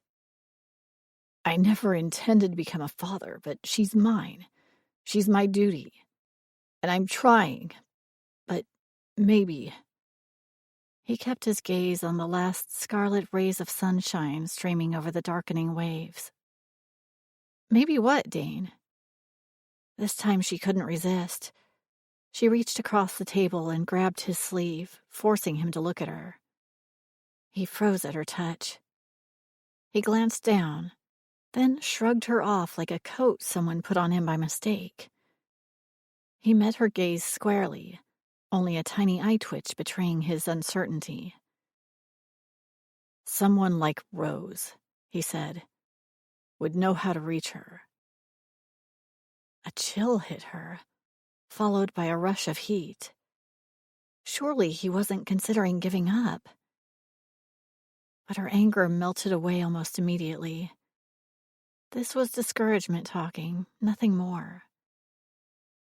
"Don't even think like that," said Pamela. You got lucky when you landed with Rose, and you know it. Carmen chose you. Maybe not right away, but she believed you could do this. Dane crossed his arms, but didn't respond. You can do this. He winced, squeezing his eyes shut momentarily. You're seeing an aberration, Pam. This shorts-wearing, surf-jumping guy isn't the real me. You know that. Out here with you, I'm more relaxed. I can feel it, and I still can't reach her. So, what about when we get back to the mainland? I can't be the same guy there that I am here. So I'll go back to being my usual self. Danny still won't have a mom. How has anything changed? She could hear the small, clattery sounds of Danny playing so close by, but in another world, creating plastic families over and over again. Families with a mother and a father and a child. How many people actually grew up that way? She didn't. Carmen didn't. Dane didn't either. But he seemed unable to accept this for Danny, no matter the reality. This was a man who locked onto his targets like a bomber jet, who let nothing stand in his way, who accomplished everything he set out to do, despite naysayers and occasionally even common sense. You've taken on bigger challenges than this. You've overcome failure before. You love it when the odds are stacked against you. A muscle jumped in his jaw. That's just business. That doesn't matter. Not like this. A chasm opened up inside her. Danielle mattered. He knew it. And what he saw as his failure with her was a meat grinder chewing him up from the inside. She swallowed hard, willing her voice to stay firm. It'll all work out, Dane. You don't know that. I'm the worst person for this job, and failure isn't an option. He stopped abruptly, but the lines bracketing his eyes betrayed the cost of admitting his uncertainty, even to her. Pamela understood. He didn't tolerate poor performance from anyone, least of all himself. You've got to change your perspective, Dane. I saw the two of you on the beach. She didn't hate you then. And she's eating, right? Maybe not everything you cook for her, but it's a start. Stop thinking return on investment and long-term forecast. Love comes in these seemingly insignificant moments, and if you're not paying attention, you might miss them. She hugged her arms, wishing she had a sweater nearby, wishing she could take back any talk of love. That was definitely not her place. Dane didn't speak for a long moment, his face composed, as if he hadn't even heard her. I want more for her, he said finally. I want to do what's right. It's not about me, it's about what's best for her. And maybe that's not me. Lower your voice. Pamela shot a worried glance toward Danny. Do you even hear yourself? You're talking about rejecting her. I'm not. You are. This isn't a business deal or an investment or a stock that you dump when it stops paying off. It's a relationship. If you abandon her... Do you think I want that? Dane's voice was a low, even bass, but it thrummed like a piano wire. She's mine, damn it. And I care about her. It would kill me to lose her now. But it would be worse 20 years from now if I've ruined her, to look back and think that was her chance. That's when I should have let go. His discouragement went deeper than she'd realized. And he understood exactly what was at stake. Her heart broke at the agony she read in the tight lines of his body. You don't believe that, Dane, she said, gentler now. He looked pensive. Look what she wants. A mom and a dad. brothers and sisters, a dog. He'd seen the same things she'd seen in Danny's play patterns. The image ran through her like a knife. Although the words stuck in her throat, she forced them out. You could give her that too. It could happen. Dane, married. Dane, a family man. Dane, changing, growing away from her, becoming the man she knew he could be, and who would disappear from her life once he got there. He shook his head. I'm not a family man, Pam. In 2 strides, Pam was next to him, grabbing his shirt with both hands, pulling him to his feet. Do you remember the day we met? The old humiliation washed over her again, and she marveled at the fact that he'd never mentioned it. Her mom had been picked up by the police in a full manic episode and taken to the ER. The call had come just as Pamela was attempting to make a good impression on Dane, and instead, she'd burst into tears. You could have just let me go, she said. But instead, you gave me a ride, you kept me company, and then you offered me a job. He'd given her an advance on her salary as well. I saw how competent you were, he said. I wanted that. Bullshit. You were kind, Dane. You were looking out for me and my mom. We had nothing to do with you. No reason to deserve your help. Yet you gave it, without a second thought. If that's not the kind of man who can be a good father, then I don't know what is. The whole time she was talking, his eyes were getting darker and darker. Or maybe it was because she was standing closer and closer. He took both her wrists in his big hands. Their bodies touched from thigh to chest. We choose our own futures, Dane. Her breath was coming quick, high in her chest. So you didn't have much of a family life growing up? Not much of a family life? He looked away. I know what it's like to be thrust into a home where you're not welcome, Pam. I've been with parents who had no idea what to do with me and couldn't wait to get rid of me, who couldn't remember my name. You think kids don't pick up on that stuff?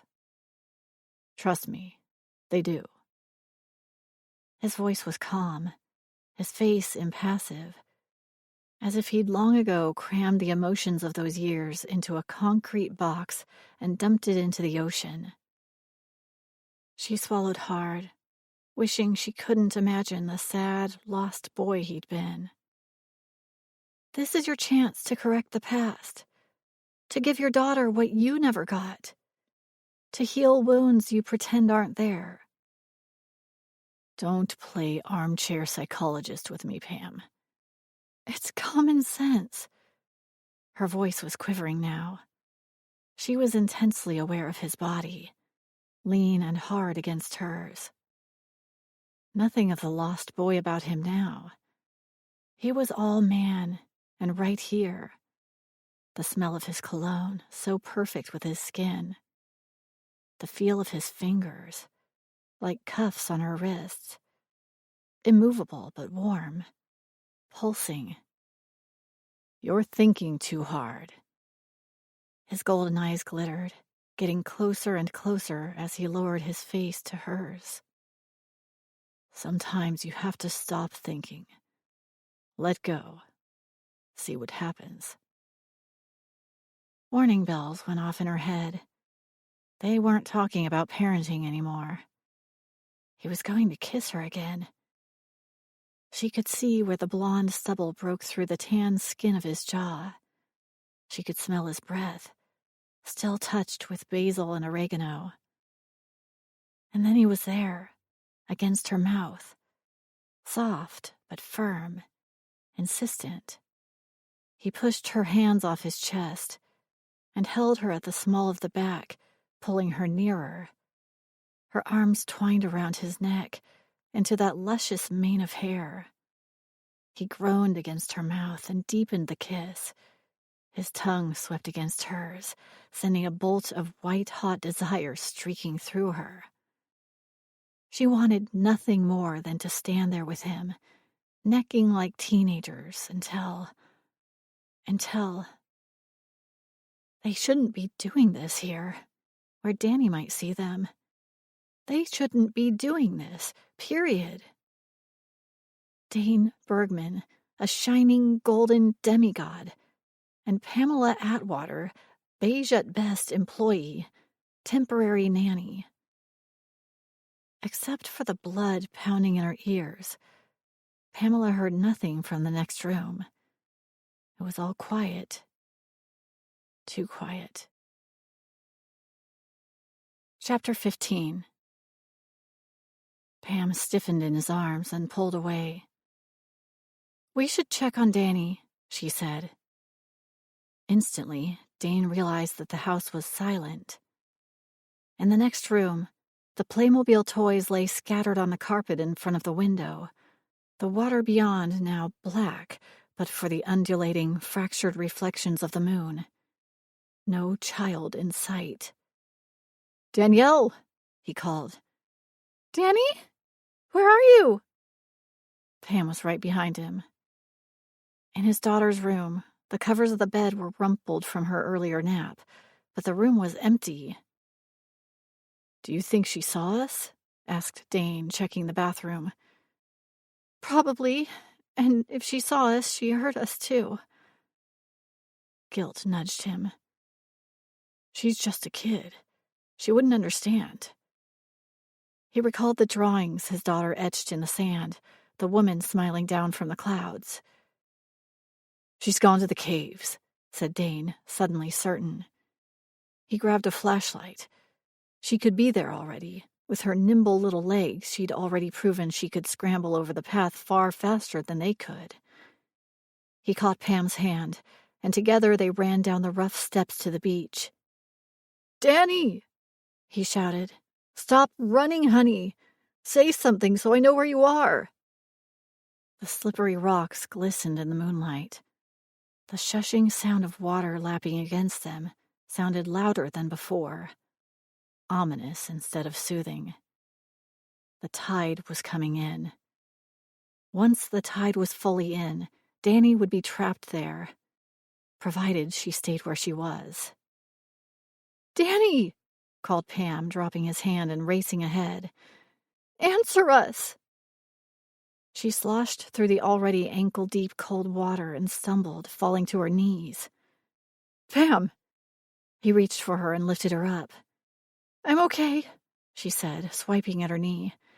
"I just scraped my shin."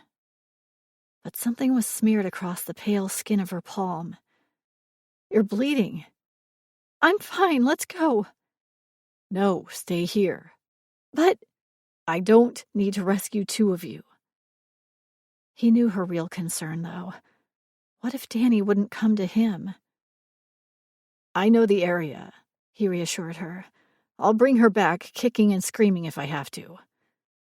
He stepped ahead of her into the darkness, the water already farther inland than it had been a moment ago. Pam followed, but only until the rocky corner. She should have gone back, tended to that cut. Between the incoming surf and the wind, she'd be freezing, especially if the water got above her knees, or she slipped. What if Danny had slipped? What if she had fallen into the water? No. "Danny!" he shouted again. The privacy he so cherished suddenly lost its value. If he was wrong, and Danny wasn't where he thought she'd be, the icy water was nothing to the chill that ran down his neck. There was no one to call for help. He could begin searching by boat, or get help from the volunteer emergency department. No matter what he did, it would be too late. He scrambled around the reach, the water now above the level of the farthest tide pools, when he heard a splashing sound that didn't match the rhythm of the sea. He shone the flashlight beam over the rocks. Nothing. "Danny?" he shouted, his heart in his throat. "Are you there, baby?" Another splash. And was that a cry? "Danny! Danny, where are you?" He slipped and grabbed onto the rocks to steady himself, dropping the flashlight in the process. He fished it out and shook it off, but the light flickered, then died. With a growl, he flung it aside. "Danny, is that you? Say something." The surf sounded like cymbals clashing, the slight breeze a tornado, the blood rushing in his head like a freight train. Then, "Daddy?" The sweet sound, unbearably small, silenced everything. And for a split second, he couldn't move, couldn't feel his legs, couldn't even breathe.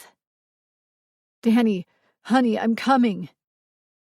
The sounds bounced off the rock, got thrown into the mist, and ultimately swallowed by the water. "Danny," came her frightened voice, clearer this time. "I'm cold." He swept the rugged nooks and crannies, until finally he made out the bright spot of his daughter's hair and saw her huddled against the rock. Relief swept over him, harder than any storm-swept wave, and his knees nearly buckled. She was there. She was okay. He just had to get her back to the house now. "I'm here, honey. I'll warm you up." He jumped over the last rocky obstacle, reached for her, and nearly wept when she stumbled into his arms. "I've got you, sweetheart," he managed. "It's going to be okay." His teeth were chattering from cold or relief, he wasn't sure. But that was nothing compared to the quaking of Danny's bare limbs. She huddled against him like a limpet. Pam met him where he'd left her, the water now up to her thighs. Together they scrambled over the jagged rocks hidden beneath the frigid water, and he wanted nothing more than to collapse onto the soft sand in front of the cottage. But that wasn't an option. "I'll run a bath," yelled Pam over her shoulder as they reached the steps to the deck. "Shower, my room," said Dane. His teeth were clenched so hard he thought he might crack a tooth. But it was Danny who had him really worried. Even in summer, the waters of the Pacific Northwest were cold, especially for a child, especially after dark. She'd stopped trembling. Her voice had begun slurring, and now she wasn't responding unless he jostled her hard. He staggered through the patio door and followed the sound of water running. Without pause, he walked into his room and pulled Pam with him into the shower, where they stood fully clothed, Danny wedged between them under the stinging spray. Steam filled the enclosure, warming him inside and out, until he felt his jaw relax.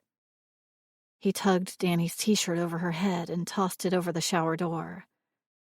"How you doing, baby?" he murmured, adjusting so her bare skin got more water. She sputtered, and he moved her face away from the spray. "I can't breathe," she complained in a thin little voice. "You're squishing me." He'd never been so happy to hear her whine. Pam tightened her arms around them both, and he felt her shudder, heard the hiccup of a sob. Without speaking, he slid down on rubbery legs, pulling her with him.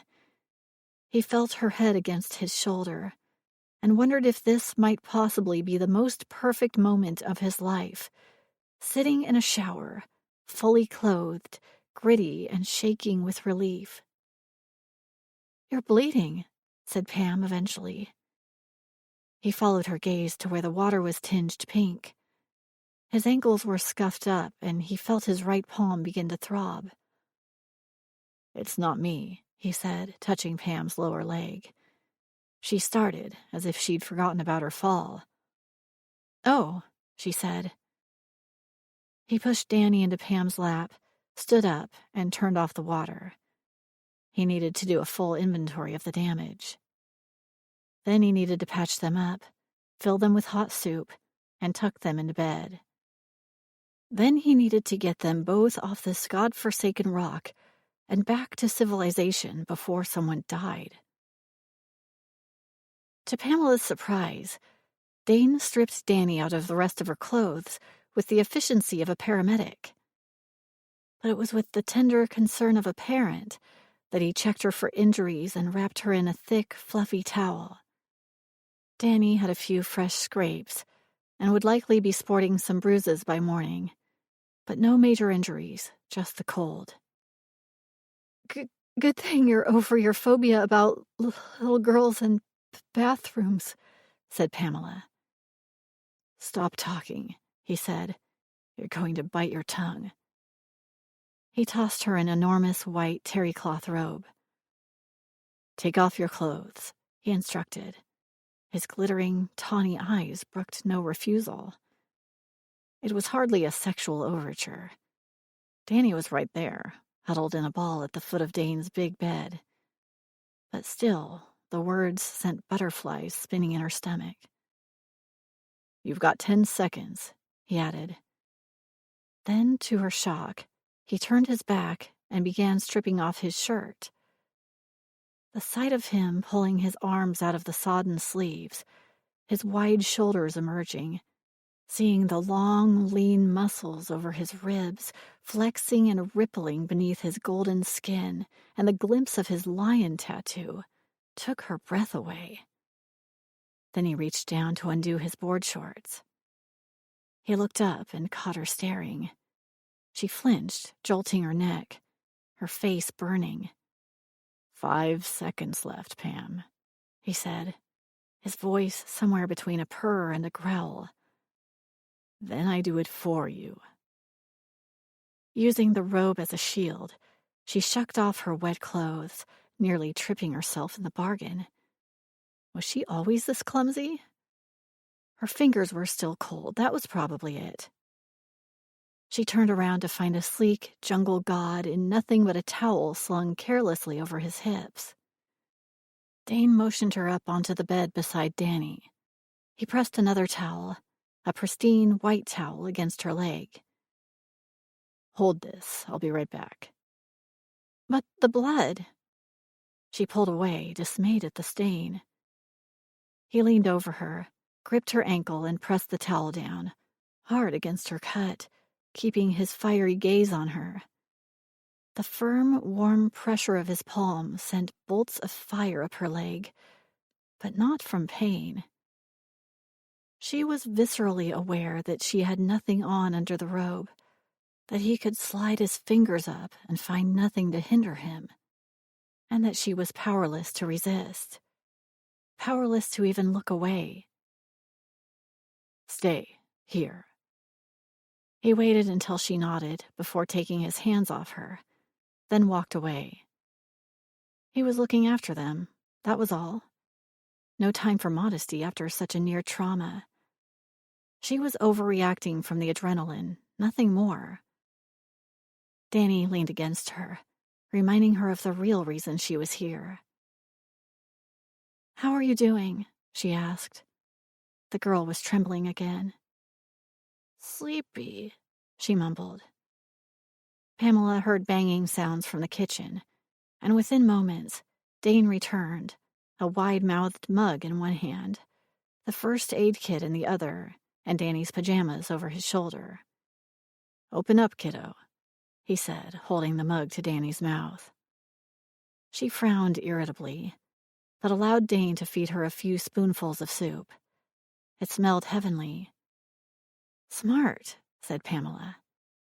She should have thought of it herself. How's the bleeding? He asked, wiping Danny's chin. Oh, said Pamela. She lifted the towel. Stopped. I think your towel is dead, though. He smiled. More where that came from. Danny turned her head away from him, and he set the mug down. He got his daughter into her nightclothes, as if he'd done it since the day she was born.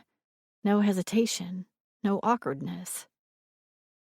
Snuggle in, he said, lifting the sleepy child into her arms and tucking her under the covers in the middle of his bed. He shoved an extra pillow on either side of her. Warm now? He asked. Danny nodded, her thumb in her mouth, her eyes closed. Dane turned to her then, and it might as well have been a searchlight trained on her, or the sweeping beam of a lighthouse during a storm. The promise of safety, an ordeal over. He lifted the towel away from her cut, and his expression darkened. Without speaking, he covered it with antibiotic cream and a thick, soft bandage.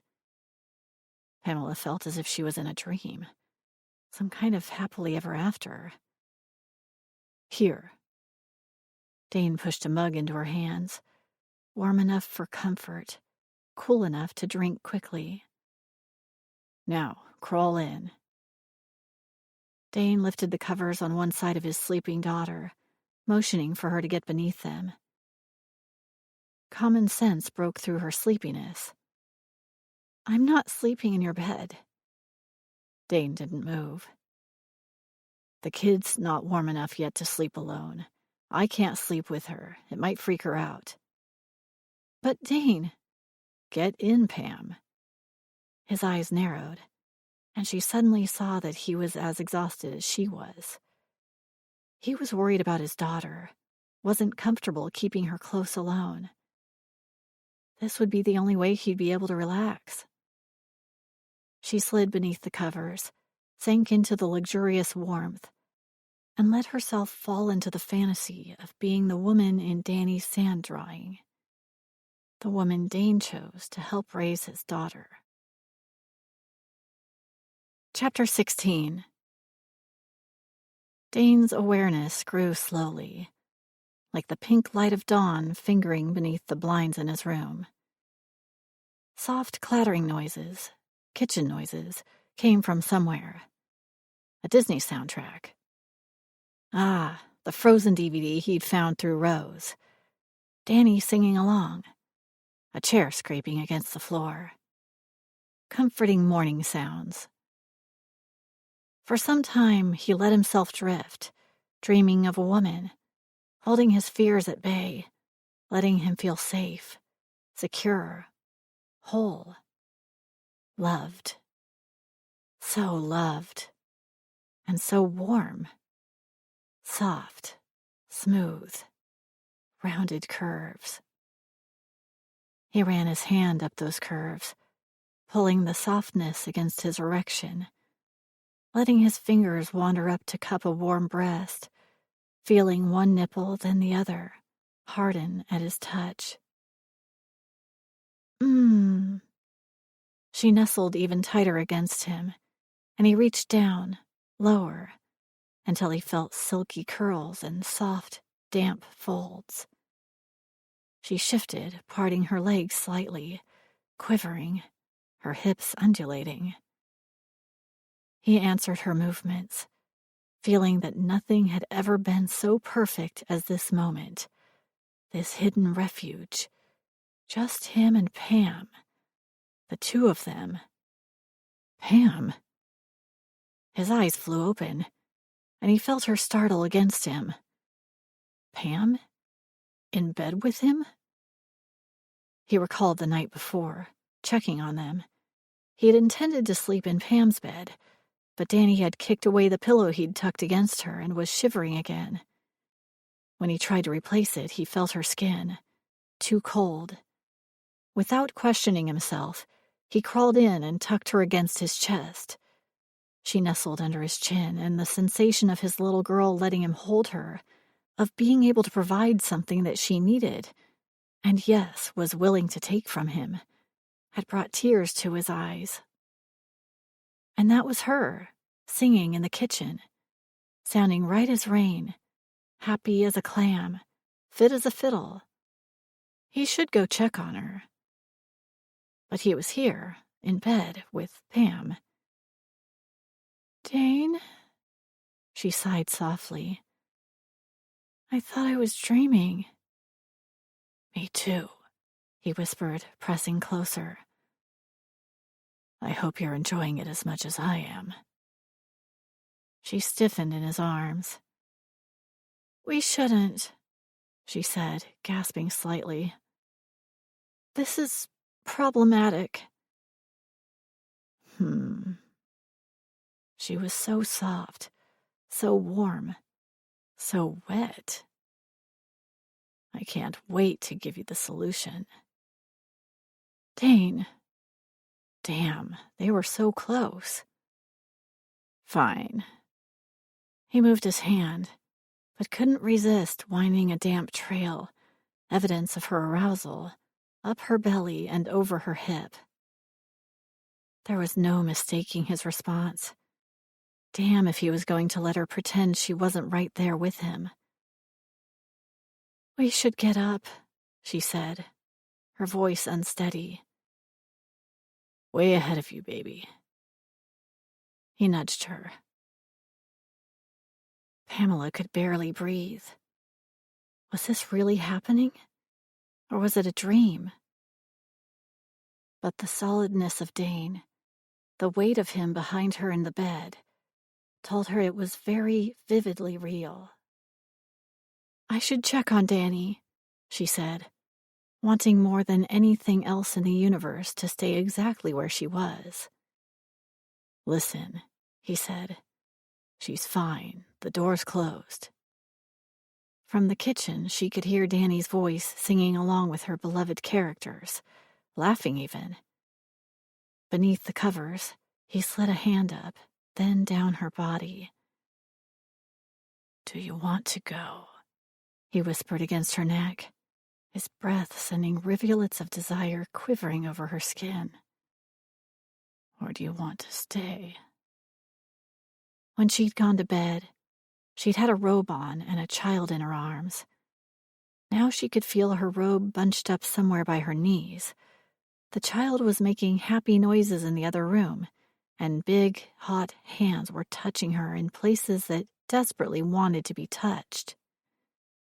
Even her dreams weren't this good. Her body was moving in time with his hand, and she was breathing way too quickly. She should stop him. She knew she should. She reached back and found his erection. He groaned. So you've decided then?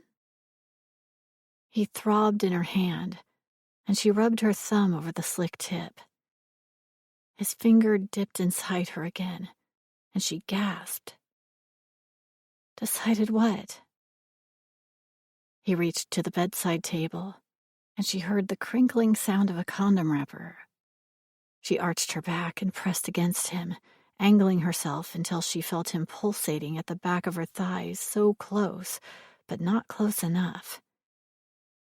Decided, he said in a ragged voice, if we're having sex or not.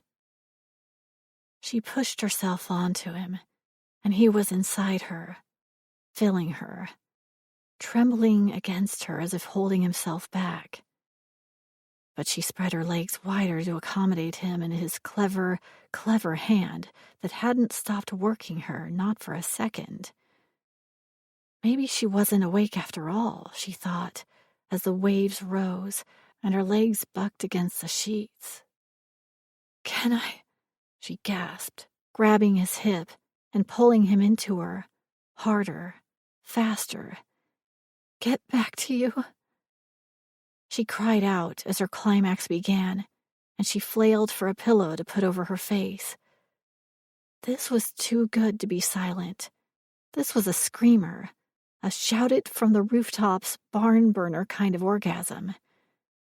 And just when she thought it couldn't get better, Dane's hands moved to her hips, grasping her, pulling her back and forth, extending her pleasure with his crescendo.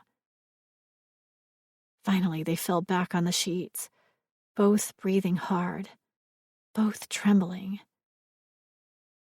The room came back into focus.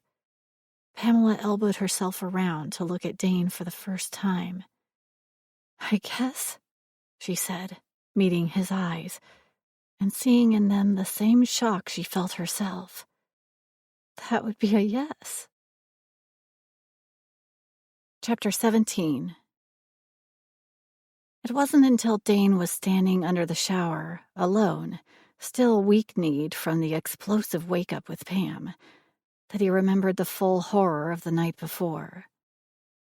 Everything had ended well. Really, really well, if he counted this morning. But it could have been tragic.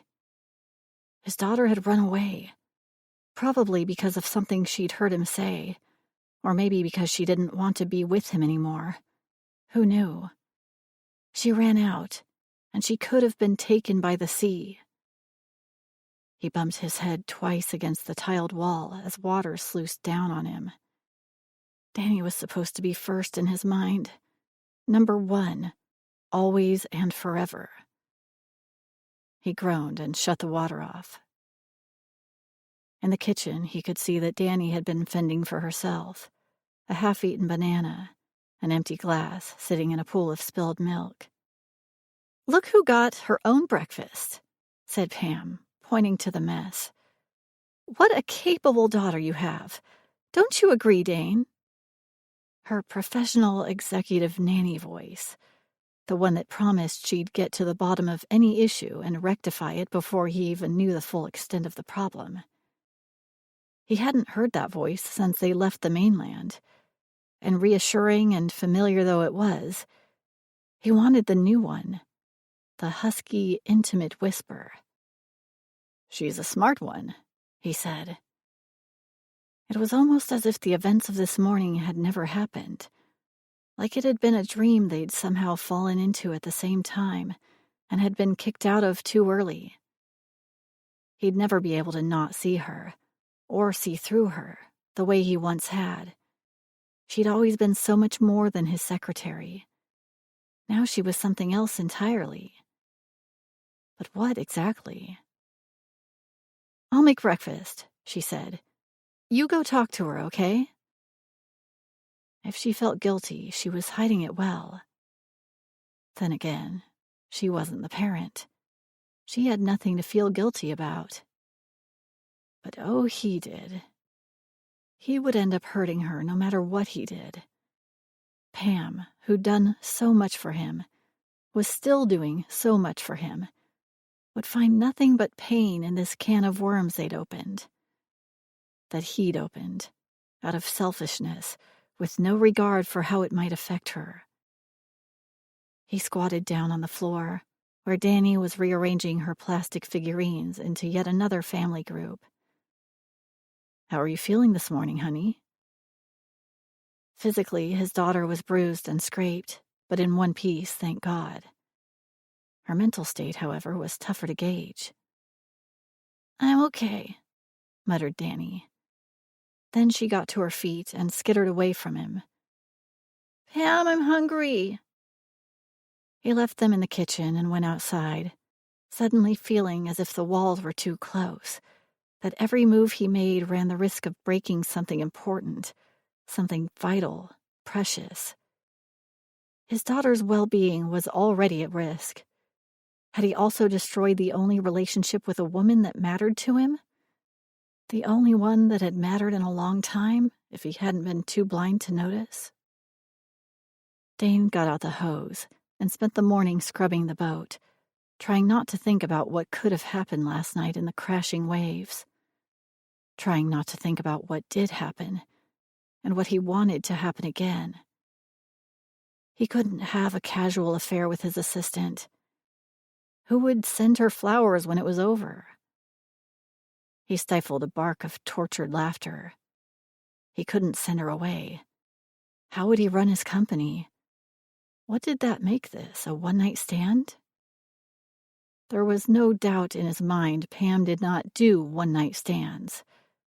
She also knew he wasn't a relationship guy. So what in the hell was this, then?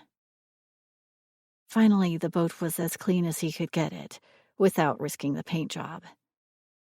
Pam looked up as he slid open the kitchen door. They were in the oversized armchair, Danny in her lap, sucking her thumb, holding the book about the baby rabbit again. The air felt warm and heavy. Important. "Hey, honey," said Pam, touching the girl's chin lightly. "Look who's here. Perfect timing. I'll get us a snack, okay?" Danny shook her head, and Dane could see her little bottom lip trembling. He sent Pam a questioning look, and she responded by waving him over. "Here," she said, pushing the book at him and edging herself up. "You read with her for a while, okay?" The chair was warm from Pam's body as Dane took her place. Danny stiffened at his touch, but allowed herself to be pulled close, as if she had no fight left. He started reading, alarmed at the lack of spitfire in argument. "Danny, honey," called Pam from the doorway, "tell your daddy what you told me." She shook her head, and her thumb crept into her mouth. Tell him what? What a lousy dad he was? How he didn't make the right food or have cable TV, or was too mean, or how he'd kissed Pam when he knew better. "Come on, sweetie," coaxed Pam. "Tell him why you ran away last night." Suddenly, Dane wasn't sure he wanted to hear her answer. He wasn't sure how much more failure he could take.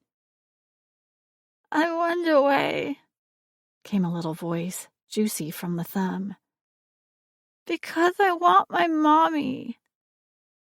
The simple words sent a spear of shame through him.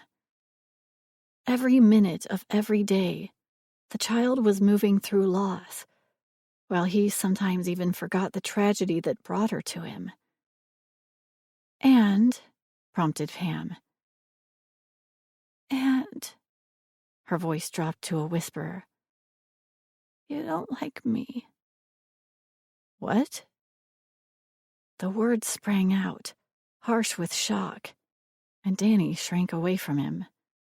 He quickly reined himself in. "Danny." He aimed for gentle, but landed on stiff and stilted. "I'm your father. I love you." "You don't want me," slurred Danny. The words pierced like a dart, the tip poisoned with truth. That's not what he'd said. He'd been very careful not to say that. But Pam was right. Subtlety was lost on kids. He'd told her the very same thing, in fact. Dane fought the urge to tear at his hair. He didn't want to feel ambivalent. Any uncertainty he felt was because of his concern for Danny's welfare. But if he'd acted like he didn't want her, then that was what she believed. Pam squeezed into the big chair so that Danny ended up sharing both their laps. He could feel the warm firmness of her thigh against his. She always knew what to do. "Most daddies," said Pam, putting her arm around Danny, "fall in love with their little girls the moment they're born. But your daddy didn't know you then, so he's a little behind. He loves you, sweetie. He's catching up, I promise. And if you give him a chance, you'll find out that he's a pretty great guy." Dane's heart swelled to hear Pam's casual, automatic defense. Despite the complications this morning had brought to their relationship, she was utterly loyal. And her conviction that he'd learned to love his daughter was so sincere, it actually made him believe it was possible. "I'm sorry I hurt your feelings, Danny," he said, giving her a little squeeze. I'm trying, okay?" After a moment, he felt her nod her head. He and Pam exchanged a glance across the tumbled curls, and he saw approval, warm and bright in her eyes. Without breaking eye contact, she pressed a quick kiss against Danny's hair and motioned for him to do the same. "Now," she said, getting to her feet, "how about that snack?" Pam settled Danny at the table with a glass of milk and a couple of Rose's cookies, and within minutes, she'd cajoled her into more crayon drawings. Dane tiptoed out to the deck and lifted his face to the soft afternoon breeze. He'd taken Danny to the caves and the tide pools, introduced her to barnacles and the little scuttling beach crabs, admired her drawings, made every pasta dish he could think of, baked more bread than in the last decade, given up a month of badly needed work time. And for what? He closed his eyes.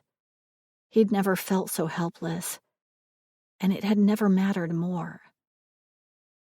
The sliding door opened, and he felt the air move as Pam sat in the chair next to him. He opened his eyes. She just fell asleep. She gave him a sympathetic smile. Don't beat yourself up about last night. She's been through so much in such a short time. I'm not even sure she fully understands that our mother has passed away. She just knows she's gone. Dane looked out toward the water, little white caps popping up in the distance. And she stuck with me. She put her arm around his waist, and the intimacy felt right, tender, comforting. You're underestimating yourself, Dane. Her voice sounded funny. You've got no problem making people love you. He looked sharply at her, but she'd put her sunglasses on, hiding her eyes. You're a natural at it, she continued. And as long as you keep at it, you'll win her over. He snorted. Think of it as a sort of... She paused, searching for the right word. Courtship, I suppose. How would you go about that? Courtship. Like wooing a reluctant client. Taming, if you like.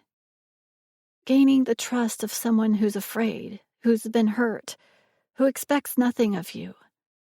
How would you do that? If I knew that, I wouldn't be in this predicament, would I? And he certainly didn't woo. He thought of the women he'd dated over the years, the pattern he'd developed. A spectacular meal at his private table, an extravagant wine he would choose himself. He'd compliment her on her dress. He'd look deeply into her eyes. They'd talk about current events if she was that kind of girl, or movies if she wasn't. It was a game, one he was suddenly sick of. Pam shook her head, impatience and disgust and pity oozing from her. Then let me explain it to you. Pam leaned forward now, as if the message was too urgent to chance his misunderstanding. You show them your best side. You find out the things they like to do, and you do them with them. You learn about them, what makes them feel treasured and special, and you do those things. You make them laugh. Then she turned her face away again.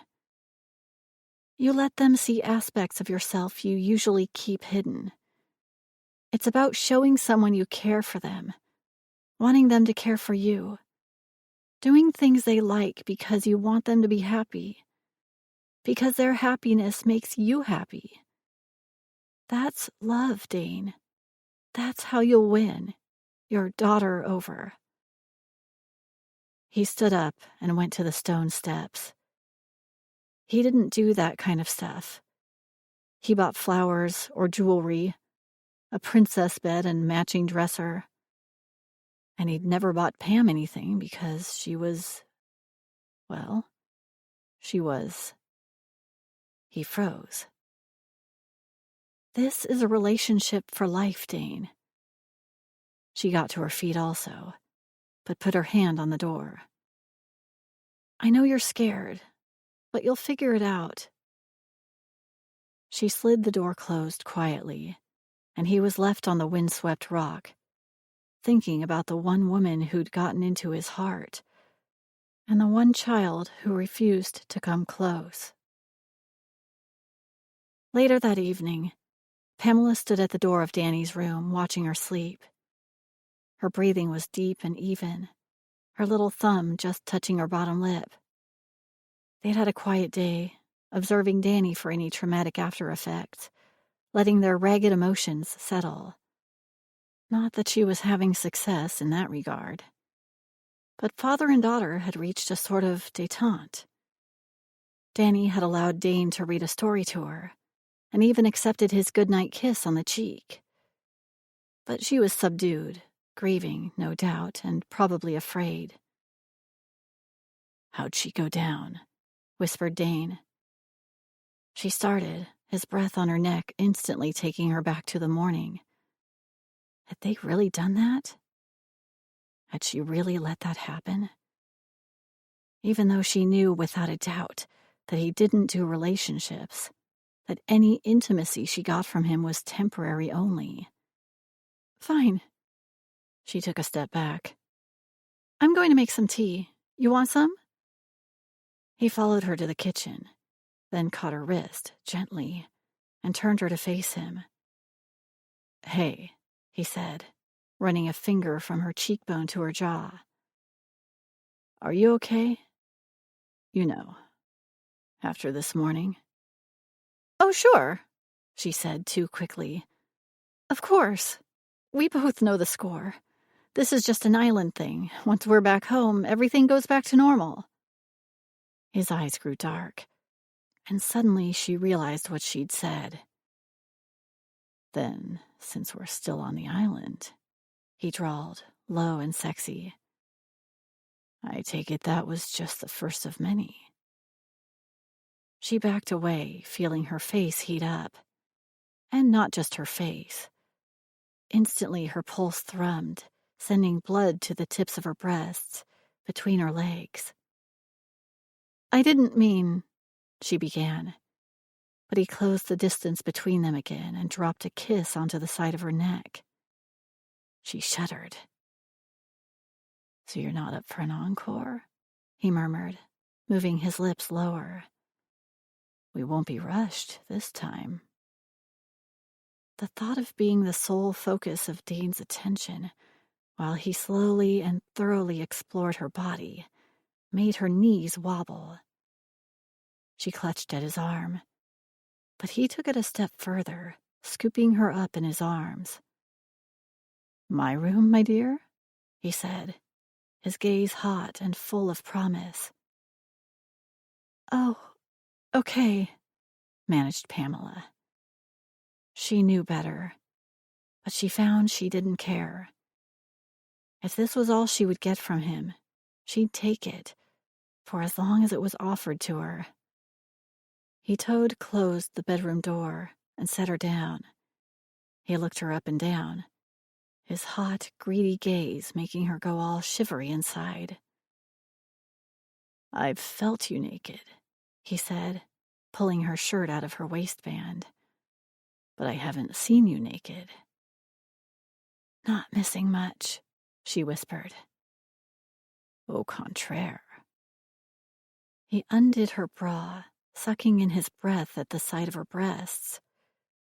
He lowered his head and kissed the top slope of one, cupping the weight of it, pressing it up until his mouth covered the aching pink tip.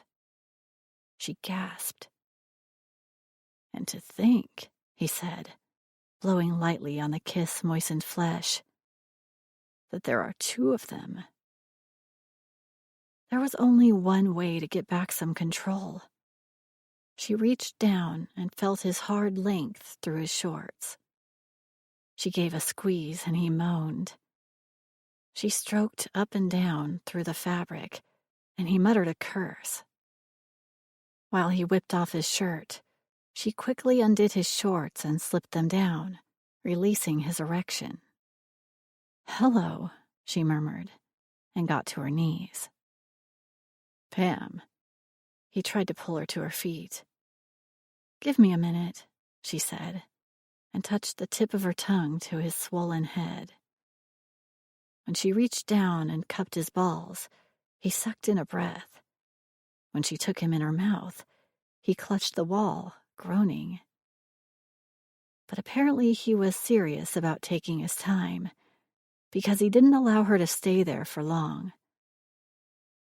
"You're still wearing too many clothes," he said, and proceeded to rectify the matter. Then he stood back, letting his eyes roam over her. instead of feeling self-conscious as she'd expected, Pamela felt somehow that she was everything he'd hoped for. The sensation filled her with power. "Ah, beauty," he murmured. "I knew it." Her heart stuttered at the emotion in his words. So much tenderness, along with the desire. So much cherishing. Chill bumps broke over her skin. She backed up to the bed and sat down, pulling him with her.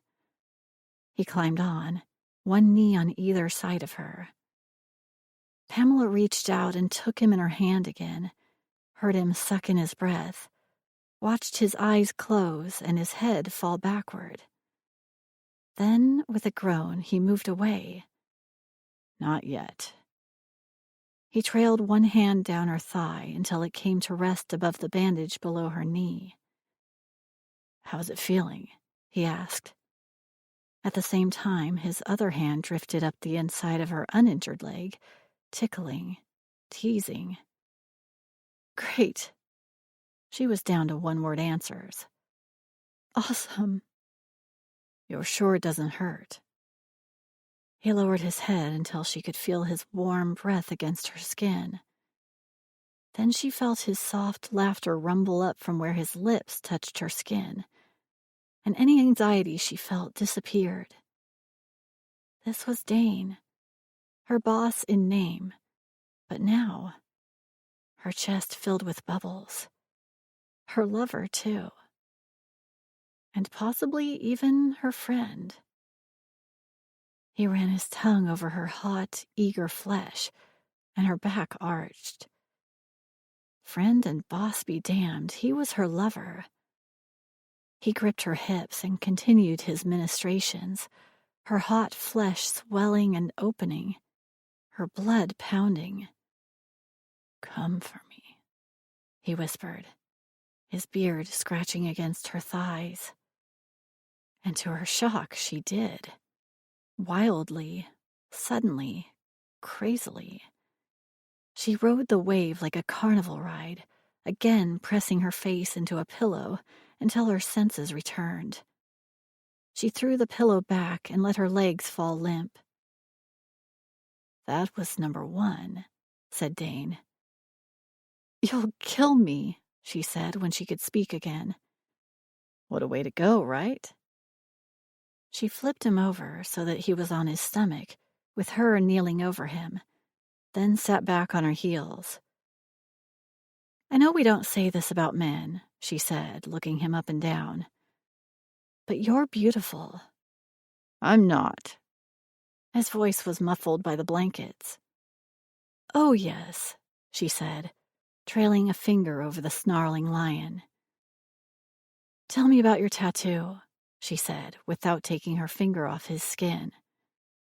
"It's a lion," he said, his eyes closed. She smiled. "What does it mean? When did you get it?" "King of the jungle."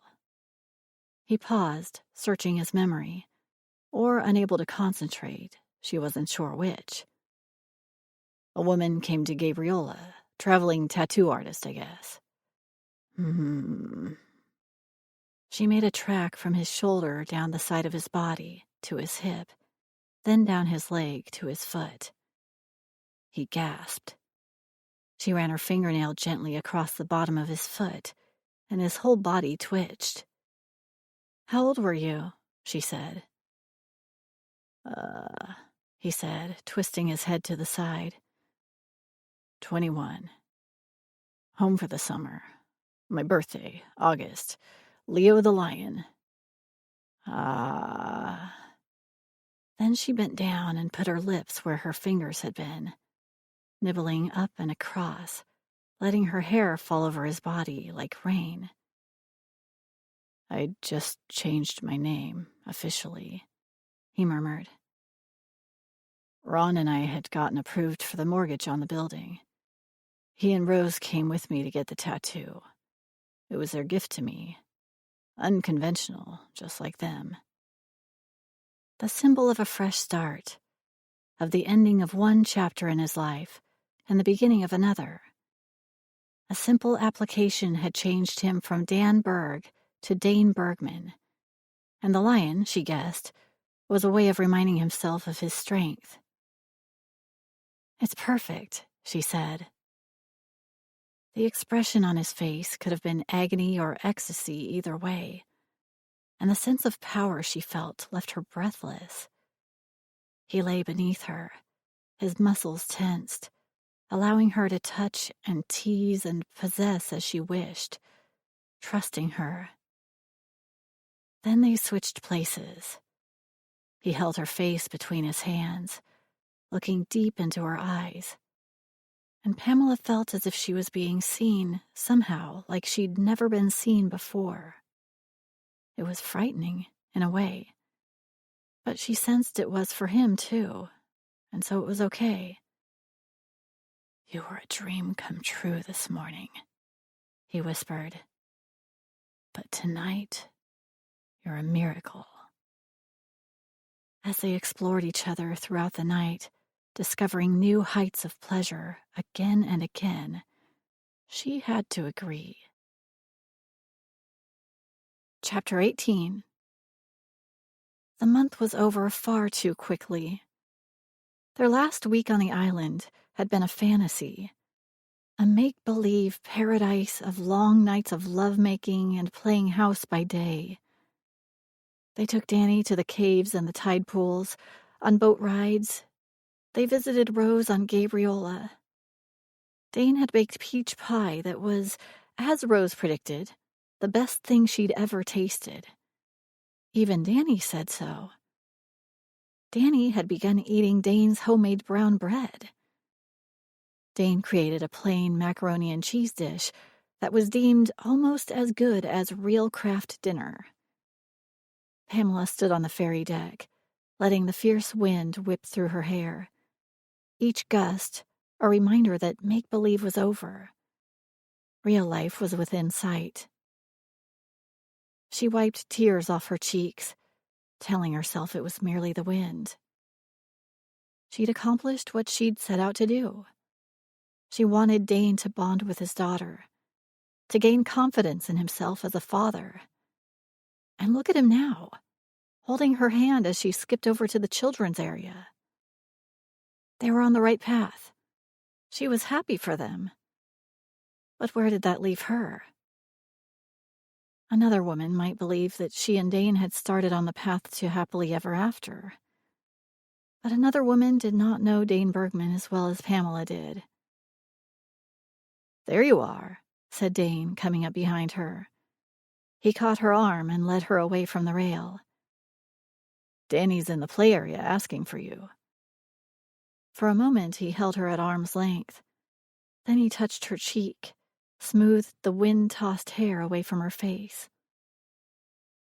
"It's going to be okay, Pam," he said. But she saw uncertainty in his golden eyes. She touched his arm, felt the hard muscle beneath his sleeve. His cologne tickled her nose, and memories rushed over her. How it felt to wake up in those arms. The sense of bone-deep security he inspired, of being utterly treasured, of being desired, of being loved. That was his special gift. He made people feel loved. He made her feel loved. But it wasn't real once they returned to the mainland. The illusion would fade to black, and all would be as it once was. "Tell her I'll be right there, okay?" He turned and went back inside. If only they could go back to the island, the three of them, and never leave it. In real life, the help didn't sleep with their millionaire bosses, not if they cared about their jobs. But on some level, she must have known this would happen. She thought back to that first meal he'd made for her, the blindfold, the wine, the crackers. He'd seduced her, and she'd fallen for it. Heck, she'd leaped right in. It wasn't Dane's fault. She'd known from before she'd set foot on the ferry, before she'd agreed to this month away, how it would end. At least, she knew how it would end for her. Dane's feelings remained a mystery. If he tried to pretend that nothing had happened between them, that none of it meant anything, that she was just another dimbo. Pamela's throat closed. She couldn't stay in a world where she was just one in a line of Dane's conquests. If that's how things would be from now on, her time with the Bergman group would have to end. The moment Pamela walked into her office the next morning, reality landed hard.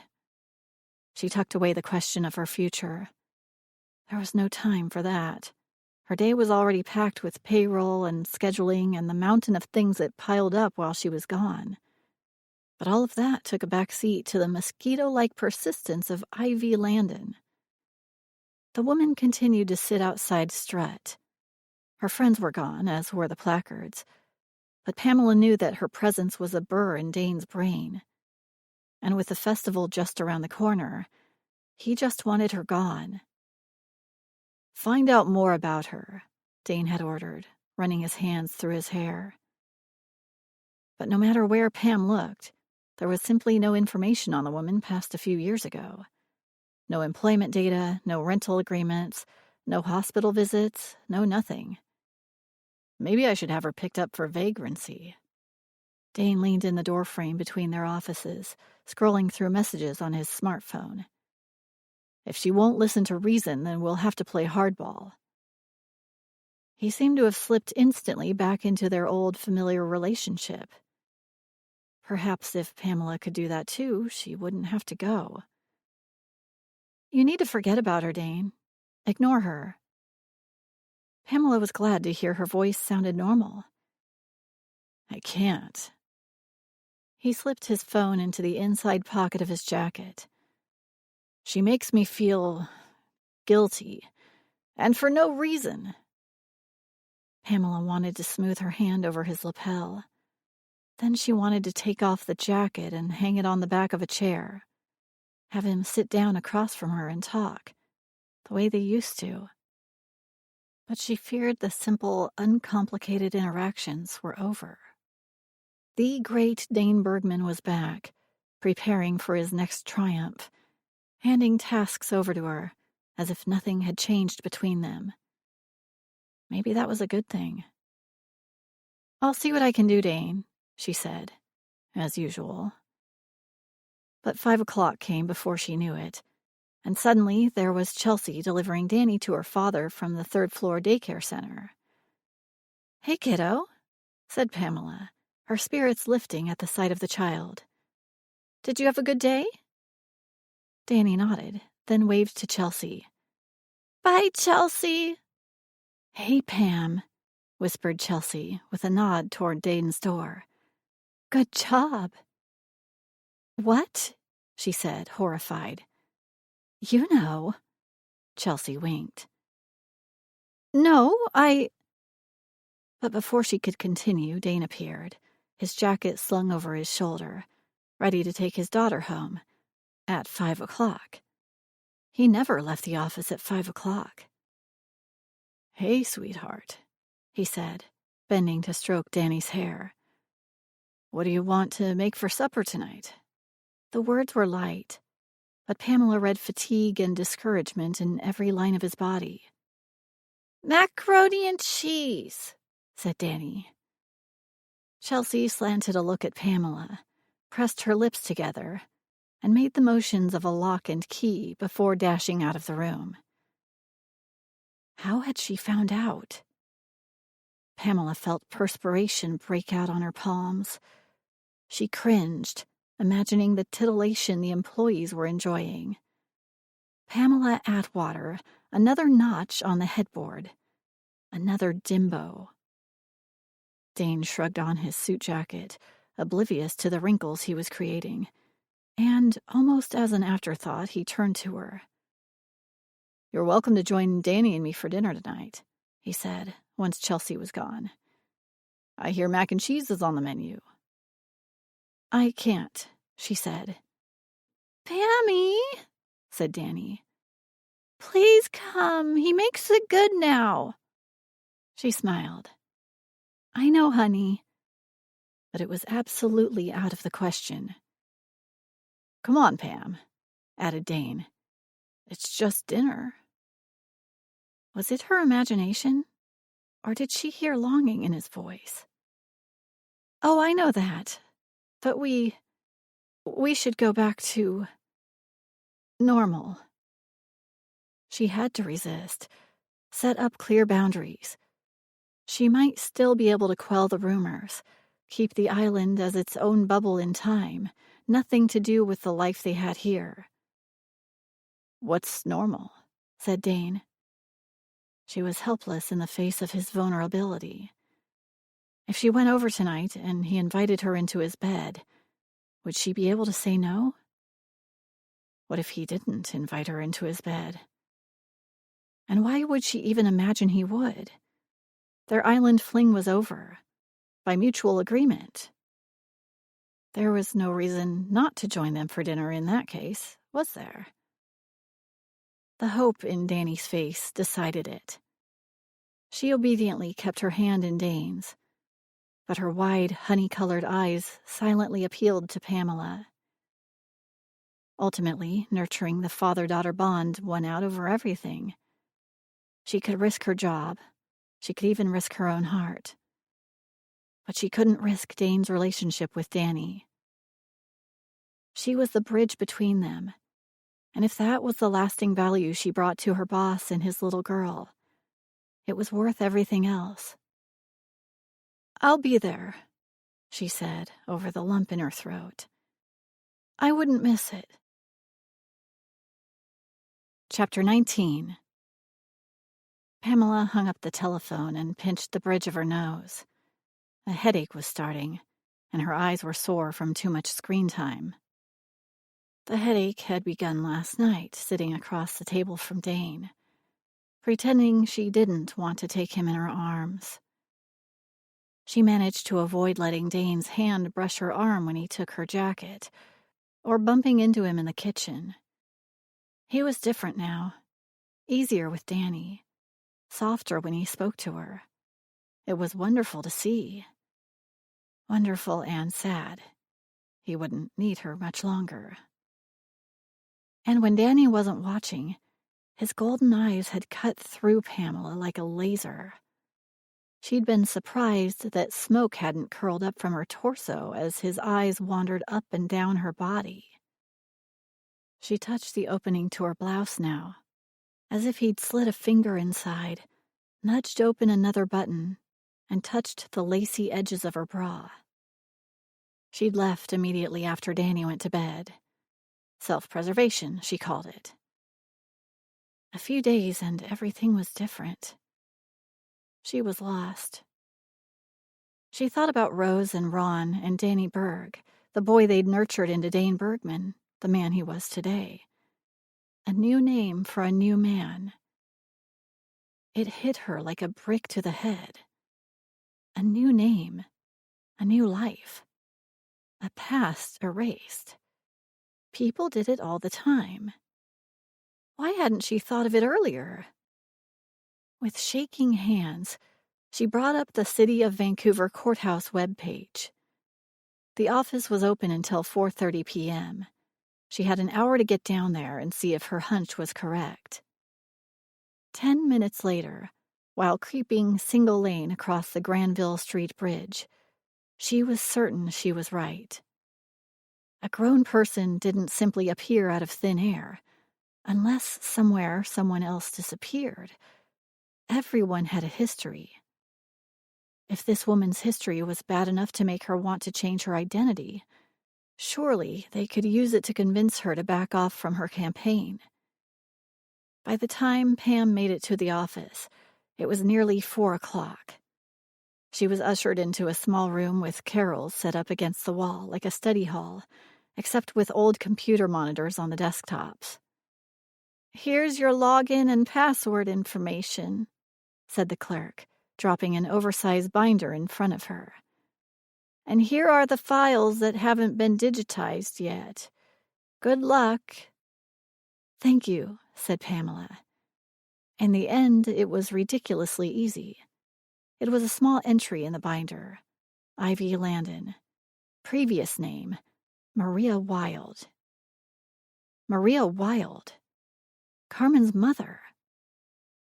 She changed her name 8 years ago, after a 6-year stint in the Alouette Correctional Center for Women, where she was sent on drug charges, leaving behind her 14-year-old daughter, Carmen.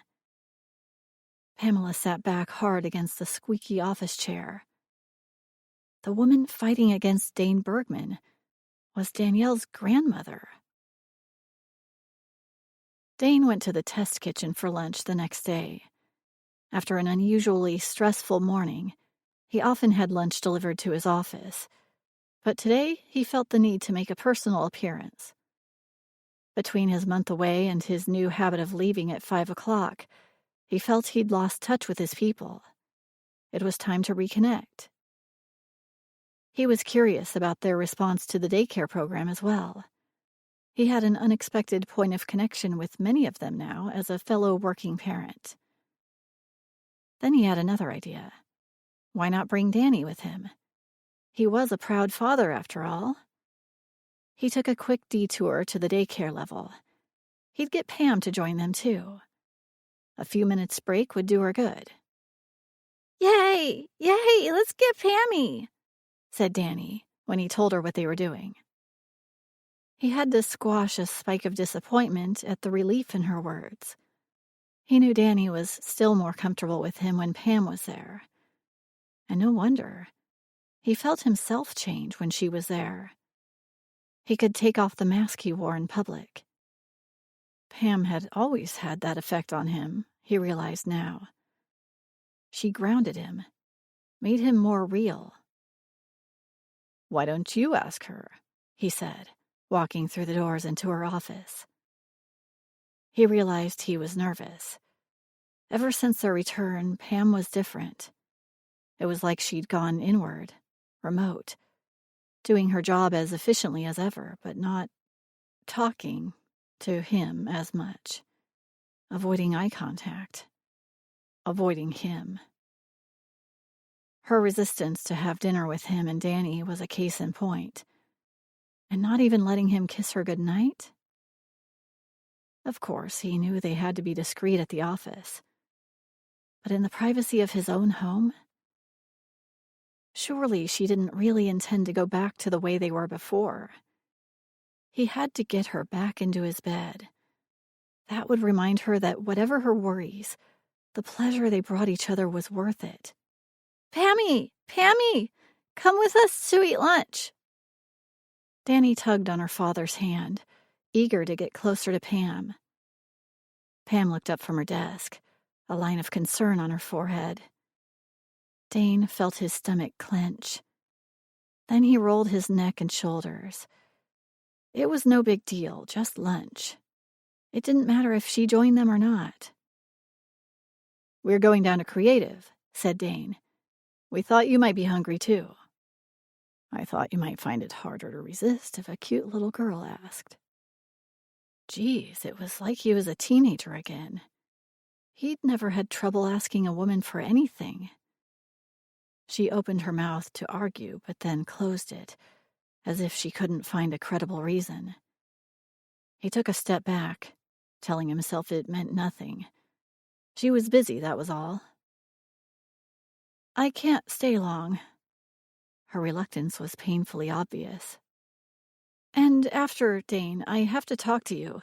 It's important." "What is it?" She met his eyes only briefly. "Not now." His chest tingled, and he tasted something sour on the back of his tongue. She took Danny's hand and walked into the hallway. He could barely hear their chatter over the pounding of his heart. She looked serious, really serious.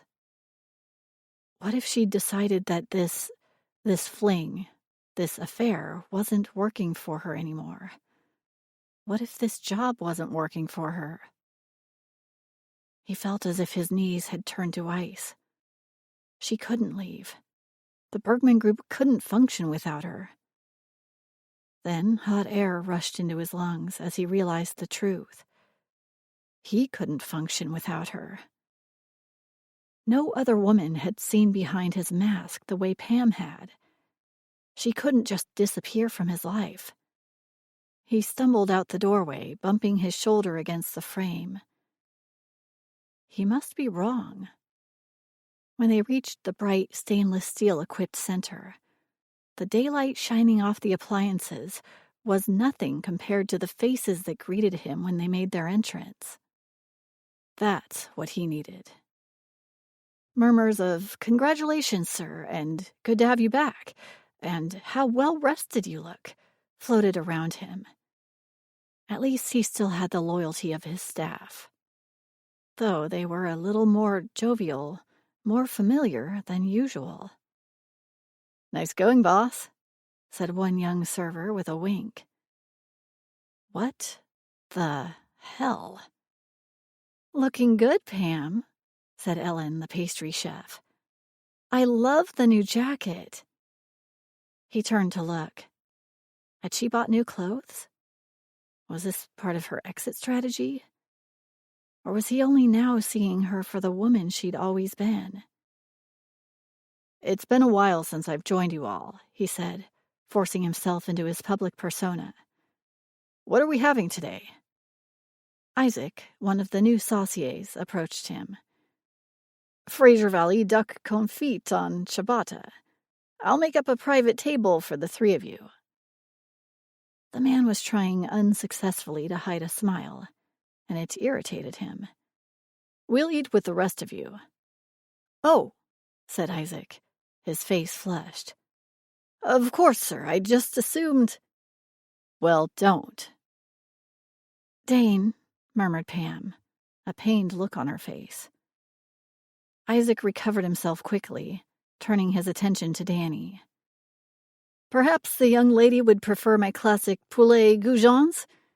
It's really just fancy chicken fingers." "Okay," said Danny, smiling shyly in return. A group of waitresses were huddled in a corner at the back, giggling. "Ignore them, Dane," whispered Pam. "Please." Danny moved closer to Pam, tugging her hand out of his. Dane shoved back his chair and strode to the table in the center of the room. He raised his hand, and the room went silent. "I want to thank you all for the warm welcome you've given my daughter, Danielle. Fatherhood has opened my eyes to the challenges many of you face, and I'm pleased to see that the new daycare program has been so well received." He stood back, awaiting the response. A smattering of applause was all he got. He felt heat rising in his neck. If it wasn't gratitude, then what were they all grinning about? What was going on? People glanced at Danny, some of them squirming. A few faces grew pink. More than a few were smirking. "As you know, Ms. Atwater has been instrumental in creating the program. She's also been a godsend to me during this transitional period with my new daughter. I trust you'll all give her your best attention and support as she returns to her regular duties." That got them clapping, but there was more than one wolf whistle along with it. The sound pierced him like an electric shock. "Quiet!" He didn't shout, but then he didn't need to. The room went silent instantly. He could hear the blood rushing past his ears.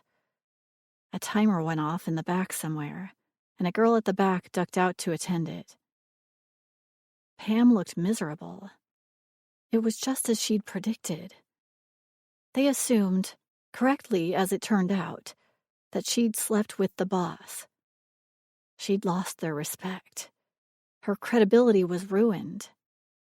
He shouldn't have dragged them all down here. He should have listened to Pam. "I wasn't finished." He tried for a smile, felt it fail. "Ms. Atwater is my second in command. She's earned her authority, and you'll continue to give her the respect she deserves." Now the room felt chilly. A few of the younger workers looked almost afraid. He sat down, bewildered, and mad as hell. Isaac delivered their plates with a flourish and disappeared. "What's wrong with you?" said Pam, as conversations restarted around the room. "They all think something's going on between us, and you basically just confirmed it. You should have ignored them." "I can't ignore disrespect." "How was your lunch, honey?" asked Pam, turning brightly to Danny. "Good." Danny spoke around a mouthful of chicken. "Can I have chocolate pudding?" "Finish your lunch and we'll talk," said Dane. He got a mutinous frown in response. She set down her fork. "Don't worry if you can't eat it all, honey," said Pam, shooting him a dark glance. "You have a small tummy, and that's a big serving, right, Dane?" He gritted his teeth. How was it he kept saying the wrong thing? This was his building, his people, his business, his daughter. "Right, and we'll all have chocolate pudding for dessert. Sound good?" "Okay." No smile. He took a bite of his sandwich, but barely tasted it. Around them, voices rose and fell. Not quite the typical boisterous chatter that usually went on, but close. He even heard the occasional laugh. Then he heard a snippet of conversation. "Poor Pam." He put down his fork. "Hope she doesn't end up leaving." "Rough for us if she does." "You mean when, not if." He stood up slowly, lifting his head in the direction of the conversation. Within moments, the room went dead silent. If the atmosphere earlier had been full of tension, now it was full of terror. Ignoring the remains of his meal, as well as Pam and Danny, he left the room. He needed to burn off some frustration. He aimed for the stairs. Activity. Hot, sweaty activity was what he needed. Pam was what he needed. On her back, up against a wall, straddling his thighs. On her knees. He groaned. That part was over. And he had a feeling that wasn't the worst of it. He'd have to settle for pounding the stairs. Pamela caught up with him just before he hit the fire door leading to the stairwell. His hands were balled into fists, and his jaw was tight. "What's wrong with you?" she demanded, stepping in front of the door. His face darkened. "You tell me, Pam." She gaped at him, then tugged him through the door so they could speak in at least some privacy. She opened her mouth to say more, but he pulled her to his chest. He brought his mouth down onto hers in a crushing kiss, and she pushed away. But it was too late. The touch of his lips on hers ignited the blaze she'd worked so hard to smother. She knew that anger was a front for shock and lack of control. The loyalty and respect of his staff had always been a point of pride with him. To be the object of gossip and speculation, that was what stung. "This will all blow over." She held his face in her hands, keeping him away. "Everyone's distracted. It'll be okay." He stared back at her with tortured eyes. She could feel his taut muscles quivering. His fiery hands kept her lower body tightly trapped, the rock-hard length of him setting up an impossible-to-ignore craving.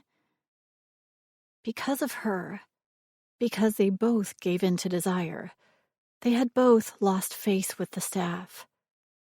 Without their respect, his authority would turn to dictatorship. His generosity would evaporate. He'd pull inward, behind a deep shell of distrust, go back to his dimbos. And she'd have to stand by and watch. She thought about the headhunter who'd been trying to lure her away from the Bergman group. Who knew when another chance might come her way? She put a hand to her mouth. She was breathing too quickly, but she couldn't help it. It was time to start thinking about what was best for her. It might kill her to leave them behind, but it would destroy her to stay on the sidelines. Chapter 20. Dane yanked her tighter against him, desperate to feel her again, to bathe in her soothing presence, to touch every part of her and feel her hands on him until the aching abated and he could bear himself again. It wasn't merely physical. This need ran much, much deeper. No other woman had mattered to him like this. And now, when it mattered more than anything, he couldn't be sure of her response. Pamela held back, her eyes wide and knowing, searching his. He was swinging out over a canyon, terrified, bare-assed to the wind, and she was his lifeline, the only one who could bring him back.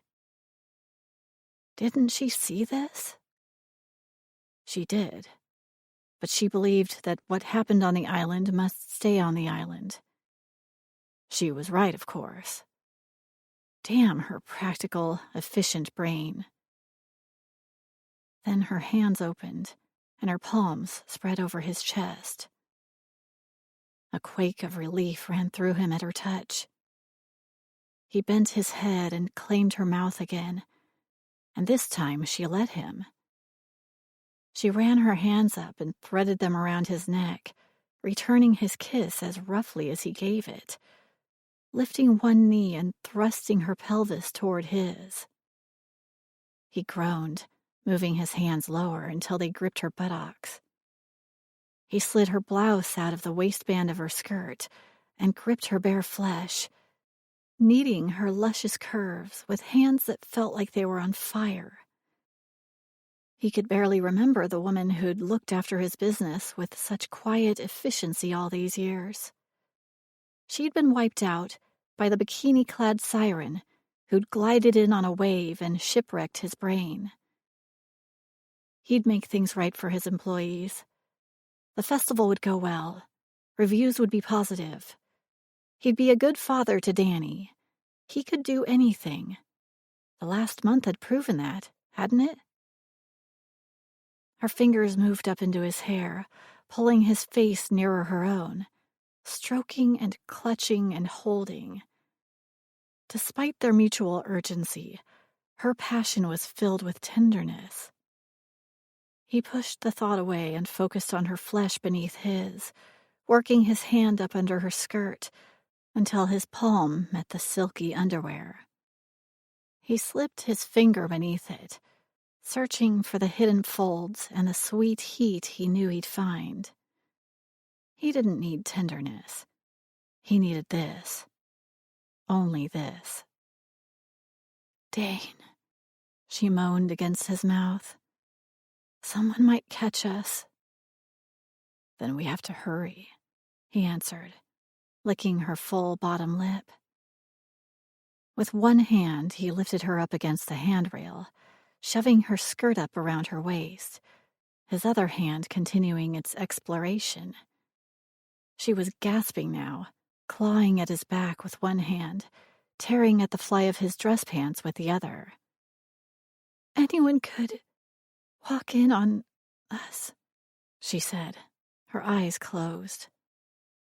He heard the button of his pants tear off and go bouncing down the concrete steps. Within seconds of her freeing him, he was buried inside her, surrounded by her.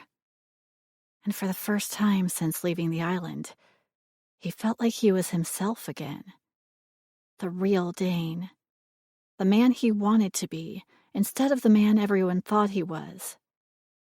Then Pamela, his practical, efficient Pamela, threw her head back as the orgasm tore through her, fast and devastating, taking him over the edge with her to a place he'd never been, but could only be called home. He couldn't get his breath back. He couldn't think. His body was still pulsating, the pleasure unlike anything he'd ever experienced before. Mind-blowing, he mumbled. Now I get it. He could hear the blood pounding in his ears, the thrum of it thrilling through his body. Little afterquakes he didn't want to end. Didn't want to come back to reality where this was not something they could do.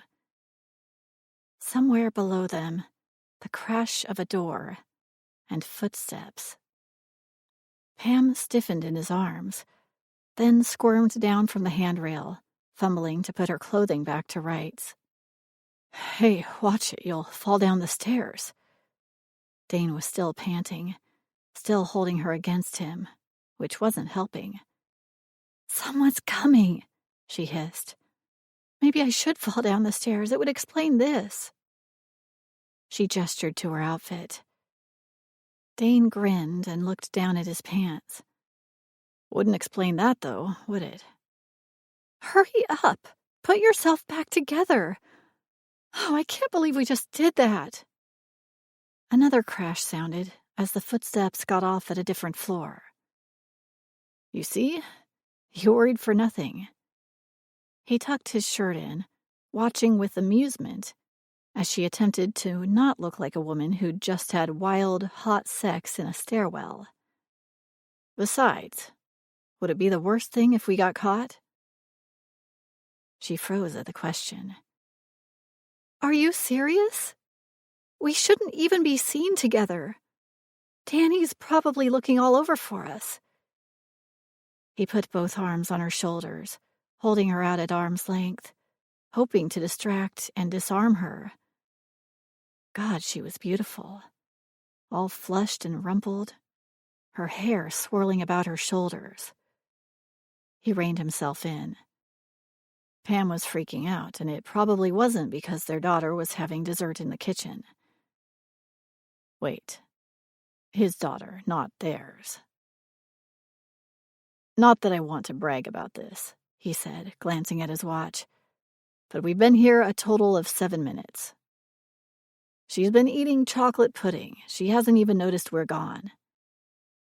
The rush of sexual desire and release had lifted the anger and confusion, but it had also taken him away from reality. Pam considered this, everything between them, a mistake. And she was probably right. You go get her, said Pam. She opened the fire door and peered both ways. I'll be in my office. Remember, I need to tell you something. Dane waited a few minutes, watching her trim body march toward the elevator, setting aside the concern about whatever she had to say. She wobbled once and bent to adjust her heel, a movement that emphasized the muscles of her calves and the graceful line that disappeared up beneath her skirt. Beneath her skirt. He'd been a skirt chaser since college, but this was the first time there'd been an actual challenge to the chase. And it was the first time he felt that losing her wasn't an option. It had always been that way, he realized, even before they'd discovered the explosive chemistry that lay between them. Who and what would he be without her? He didn't want to know. Chapter 21. Never in his wildest dreams had Dane suspected what Pam had to tell him. Carmen's mother. He looked up and down the street, fiddling with the bouquet of flowers Pam insisted he take as a peace offering. Maria Wilde, a.k.a. Ivy Landon, sat comfortably on the cracked wooden bench outside the building in which he'd installed her and her friends, her knitting next to her, a straw hat with flowers stuck in the brim on her head, long white hair loose on her shoulders. Danny's grandmother. Surely this was at the bottom of her protests. Was she getting revenge on him for What, for Carmen's death? Did she even know about him and Carmen? She'd been in prison when Danny was born, estranged from Carmen long before that. Did she know about Danny? "The mighty Dane Bergman," said his daughter's grandmother as he approached. "A giant among men, loved, feared, and obeyed by all. Come back to bully us some more?" Not loved by all. He sat down beside her. "You don't know me." "You probably love puppies and kittens, too," she said. "Which, of course, makes up for any other deficiencies." "I've never denied my deficiencies, Maria," he said mildly. "I've never been in prison either.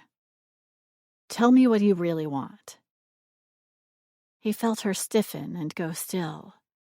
Her knitting fell slack in her lap. Her breathing quickened, but she recovered herself. "Are you a family man, Mr. Bergman?" Her voice trembled. He shifted on the seat then so he could look at her face. Carmen had insisted that Danny be protected from Maria and the kind of life she led, the people she associated with.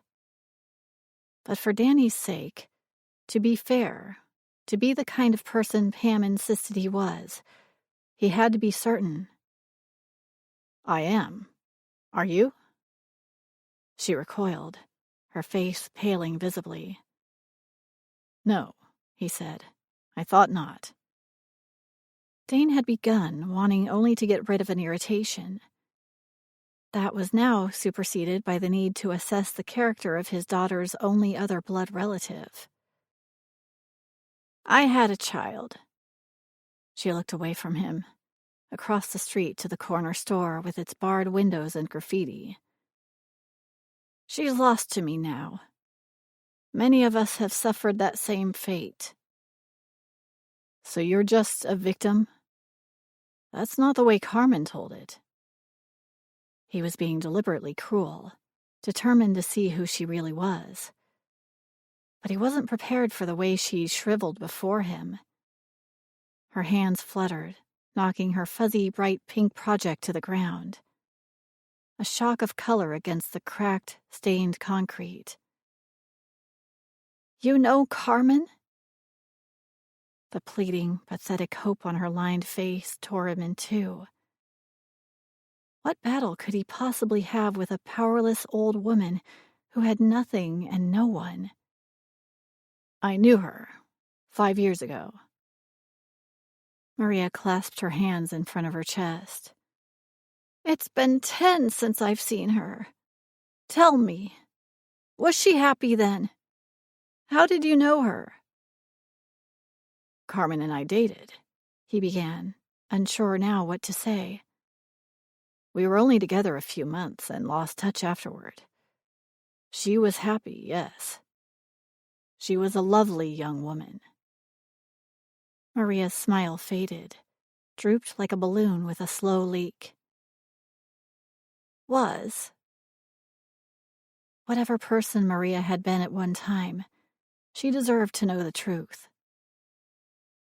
"I'm sorry. She passed away suddenly, in a car accident, 2 months ago." But instead of falling apart, she pulled herself up, tucked her chin down, and straightened her thin shoulders. The gesture was so like Danny it took Dane's breath away. Grieving, but not broken. "Why did you change your name?" he said, unable to look at her. "Why have you been stalking my nightclub? Stirring people against me?" Maria took a deep breath. "Were you good to her?" "What?" "Carmen always wanted the high life." She turned to him then, her eyes bright. "Did you treat her well?" "Of course I did." He'd taken her to nice places, bought her nice things, treated her with courtesy and respect. Then sure, he'd been good to her. They'd had fun. But he hadn't been good enough for her to trust him with their daughter. Not until she had no other choice. You're a good man, Dane. You're the only one who doesn't believe it. We weren't together long. He swallowed against the hoarseness in his throat. We parted as friends. I'm glad. He didn't expect the pitiful yearning, the regret, the lostness he heard in her voice. Ms. Wilde, or Ivy Landon, whatever your name is now. Why did you change your name? What do you want from me? The woman bowed her head as if to accept the burden she knew was due her. But would she come clean with him? Would she admit her past? I needed a fresh start.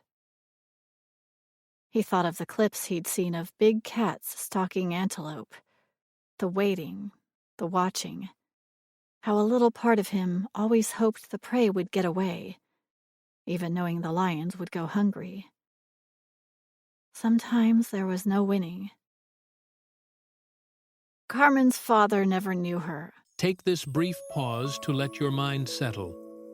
The journey ahead awaits with new emotions and new discoveries.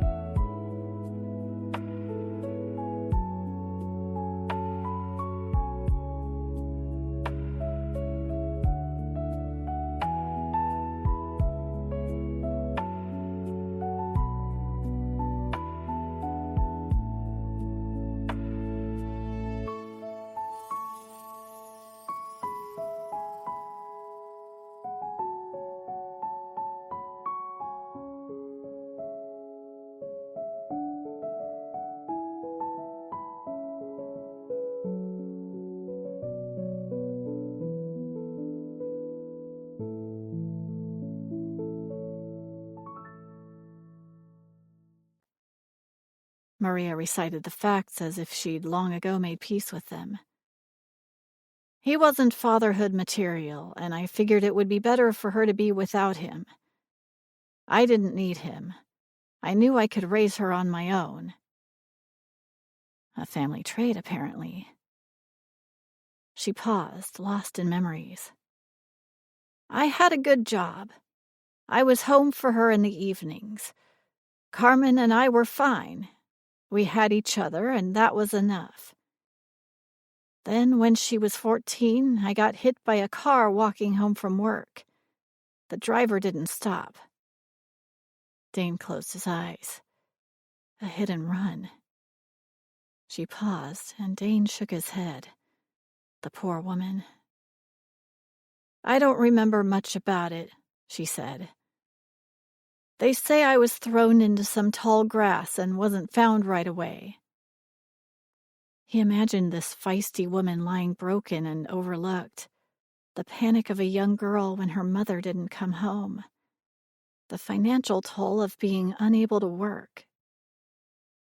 To make a long, ugly story as short as possible, I lost my job, got hooked on prescription drugs, then some other drugs, made a stupid mistake, and went to prison. My beautiful, sweet daughter was put in foster care. Carmen never forgave me, cut me out of her life. She took a deep, shuddering breath. I've been hoping I could redeem myself, that my good deeds might break down her barriers. So once I was released, I began to help those less fortunate than myself, because I know how quickly things can change. How quickly indeed. Mr. Bergman, your building uprooted our community. You took away the homes from fragile people who had nothing else. I'm sorry. He squeezed her hand. Last winter, I found out where she worked. I got a cleaning job in the same building so I could catch a glimpse of her now and then. That's all. It's been weeks, though, since the last time. Now I know why, she whispered as she began to cry. I'm sorry, he said again, through a throat clotted with regret. Dane listened to the sounds of the grieving mother next to him, and all of his concerns about the business, the PR and image management, his determination to win at any cost.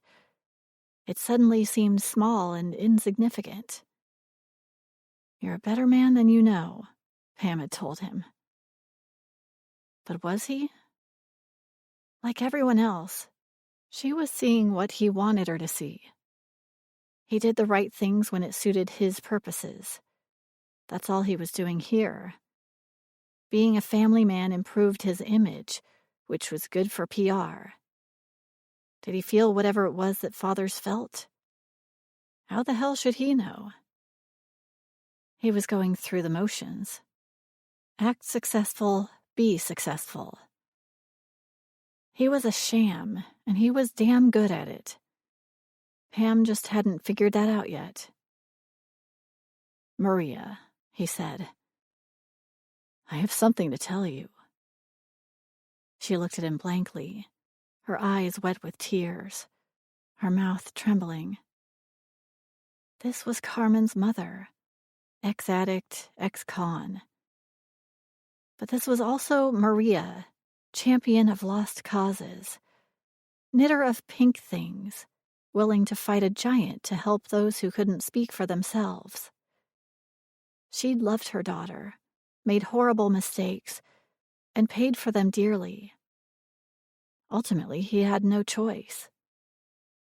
If he'd never found out about his daughter, he'd have been robbed of something he never knew he needed more than any of his successful projects. He couldn't be the one to rob this woman of the same joy. Carmen had a daughter. He swallowed. It was out now. Once Maria understood the truth, it was possible that he could lose Danny. Danny might decide she liked her grandmother more than she liked her father. might want to live with her here. He shuddered, rather than with him in all his penthouse glory. Maria looked at him with dull confusion in her eyes. The grief, old grief now, fresh and cutting, kept her from making sense of his words. I have a daughter, and you have a granddaughter. Pamela sat down on the couch in Dane's office, hoping she had the strength to keep her distance in the face of what must have been an emotional body blow to Dane. She watched as he paced against the window, the bright lights of the city far below them twinkling against the dark sky. One of the daycare workers had stayed late in the center with Danny, but she'd be tired. He'd have to get her home soon. Pam would have to go home soon, too. Her work was done. Pain sliced through her at the thought of never again stroking the child's soft curls as she slipped into sleep. What do you want, Dane? She asked. I don't know. He whirled around suddenly and grabbed her by the arm, pulling her against him until she could feel his panic and see the desperation in his eyes. Then his expression changed. He lowered his head to hers until she could feel the heat from his skin. Actually, he said, his voice a low purr, I know one thing I want. She swallowed. He was using her as a distraction, and she couldn't allow that. Even though the sensation of being in his arms once more was like returning to heaven, she forced herself to push him away. Come on, Pam, we're alone. We don't have to pretend. Don't change the subject, she said quietly. The glitter in his eyes dimmed, and his smile faded. He stepped away, his expression shuttered. It was bad enough when she was Ivy Landon, he said finally. Now that I know she's Danny's grandmother, it's worse. I can't ignore her. I have to listen to her. You're right. She felt her throat thicken. He was so close to becoming the man she'd always known he could be. A man of substance. She was pulling away from him, and not just physically. What is it, Pam? He said, feeling his heart beat in his throat. He wanted her to come back to the penthouse with him and Danny. He wanted her in his bed. He wanted her reassurances, her laughter, her teasing, her insight, her advice, even her criticism. I think, she began. She cleared her throat. I know I have to leave. In a minute, he said. Surely whatever she had going on could wait. No, Dane, she said. I have to leave. Leave. Leave the Bergman Group. Leave him. The world stopped. She wasn't serious. She couldn't be. Suddenly, with a deep, sucking panic, as it disappeared like mist between his fingers, he understood that he'd been happier in the past few weeks than he'd ever been. Discovering Danny had catapulted him into fatherhood, and Pam had been there with him, every step of the way. If Pam really left, he'd never have the opportunity to show her she was right, that he was a good man, that he could do the right thing, for the right reason. That yes, he was a better man than he knew. And it was all because of her. She'd made him see this impossible person buried deep inside. She'd made him want to do the work. She'd made him see that it was worth it. That the adoration he'd always craved was nothing compared to being loved, not for what he could do for someone, but simply for who he was. Pam believed in him. She believed that good was in everyone, that kindness was worth the risk, that he needed to give Danny's grandmother a chance. But he'd convinced himself that he was satisfied with having Pam as, well, whatever she was to him, his secretary, with benefits, his friend, his employee, his lover. He'd lied to himself about a lot of things for a long time. "You can't," he said, tightening his grip on her hand. "Come on, Dane," she said, smiling around her tears. "I'm not the kind of girl who can be satisfied with slinking around the edges of your life. And you're not the kind of boss who sleeps with his secretary. Look what it's already done to morale. That's not what the Bergman Group is about. That's not what you want." This was wrong. All wrong. This wasn't how it was supposed to go. But how, exactly, was it supposed to go? He'd never been in this kind of situation before. His relationships would run a few weeks. They'd agree it was over. He sent flowers. Voila, on to the next. "You can't go," he repeated. He recalled with sudden clarity the last time he'd seen his mother, when she'd walked out the door of their apartment, saying she was off to the grocery store. He'd known she wasn't going to the grocery store. "Danny will be devastated," he said. Pam looked at him, her head on one side, her smile crooked. "I know, but what else can I do, Dane? I shouldn't have gotten so involved in the first place. It's better that we break it off now, before it gets worse." "But don't, Dane." Pam stroked a line with her finger from his temple, down his cheek, to his jaw, and down the open neck of his shirt. It felt like she'd drawn a live coal over his flesh, like his skin should be bubbling off now, another layer open to attack. "She'll be fine with you. You are a good man. I've always said it. You've never believed me, stubborn ass that you are, under that Mr. Congeniality meets Chippendale's exterior." He laughed, a choked, broken sound. He wanted to run, but he couldn't. He was pinned to this spot on the earth, to this moment in time, awaiting judgment and sentence from the one person who truly mattered in his life. The only person who'd mattered in a very long time.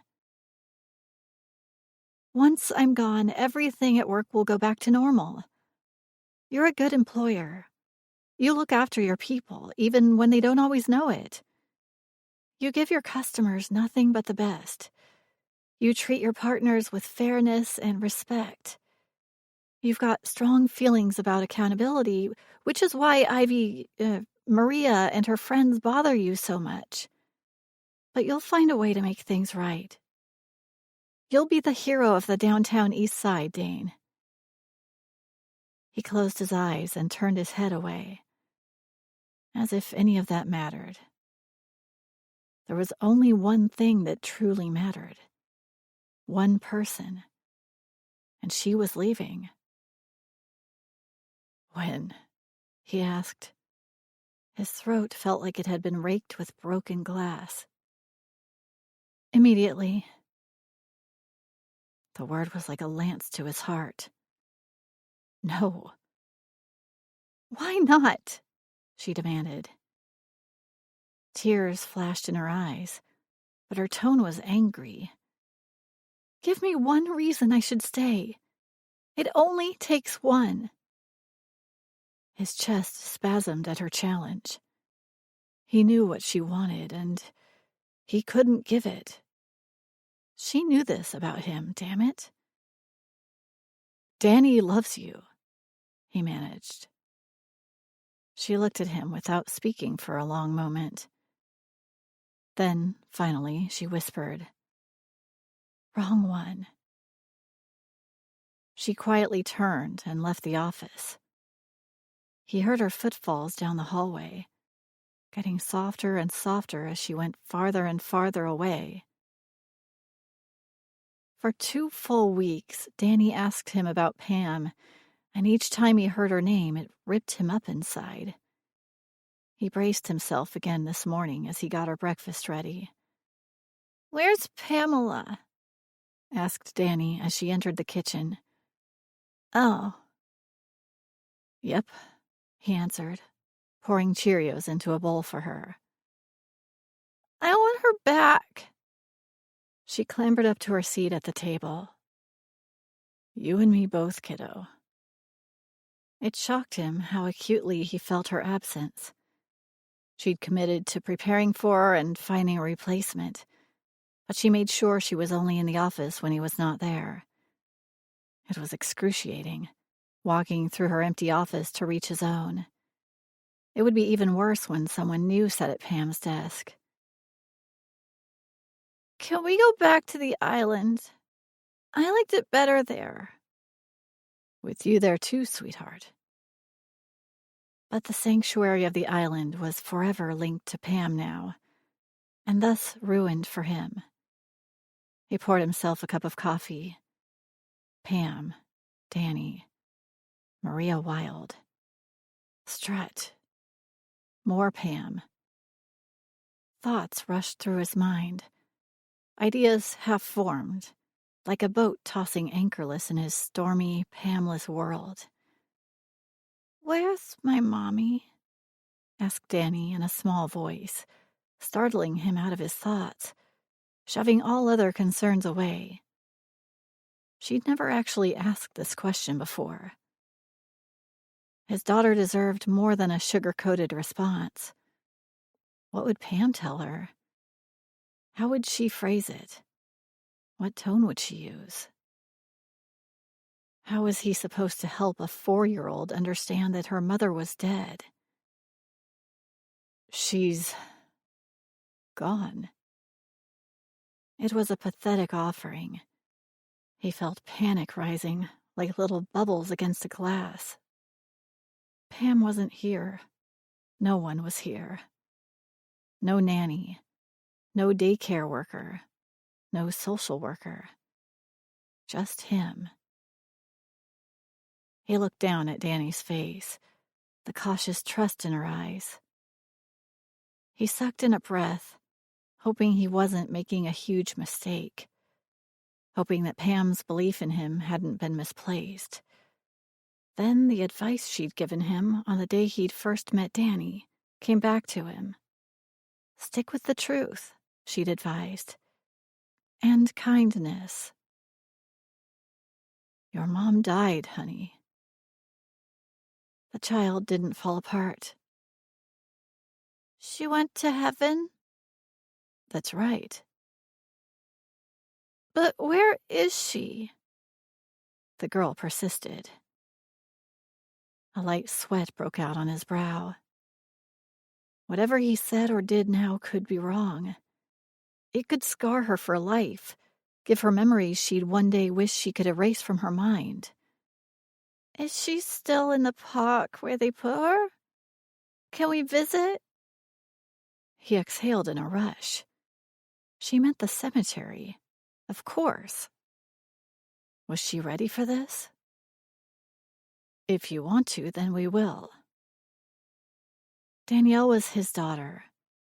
She was tough, stubborn, and he instinctively sensed that this was an important moment, possibly vital in helping her make peace with her loss.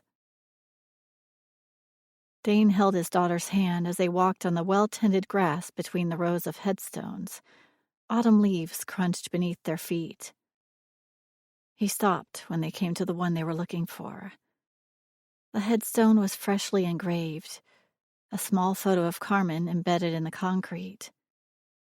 2 weeks ago, when he'd seen that the grave had nothing but the most generic of markers, He'd ordered a rush job on a beautifully carved, simple but elegant granite headstone. This would be the place Danny came to remember her mother for the rest of her life.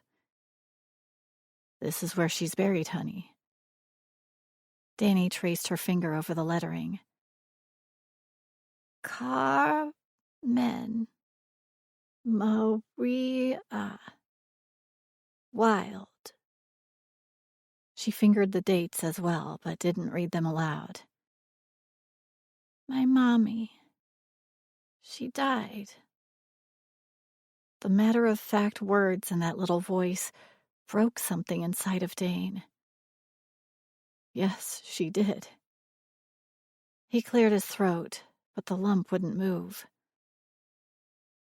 "Is she cold?" She squinted up at Dane, her face wreathed in concern. "No," said Dane, hoping he was saying the right thing, wondering what words and phrases Pam would choose. "You don't feel cold when you're dead." "How do you know?" Truth and kindness. Who knew it could be so simple? "I guess I don't." "Maybe I should bring her a blanket next time." "You could." "I think she'll like the flowers, though. She likes yellow flowers with brown spots in the middle." "Black-eyed Susans," he said.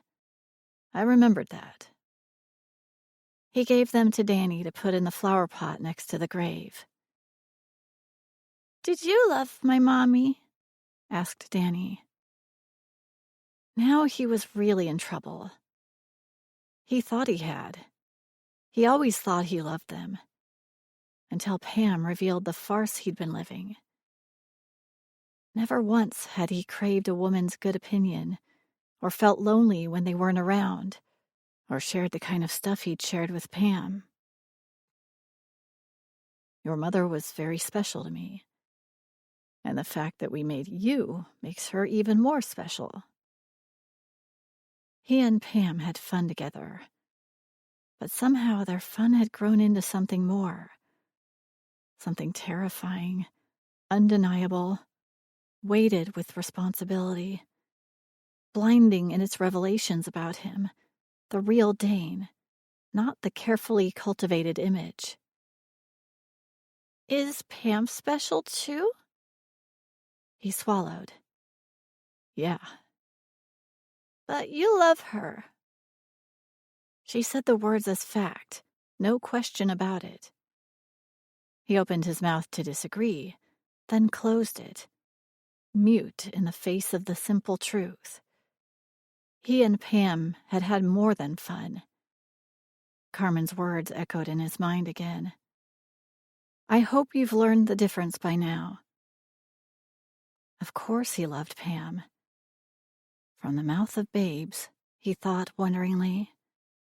How long had he been staring it in the face, refusing to believe? No wonder Pam was leaving. "And you love me too, right?" "Oh, darling, of course I do." He sank down onto a park bench, his heart in his throat, and pulled her onto his lap. "Good." She leaned her head against his chest and sighed deeply. In a matter of months, he'd learned to love. Twice. Without even knowing it. Now he had to find a way to earn that love back. Chapter 22. Dane looked out through the sunshine streaming over Water Street as the festival got underway. Eat Local, a huge celebration of food, drink, and the good things in life, was enjoying unprecedented attendance. Children ran from booth to booth. Parents followed behind and everywhere.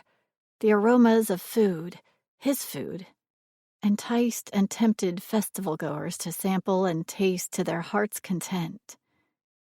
Everywhere he looked, he saw patrons enjoying tiny portions of railhouse pub fare, station entrees as well as the signature appetizers at Strut, And in the licensed for alcohol area, beer aficionados could sample the famed Railhouse Ale. With favorable coverage in the Vancouver Sun, the Georgia Straight, as well as the local food journals, the Bergman Group was thriving on all fronts.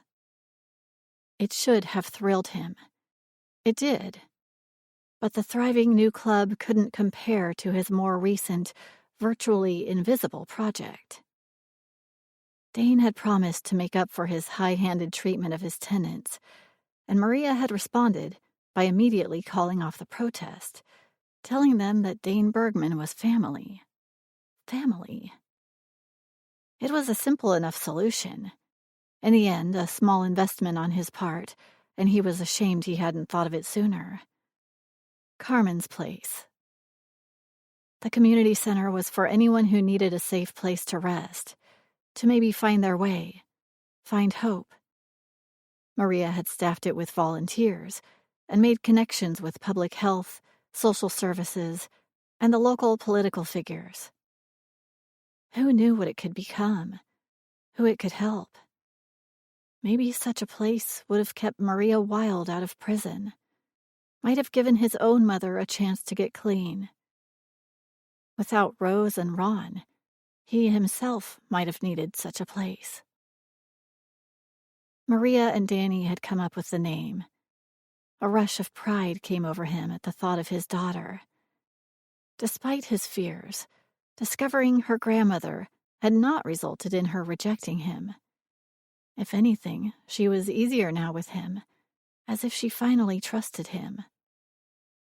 He glanced the other way down the street, warmth stealing through him at the sight of the modest sign identifying the center.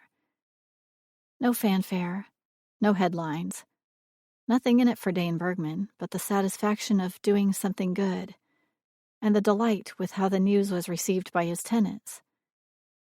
Despite the one-sidedness of their battle, they'd forced him to see them as people.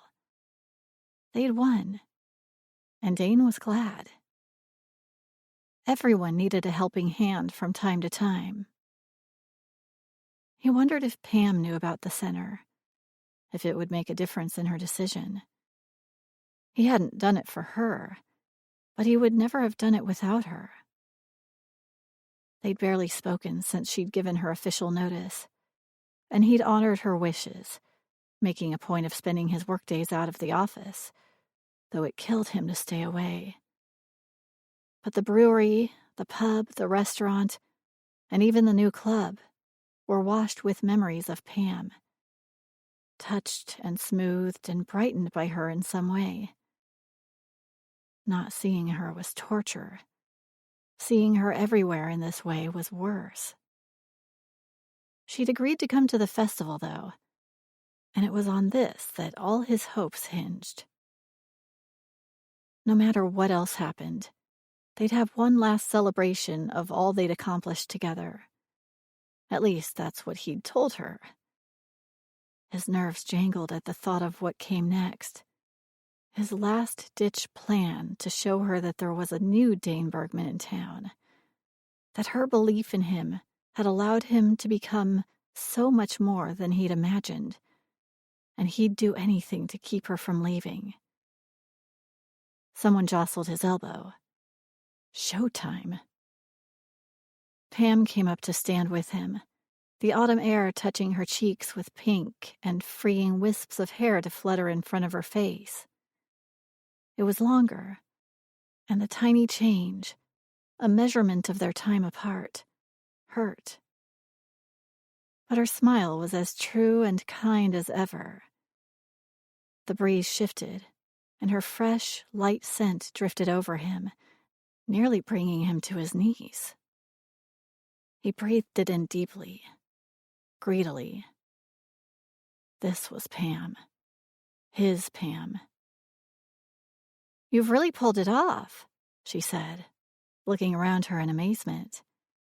"Hot dogs with fancy sausages and artisan buns, wild sockeye salmon sliders, house-made ice cream with blackberry sauce. It's incredible." Her admiration lit him up inside. They'd also arranged cooking demos and practice sessions for parents and kids alike. Face painters, penny tosses, goldfish prize fishing. "Danny is full of good ideas," he said. "She looks happy," said Pam. "Between daycare and Grandma and Daddy, she's got everything she needs." Except for one vital piece of the puzzle. "Not everything," he said. He'd discovered, to his endless pride, that the kid was ruthless when she wanted something. And what she wanted was Pam. So he had no remorse in using Danny in his plan. Danny, of course, was ecstatic to be part of it. "Come on," he said, catching Pam's hand. She pulled back, but he didn't let go. "There's something happening over at the beach." "Where's Danny?" she asked. "I expected her to be here." She followed as he led her through the crowd of laughing festival-goers to the English Bay beach, where a small stage had been erected. "Maria's got her. They're meeting us." "Just so you know, Dane," said Pam, I'm really proud of you. About Strut, but mostly about Danny." "Just so you know," he replied, "I couldn't have done any of it without you." "Sure you could have," she smiled. "But I have to admit, I've enjoyed all of it. Even the nanny assignment. More than I expected."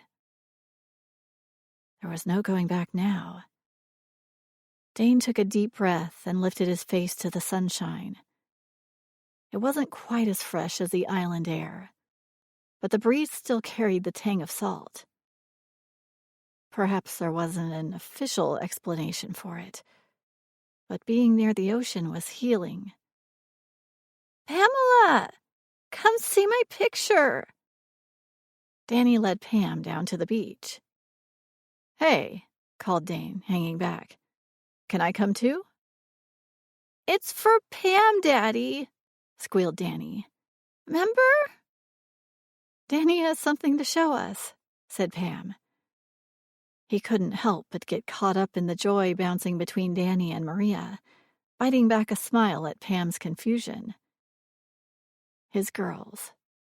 No matter what, he'd always think of them like that. He'd gone from being a lonely king of his exclusive concrete jungle to a guy, a dad, even a son of sorts. A lover, determined to reclaim his love. He was pinned down, captured as surely as the crabs in Danny's pail.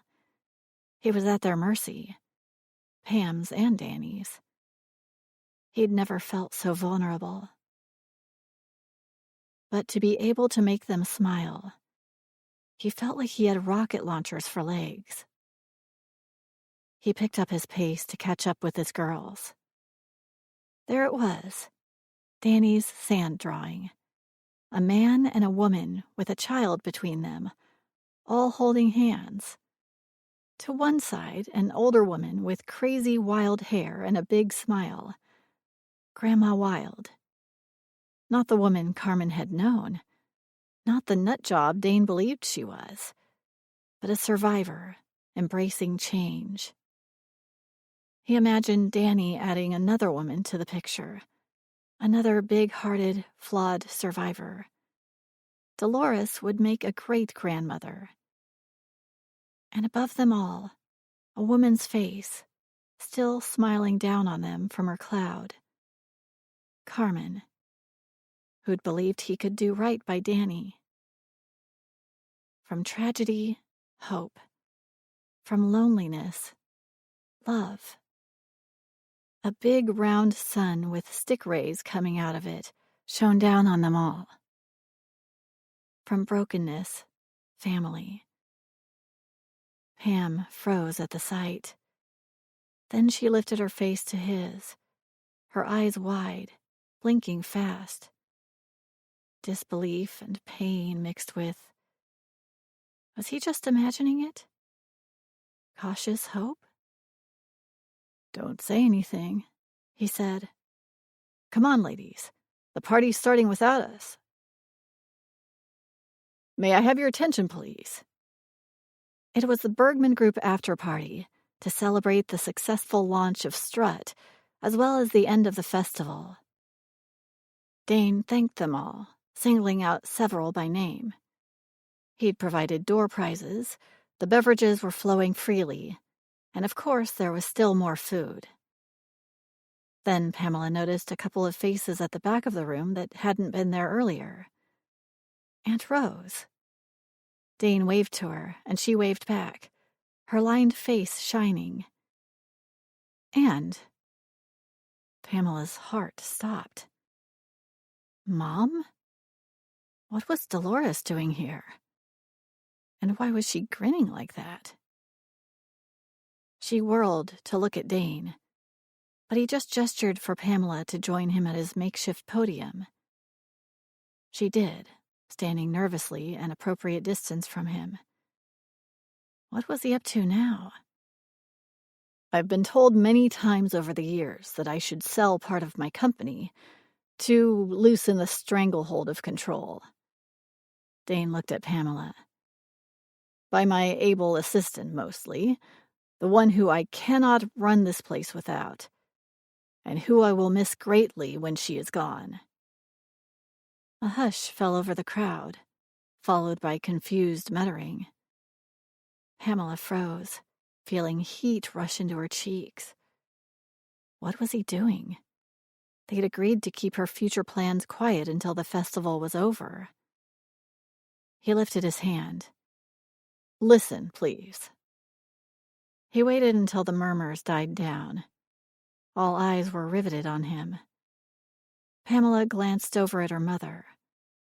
Dolores had one hand pressed against her lips, and tears in her eyes. A pulse beat against her ears. What is going on? "As you know," said Dane, "I built the Bergman Group from the ground up, and it's been my life until now." He waved to Danny. Like Rose, she waved back, as if she knew what was coming. "Today," he continued, "I'd like to announce that I'm finally taking on a partner." A collective gasp came from the audience. Pamela's among them. Dane was doing what? "Do you have $1 on you, Ms. Atwater?" $1? He wasn't making any sense. "Does anyone have $1 to lend Ms. Atwater?" he called to the crowd.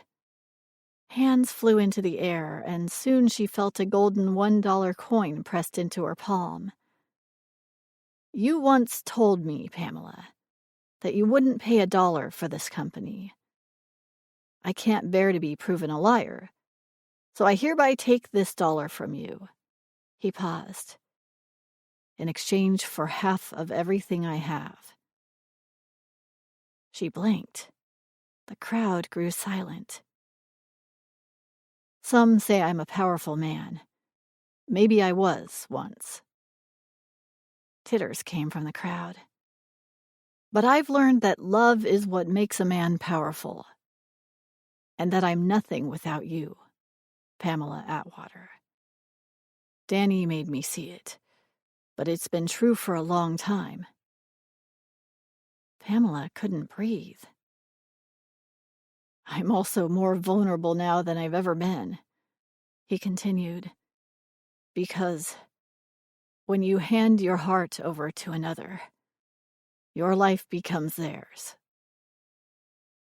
Then, to her complete shock, Dane Bergman dropped to one knee and took her hands in his.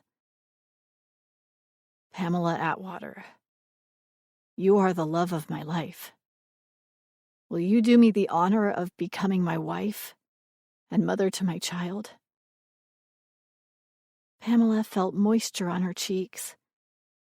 Her chest was stuttering so wildly she couldn't draw breath.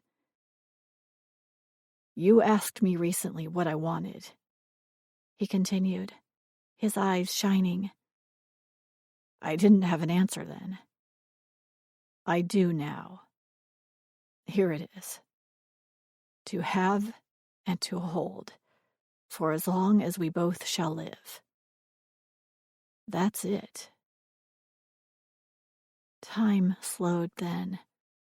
Each second seemed to be an hour. She opened her mouth, but still no sound came out. But Dane was grinning as if she'd already given her answer.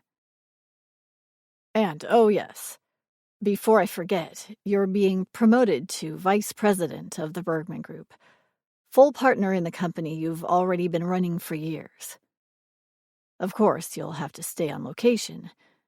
These terms are non-negotiable, but you're welcome to try.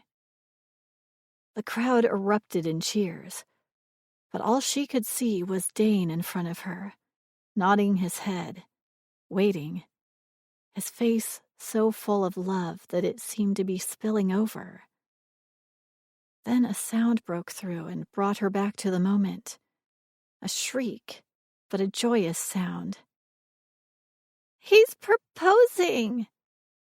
Danny ran up to her, jumping up and down. Come on, Pammy, say yes! Do it, Pammy, echoed Dane. He'd lowered his voice, and now it was an intimate conversation between the two of them. You mean more to me than anyone I've ever known, he said, lifting her hands to his lips. I want everyone who knows me to hear that I love you. I want to have you and hold you and keep you safe and happy however I can, as long as I can. And I need you to do the same for me. Without you, I'm not me.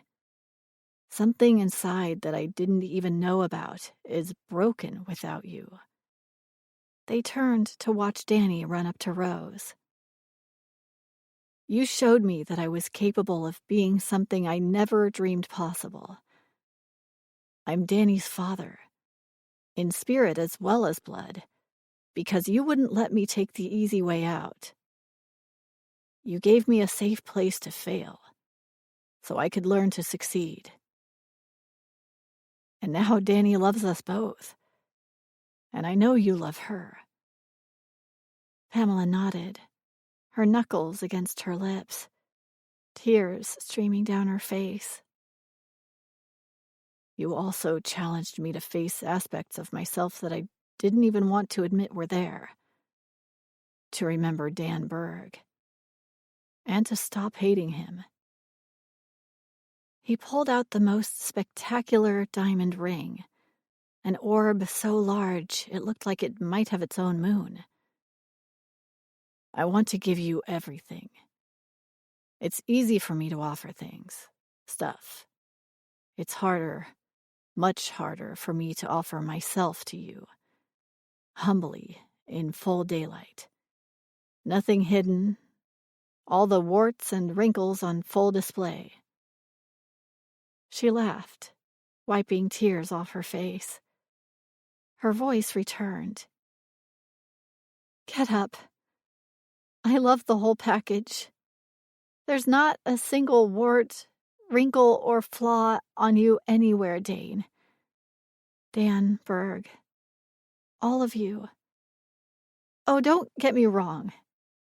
She moved so that the mic would catch her words. I'll take that big fat diamond, too. She pulled him to her and kissed him long and hard. Somewhere, someone popped a bottle of champagne. Streamers burst into the air, and the beloved employees of the Bergman Group, her employees, cheered and cried along with her. Nice touch, Miss Atwater, he murmured. You're not the only one who knows how to work a room, Mr. Bergman.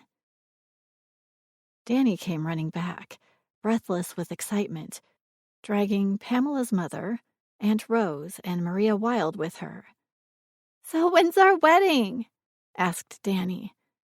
Can I throw the flowers? Can we have chocolate cake with strawberries?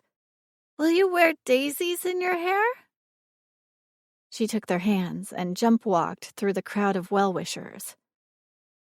I can't wait for us to get married. Epilogue. 6 months later. A knock sounded at Pamela's door. Chelsea, the cheery receptionist from the main floor, popped her head in. Sorry, Pamela. I forgot to call ahead. Another face came into view. Remember me? Pamela looked up from her paperwork. Marian Oliver, how could I forget? She waved the woman in. I hope you're here for the reason I think. I can't tell you how happy I am about how this case has turned out, Ms. Atwater. Or shall I call you Mrs. Bergman? Please call me Pamela. The social worker held out a folder of papers, and Pamela couldn't help but remember the first time she'd appeared at the office and the announcement that rocked Dane's world and turned everything between them upside down. Pamela got up from her desk and went around the front to greet the woman. She saw the moment Marian noticed the other significant detail. "You're expecting?" she exclaimed with delight. "Yes," said Pamela, putting her hand on her belly. "Danny's going to have a little sister." A most welcome surprise, following a certain stairwell incident they only spoke of between themselves. Dane was turning himself inside out, participating in every possible part of the pregnancy. He'd missed out on one infancy. He wasn't going to miss a second of this one. "And by the time she arrives, Danny will be your daughter, too." "I heard that," said Dane, coming out of his office and putting his arm over her shoulder. She leaned back, basking in the security of his love. "She's been Danny's mother since the day they met," he said. "So it'll be good to get the details out of the way." They wouldn't have gone through with the official adoption, except that Maria insisted.